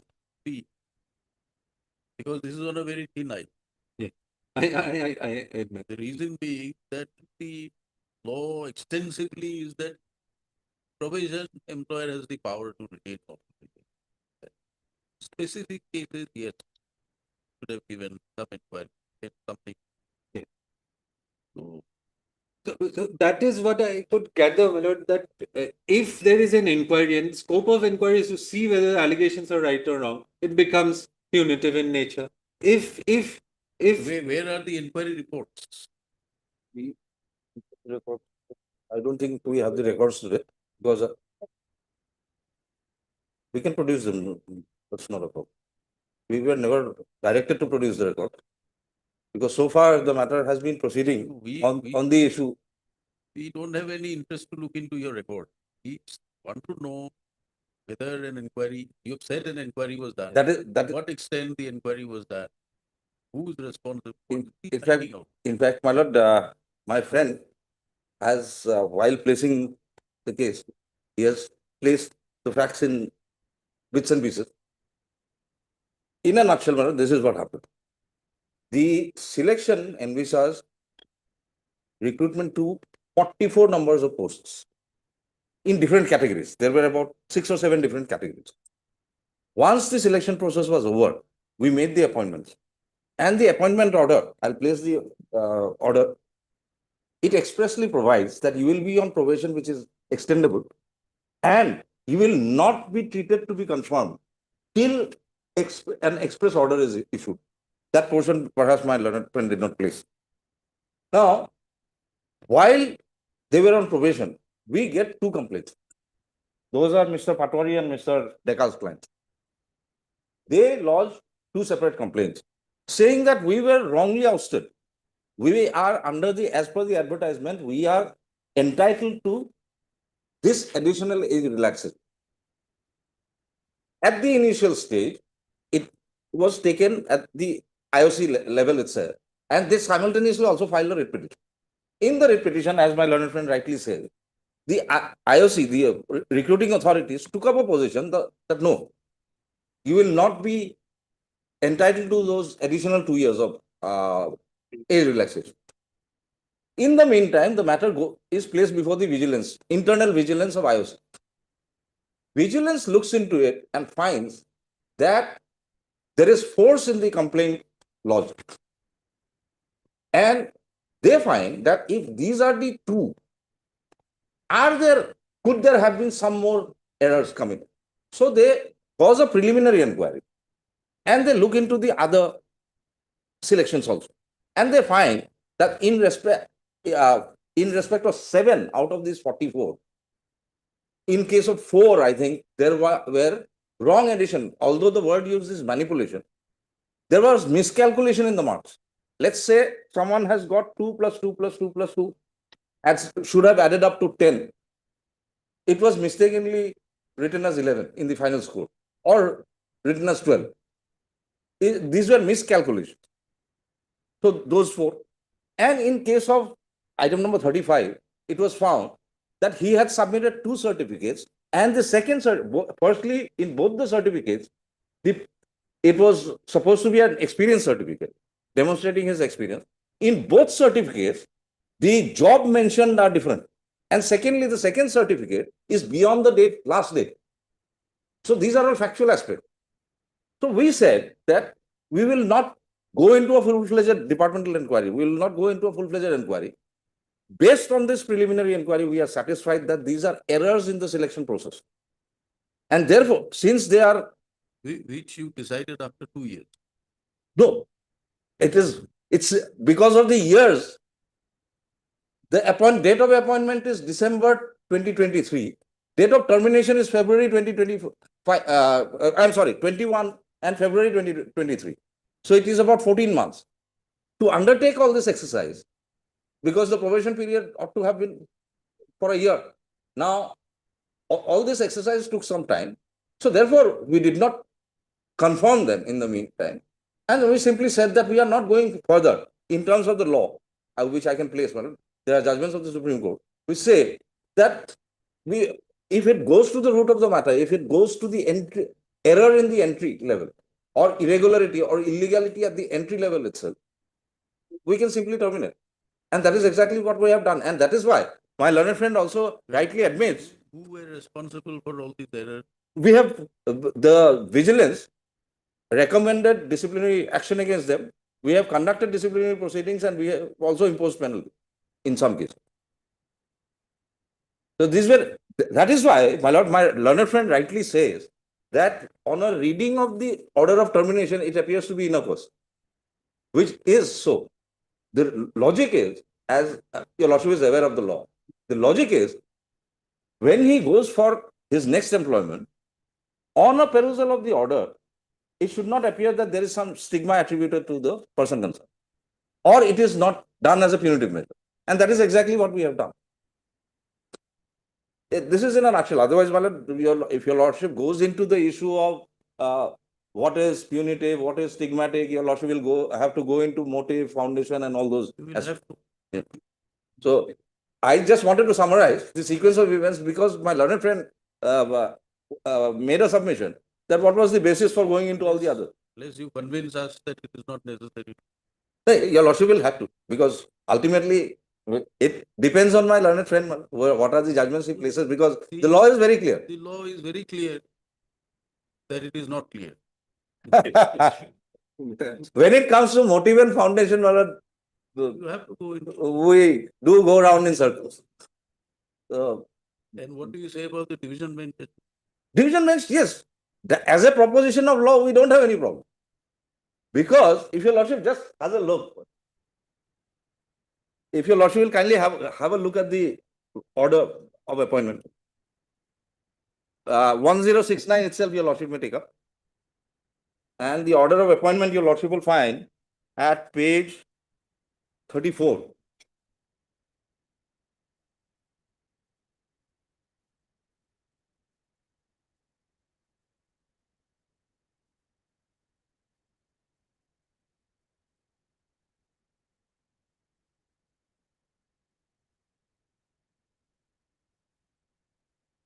Page 34, clause 3, man.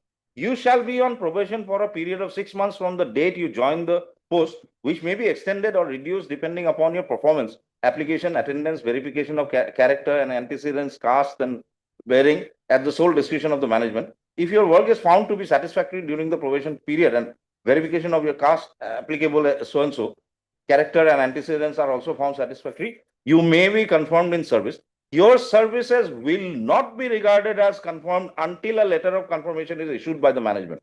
Your services can, however, be terminated at any time during the probation period without notice or assigning any reason whatsoever. Now, the condition of appointment itself specifically stipulates that you will not be treated to be confirmed unless an express order is issued in this regard. Now, when all these issues arose, we naturally did not confirm him. We wanted to know what is the position. We could have simply, my lord, had we had any ill motive or any malafide, we would have terminated lock, stock and barrel all 40. We, only in respect of these 6, in respect of whom we found that there were errors, because your lordship will kindly take it back a step.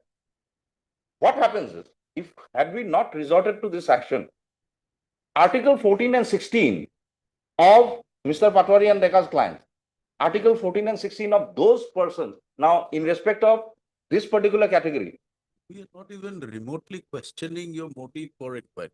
Well, somebody has lodged a complaint, why should you not inquire? Exactly.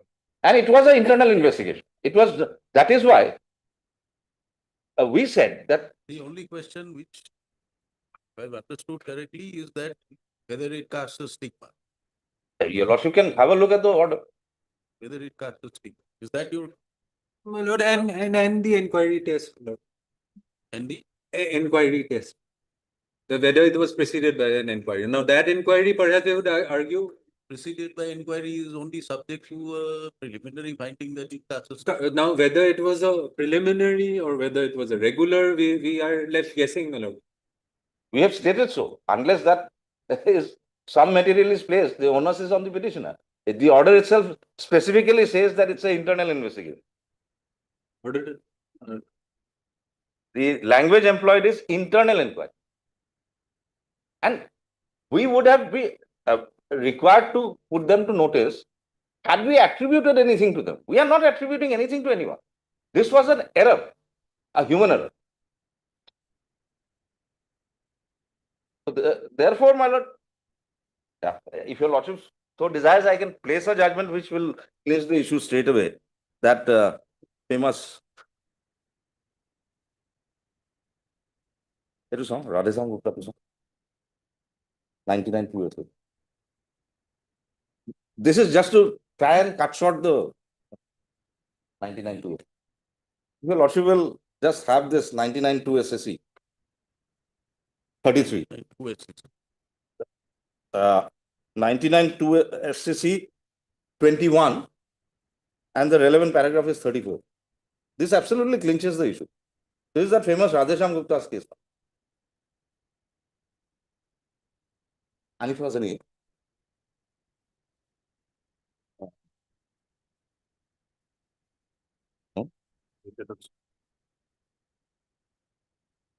99 2 SCC 21.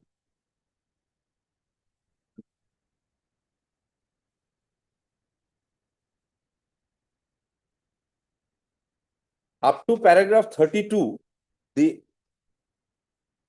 all the case laws are discussed and the conclusion is recorded in 33.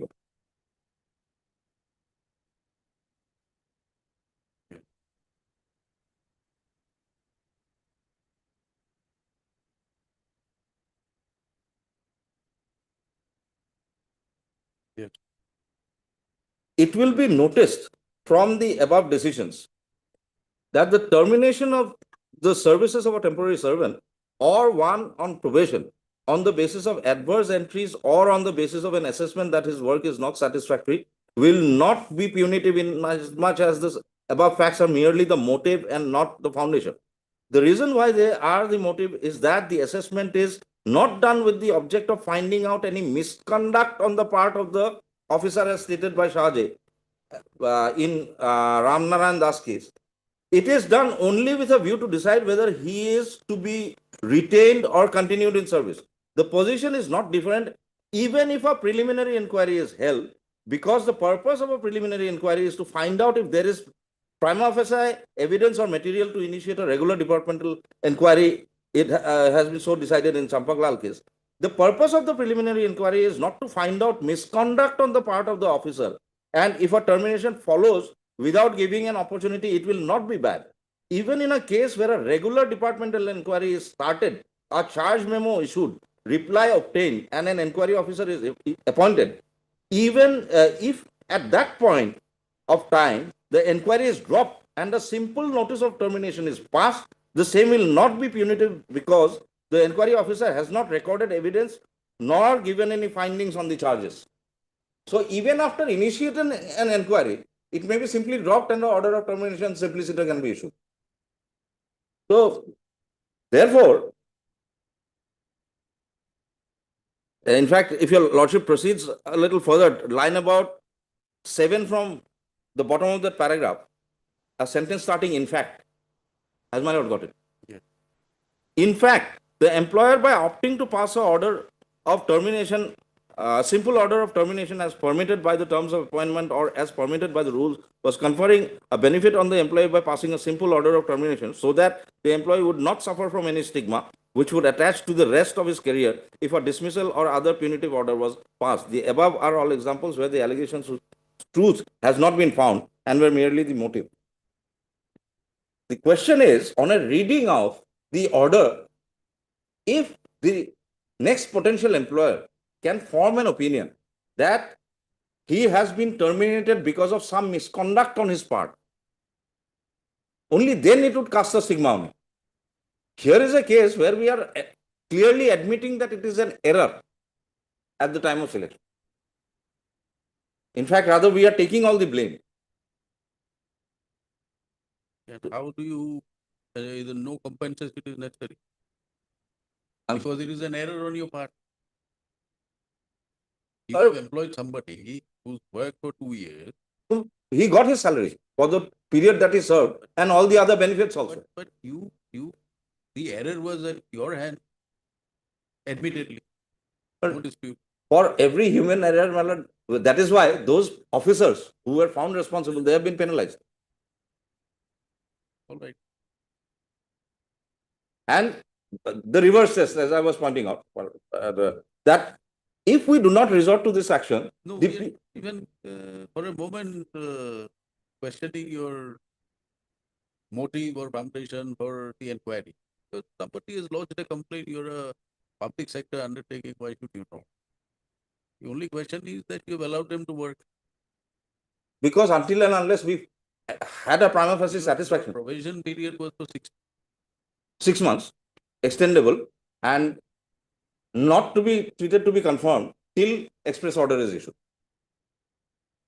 All right. And the dates are, it is not correct to say 2 years, Malab. The date of appointment is 27/12/21 and the date of termination is 17/2/23. So it's about 13 or 14 months. We may need to just cursory have a look into your records if you. I have a feeling that my learned friend is yet to even start on the case laws. So No, just keep it. We'll on the next date, my lord. Because prima facie no stick. The orders don't express any stick. Prima facie. We are not the recruiting authority subsequent, or we are not an appellate or super appellate authority. Reading the order, we don't find any stigma per se. In fact, even I would have relied on Radhesham Gupta, the other paragraphs, which have also. But the question is,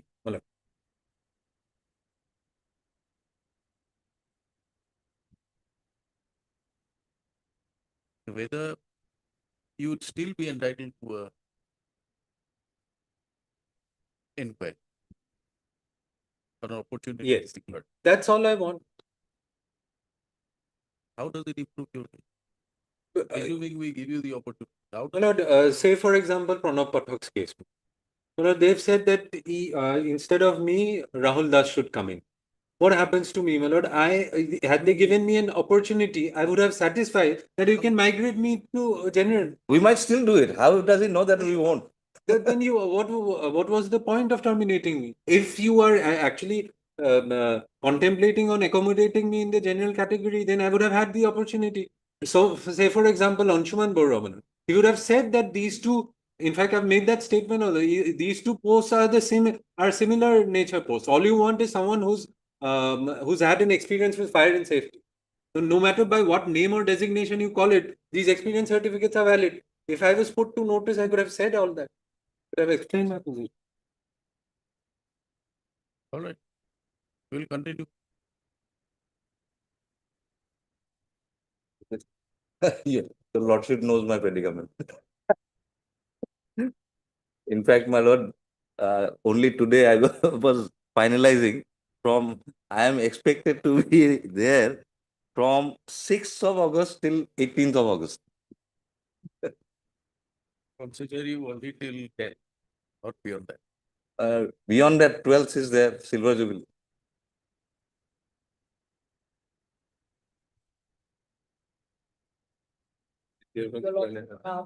For this matter, I traveled from Delhi, and I am also in some difficulty because there are already some matters between the Delhi High Court as well as the Supreme Court.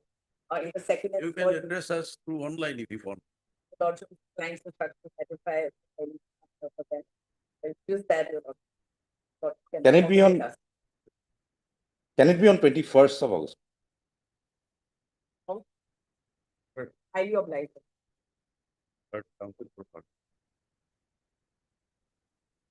This again on 21st of August.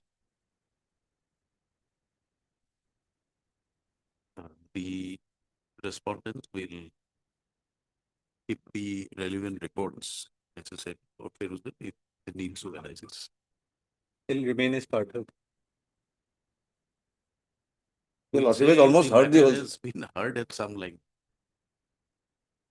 Matter has been heard at some length for the hearing on 21st. Obliged. Obliged.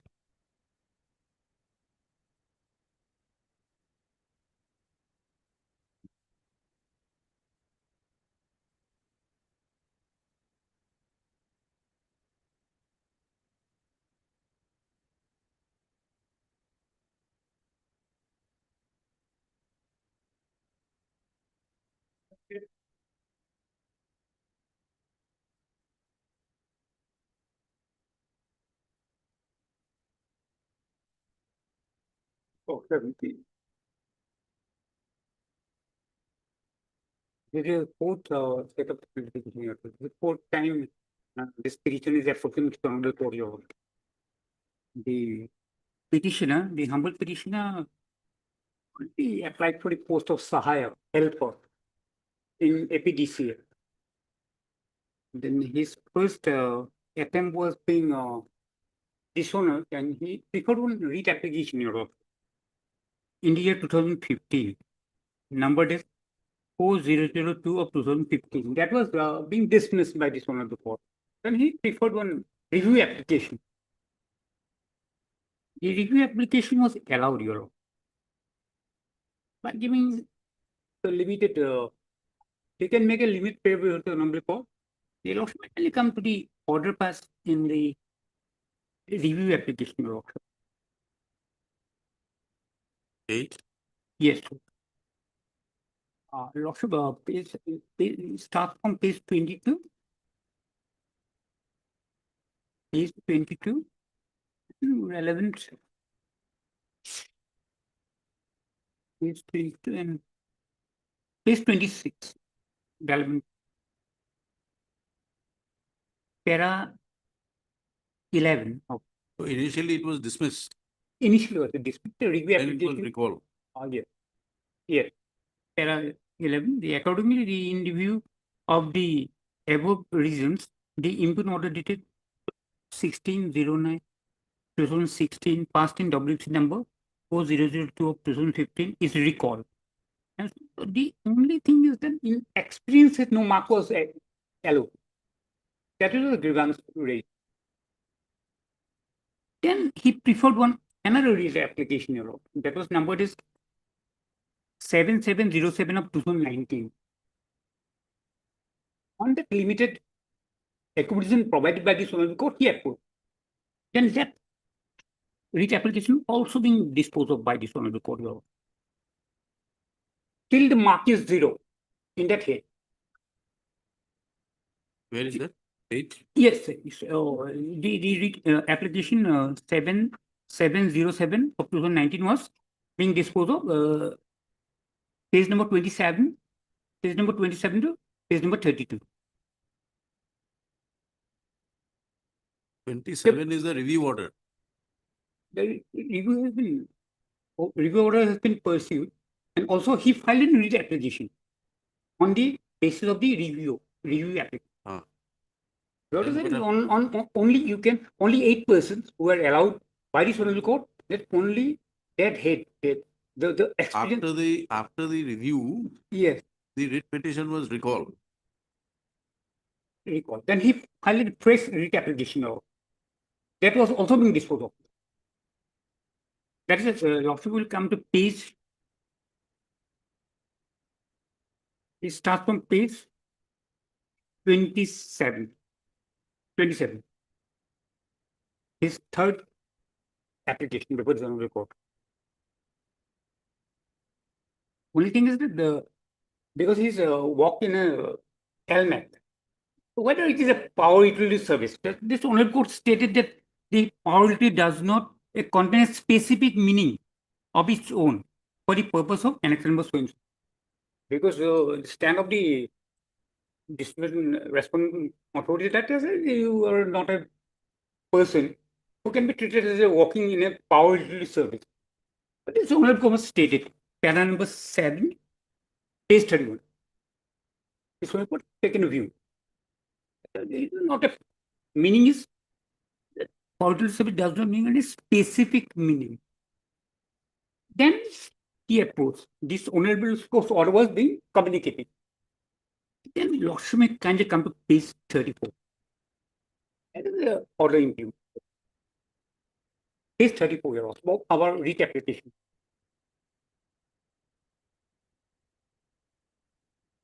He was not being called by the authority. He was not given the opportunity of being heard, and also he was not being called. But he was zero in experience and educational head. Zero was there. This order of this Honorable Court 7707 of 2019, the disposal order was being placed. Then from 0, 15 marks was allotted. That was the maximum marks allotted. Page 34, Your Honor. Where is the CEO of Sibsagar Electrical Circle APDCL on the behalf of the committee submitted a report 1906-2023 wherein it is decided to award maximum possible marks of 15 in the educational experience column to the petitioner, for which total marks awarded to the petitioner to be equal to 36.2 plus 15 equal 51.2 marks. Since the last qualification marks of selected STP candidate category same as the petitioner is 54.4 marks. Where did he ask it? I have to clear. So you have been given marks. Marks from 0 to 50, maximum marks allowed. You have got the maximum mark. Maximum. But still you fall short. First, 50. And then also the only thing is that 54.4 marks. That is yardstick. I have to clear. You fail to reach that. They're fixing the 54.4. That is a yardstick. I have to clear it by a single point. But where is that? Because I can challenge everything, because on limited scope from the review application. No. What is your grievance here? In the present proceeding, what is your grievance? They will clarify before your lordship, because 54.4 marks, the yardstick. My candidate was determined on basis of this. They are saying that yes, 54.4. Is the last qualifying marks of ST? Yeah. They have to explain, because they have to explain. Yeah. If they find some affidavit, it is not there. It's there, madam. Paragraph? On the page 54, madam, of my affidavit. is the list of selected candidates under the STP category, my lord. The last selected candidate, Mr. Deepak Saikia, my lord, he had attained 54.4 marks. And the awards that were after adding the 15 marks, his total comes to 51 points. He does not qualify. Page 54.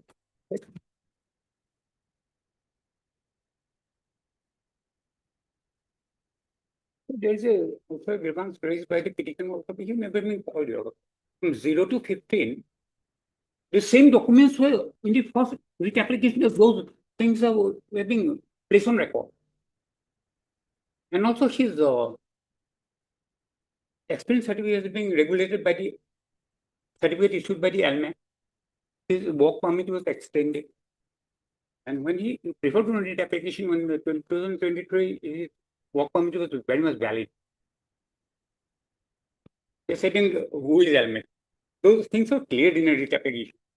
Now, these are things they're placing. They're placing. I am not able to understand your grievance. Your grievance is that they did not give you experience, marks for experience. Yeah. Then you filed a review, writ petition, recall, you were given liberty to challenge, you filed a writ petition, direction was issued. They gave you good 15 marks. But you are still fall short of the last. From 0 to 15, you got. Same documents were there. Some documents were there. In same document, I was marked as 0. When the writ petition was disposed of, order was placed, then from 0 to 15. 0 to 15 is only for the experience. Only for education is same. Education. Huh? Education is same because we have given all the relevant documents. No, you are given 15 marks over and above the marks you have scored. Yes. Your score is 36.2. Over and above that, you have been given 15 marks. So the total comes to 51.2. So 51.2 is below 54.4. If you have got 54.4 and a half, you have been selected.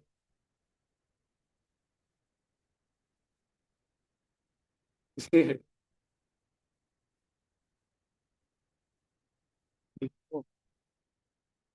never been called. I'm a person who is getting a 0 mark. I never been called. Opportunity granted. You are called, you are not called, we give you opportunity, but you can't increase beyond 15 marks.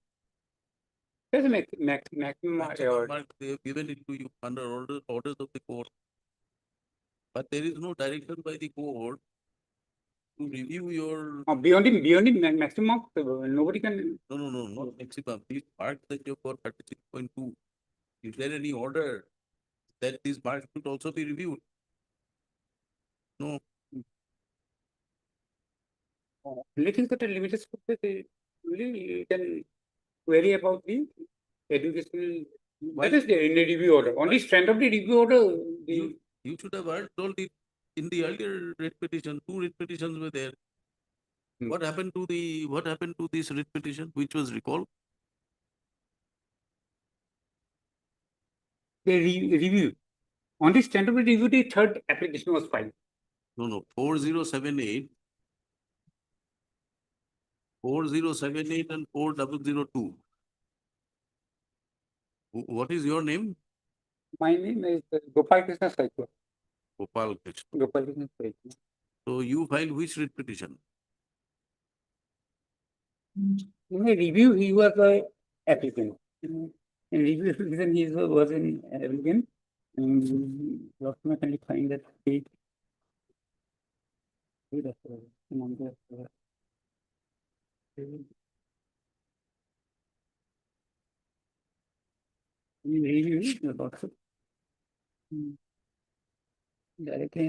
Your petitioner 29.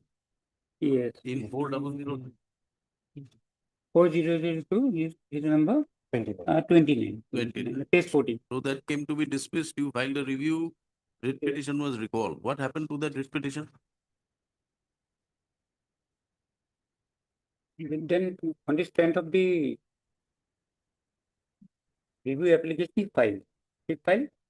We are asking you something, you are starting the question. We know that you have filed a subsequent writ petition on the basis of the review order, but the review was allowed, the writ petition which was dismissed, that order was recalled, which means the writ petition is brought back to file, which is the writ petition 4002, where you were a petitioner number 29. What happened to that writ petition?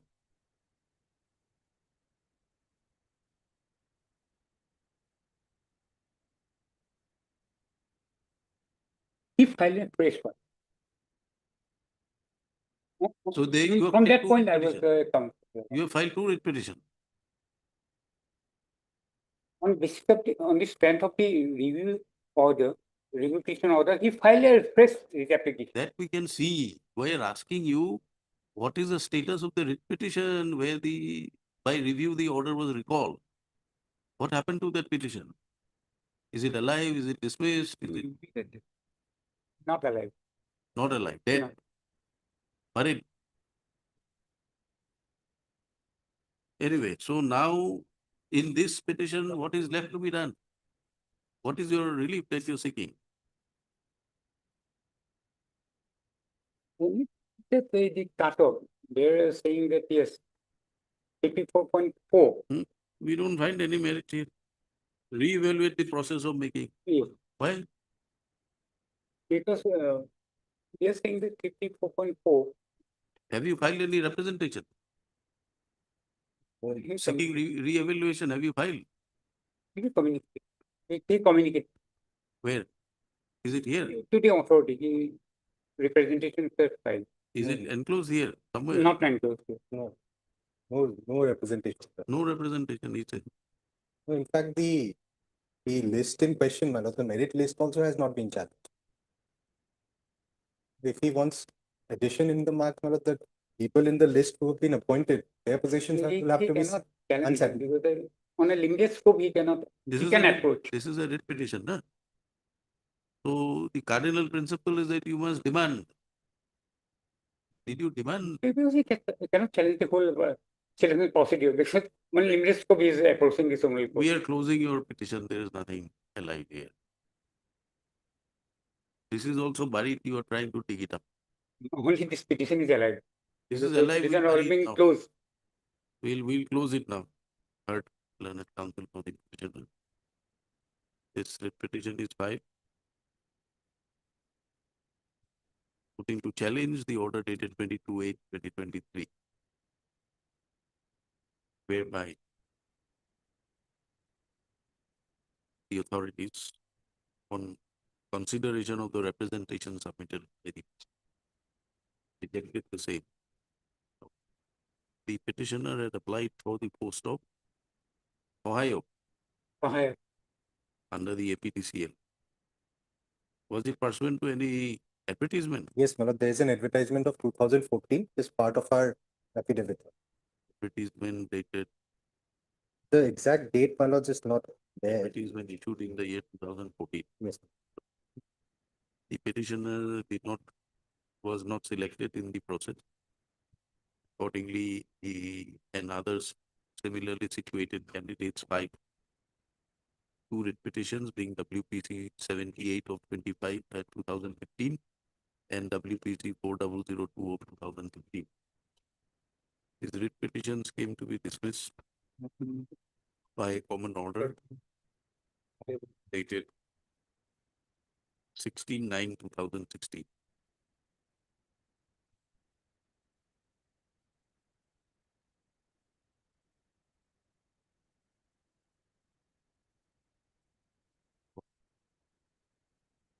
Subsequently, a review petition was filed, being review petition 162 of 2016, on the ground that the order of dismissal of the earlier writ petition be recalled, as it is seen that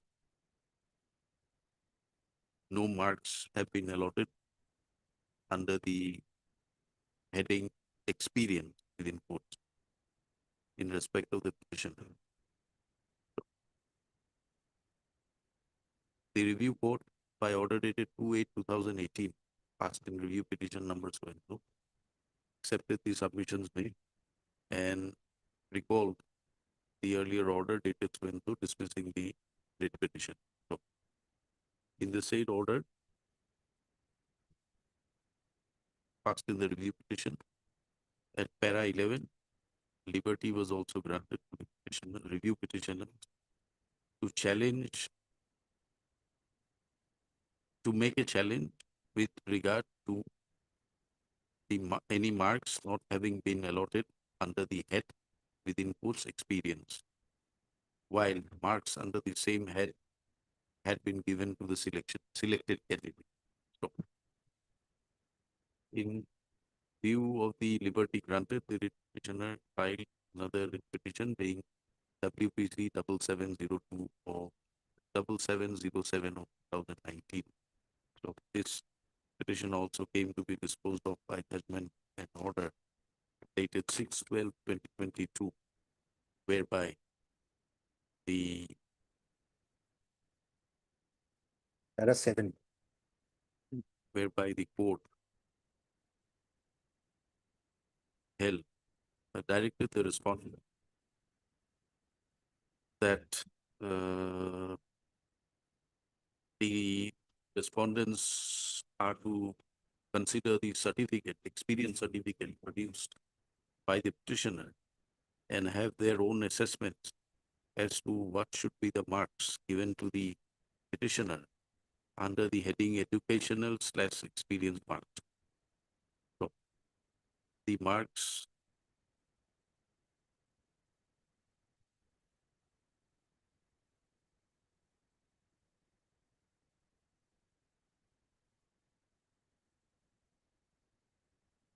that may be given may be acted upon for the purposes of selection of the petitioner pursuant to the advertisement and a reasoned order be passed. A reasoned order was directed to be passed within 1 month from the date of receipt of the certified copy of this order.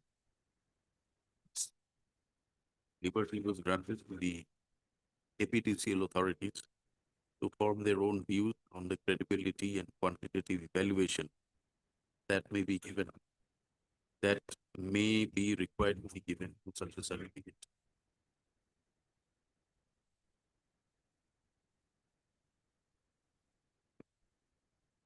And in the event upon marks being granted under the educational / experience, comma, the petitioner is selected on merit, then it may be acted upon accordingly. And if the petitioner is not selected, he may be informed about the said outcome. So, pursuant to the orders passed by this court, the APTCL authority constituted committee of 3 officers to examine and evaluate the office records of experience certificate submitted by the petitioner and to assess the marks to be given and also find out whether the marks given to the petitioner, the heading educational experience marks, results in the petitioner being selected in merit. So, pursuant to the same committee thereafter passed the impugned order dated 22/08/2020. Learned counsel for the petitioner submits that the marks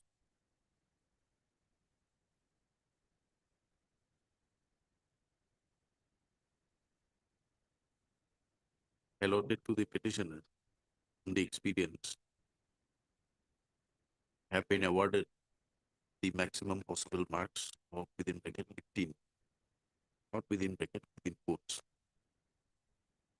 However, the petitioner was not selected as the committee as it was held that the petitioners scored less than the last qualifying marks of selected STP candidate, which is 54.4. So, and accordingly, the petitioner could not be included in the merit. The learned counsel for the petitioner submits that all these documents were there before the authorities at the time when he presented himself for selection. However, his documents, the selection process undertaken,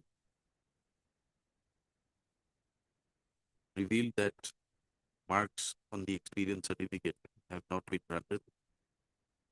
However, on orders of this court, the marks, full marks for the experience have been allotted. So it is therefore necessary to have the entire marks allotted, given to the petitioner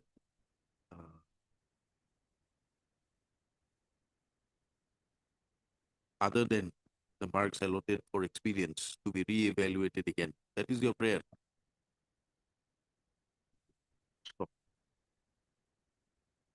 he therefore submits that the direction be issued to re-evaluate the entire marking process allotted. Marks allotted to the petitioner and thereafter pass separate orders. So, there are Mr. B. Chaudhary, learned counsel representing the APTCL, disputes contention raised by the petitioner. He refers to the affidavit filed by the department.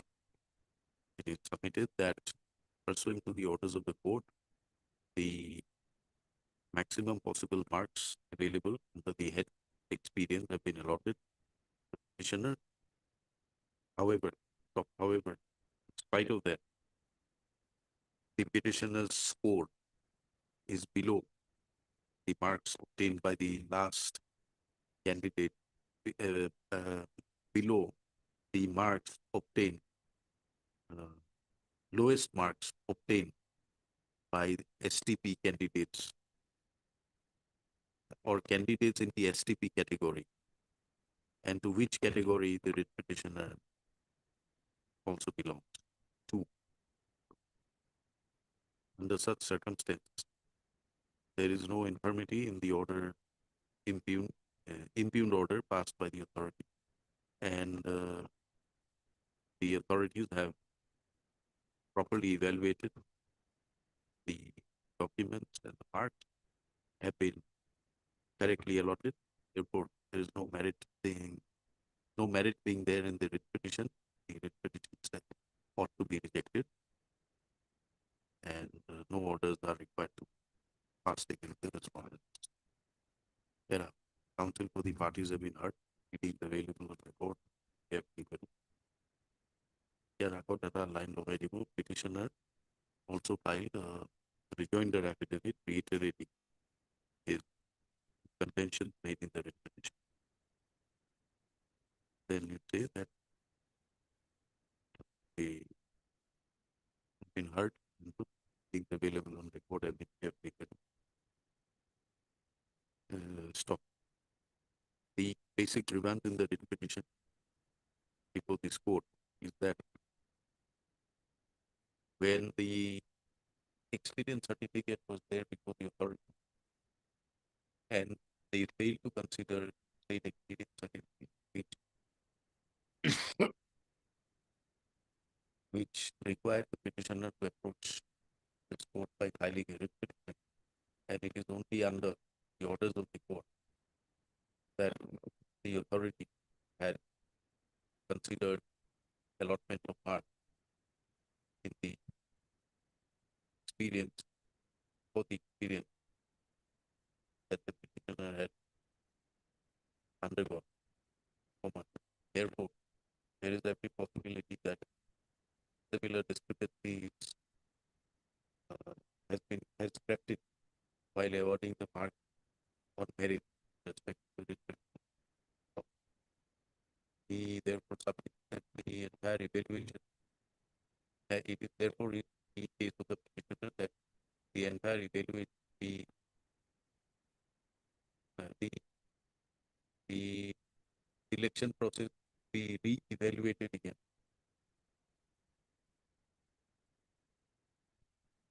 So that the petitioner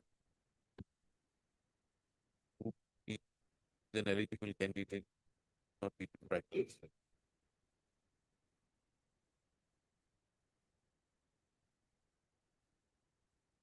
What is noticed in the present proceeding is that select list is not under calculation.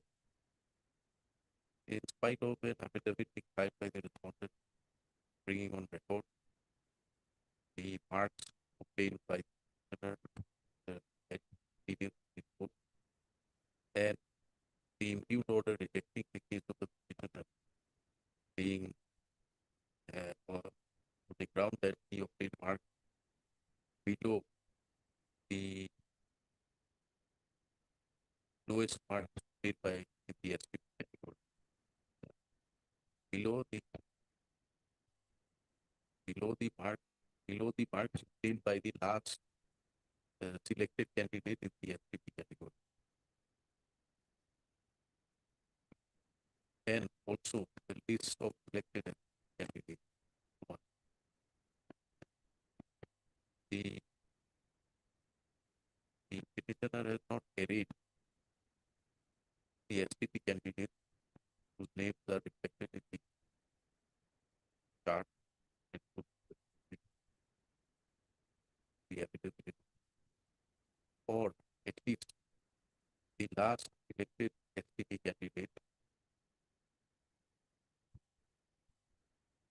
below last selected SPP candidate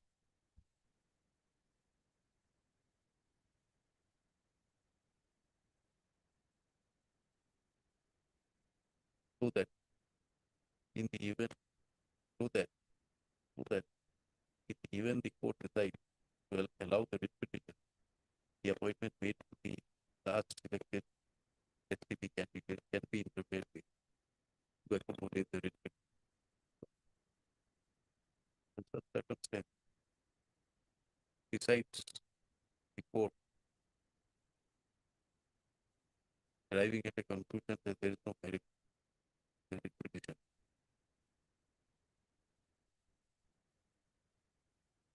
the court finds deficient the part of the petitioner non-render necessary party. We all the above, the court is disinclined to entertain the petition. The petition is devoid of any merit. That no order is to cause. Deeply. All right.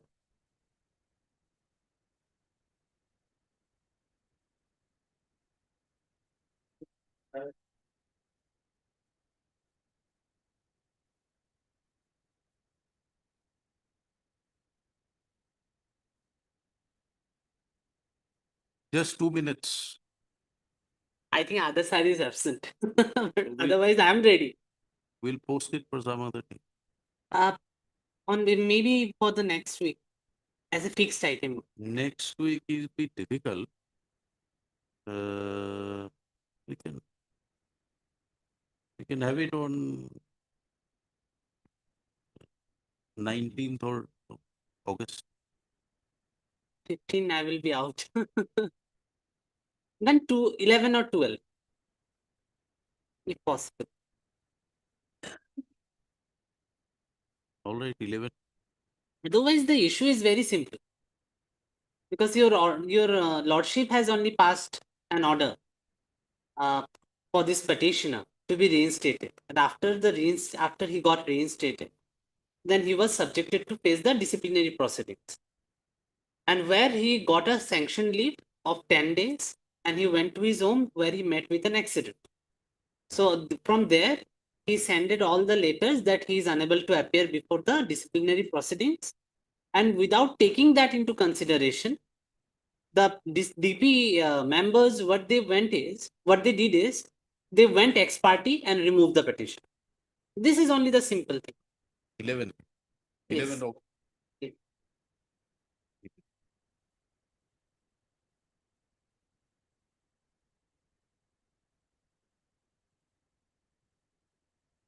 This is for hearing. Yes, for final hearing and disposal.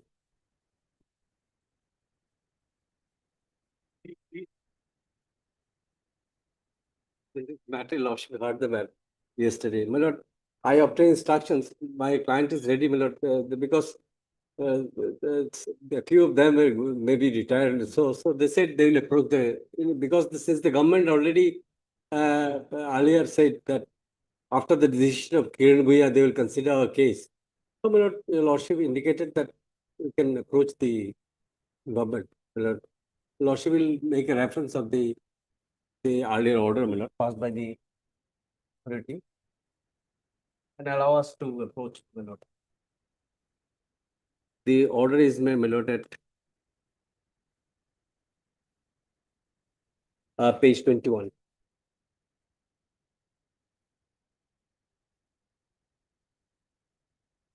In view of this, my lord, paragraph 2, last 3 lines.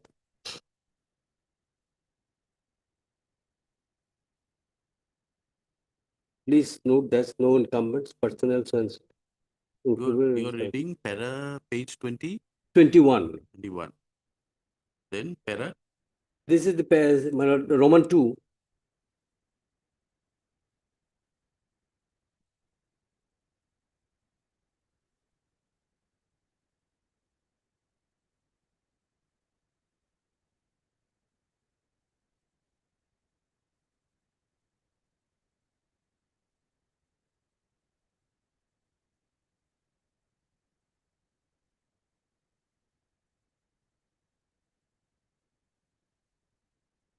Lordship will grant us leave to file a representation before the in terms of this. My learned friend also agrees to it. Kiran Bhuya is already decided. You are some judgment was there. That's it, Kiran Bhuya, my lord, that I've given yesterday. Only in terms of that. My lord.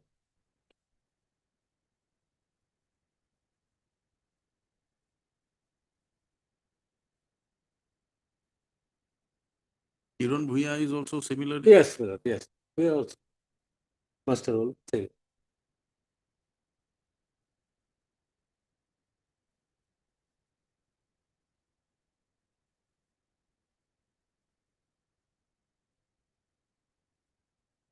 We'll file, my lord, a representation. Lordship will grant us leave. What do you say, Mr. Chaudhary? Yes, Lordship, because from the Roman 2 paragraph, page 21, Lordship, it appears that the decision to include the master role workers who were regularized in grade 4 was kept in abeyance due to the pendency of the Kiran Bhuyan's case. Okay. Page number 21. Yes. Learned counsel for the yes. The petitioners were initially recruited as master role workers. Subsequently, they were regularized as grade 4 employees. The Department of Agriculture.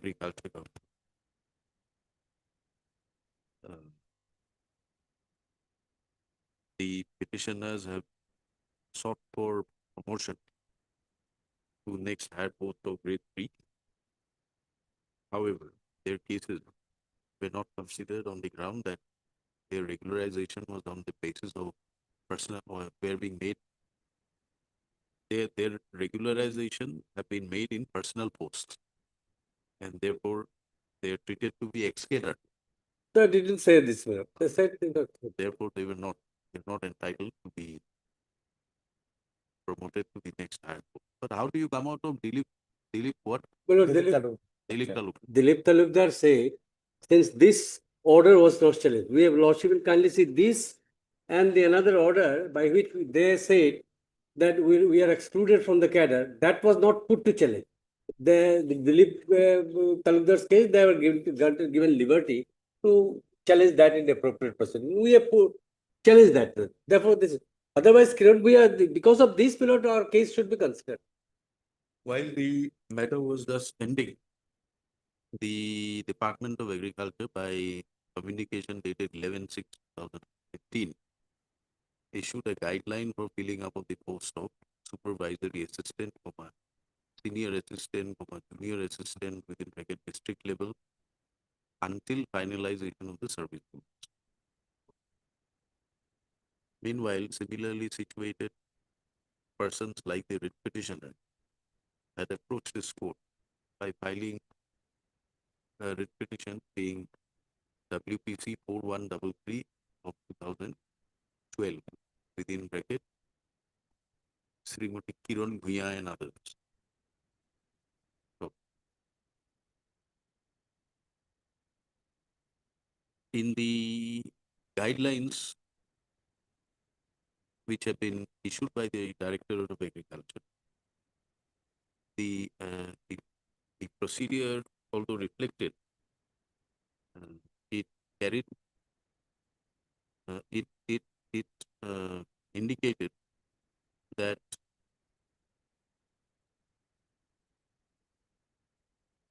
incumbents from personal posts within bracket regularized from MR will be included in the gradation list for qualified grade 4 upon finalization of the court case number WPC 4133 of 2012, that is Kiran Bhuya and others. So,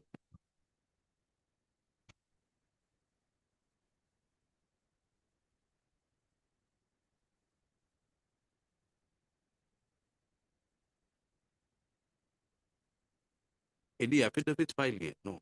No. The respondents did not file any counter affidavit. However, at the time when the matter was called up on so and so day, when was it called up? Yesterday. Yesterday. Yesterday it was called up. Day before yesterday. Oh, day before, I'm sorry. Day before yesterday was called up. The counsel for the parties submitted before the court that the coordinate bench had disposed of WPC 4133 within /2012 within bracket Kiran Bhuya. So the senior counsel for the petitioner submits that in view of the disposal of the said writ petition, it will now be open for the Directorate of Agriculture to take up the cases of the writ petitioners for including their names in the gradation list for qualified grade 4 as per the guideline notified by the communication dated 11/6/2015. The senior counsel for the petitioner therefore submits that the writ petition be closed in terms of the directions issued in Kiran Bhuya, and the petitioners be permitted opportunity to file their necessary representations before the respondent authority for taking up for including their names in the gradation list of qualified grade 4 in terms of the guidelines laid down by the communication dated 11/6/2015. So, this submission is not objected to by the learned planning council of the Department of Agriculture. The coordinate bench by judgment and order dated proof of the judgment. Yeah. Of the relevant paragraphs are expected to para 11, 12, 13.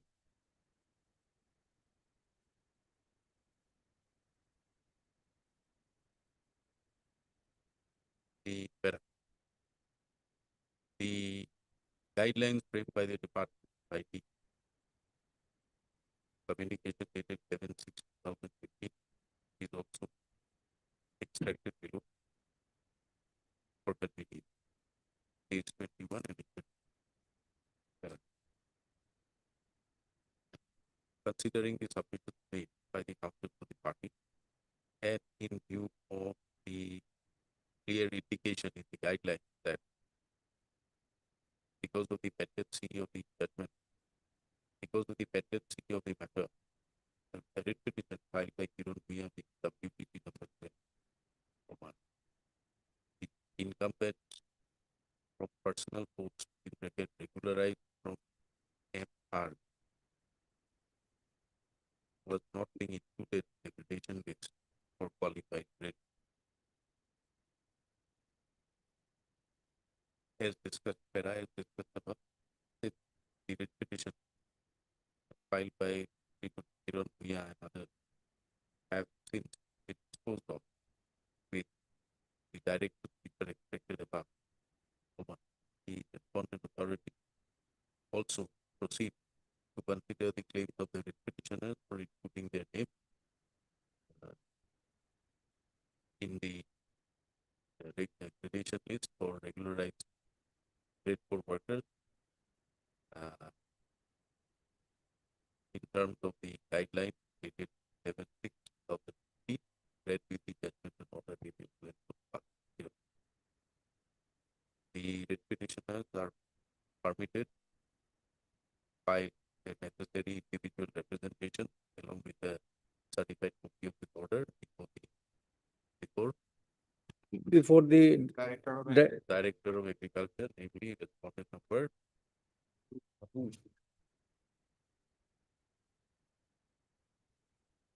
respondent number 2 of the Director of Agriculture will thereafter consider the claims of the petitioners and pass appropriate orders within a period of 4 weeks thereafter. Petition and close of Deeply applied.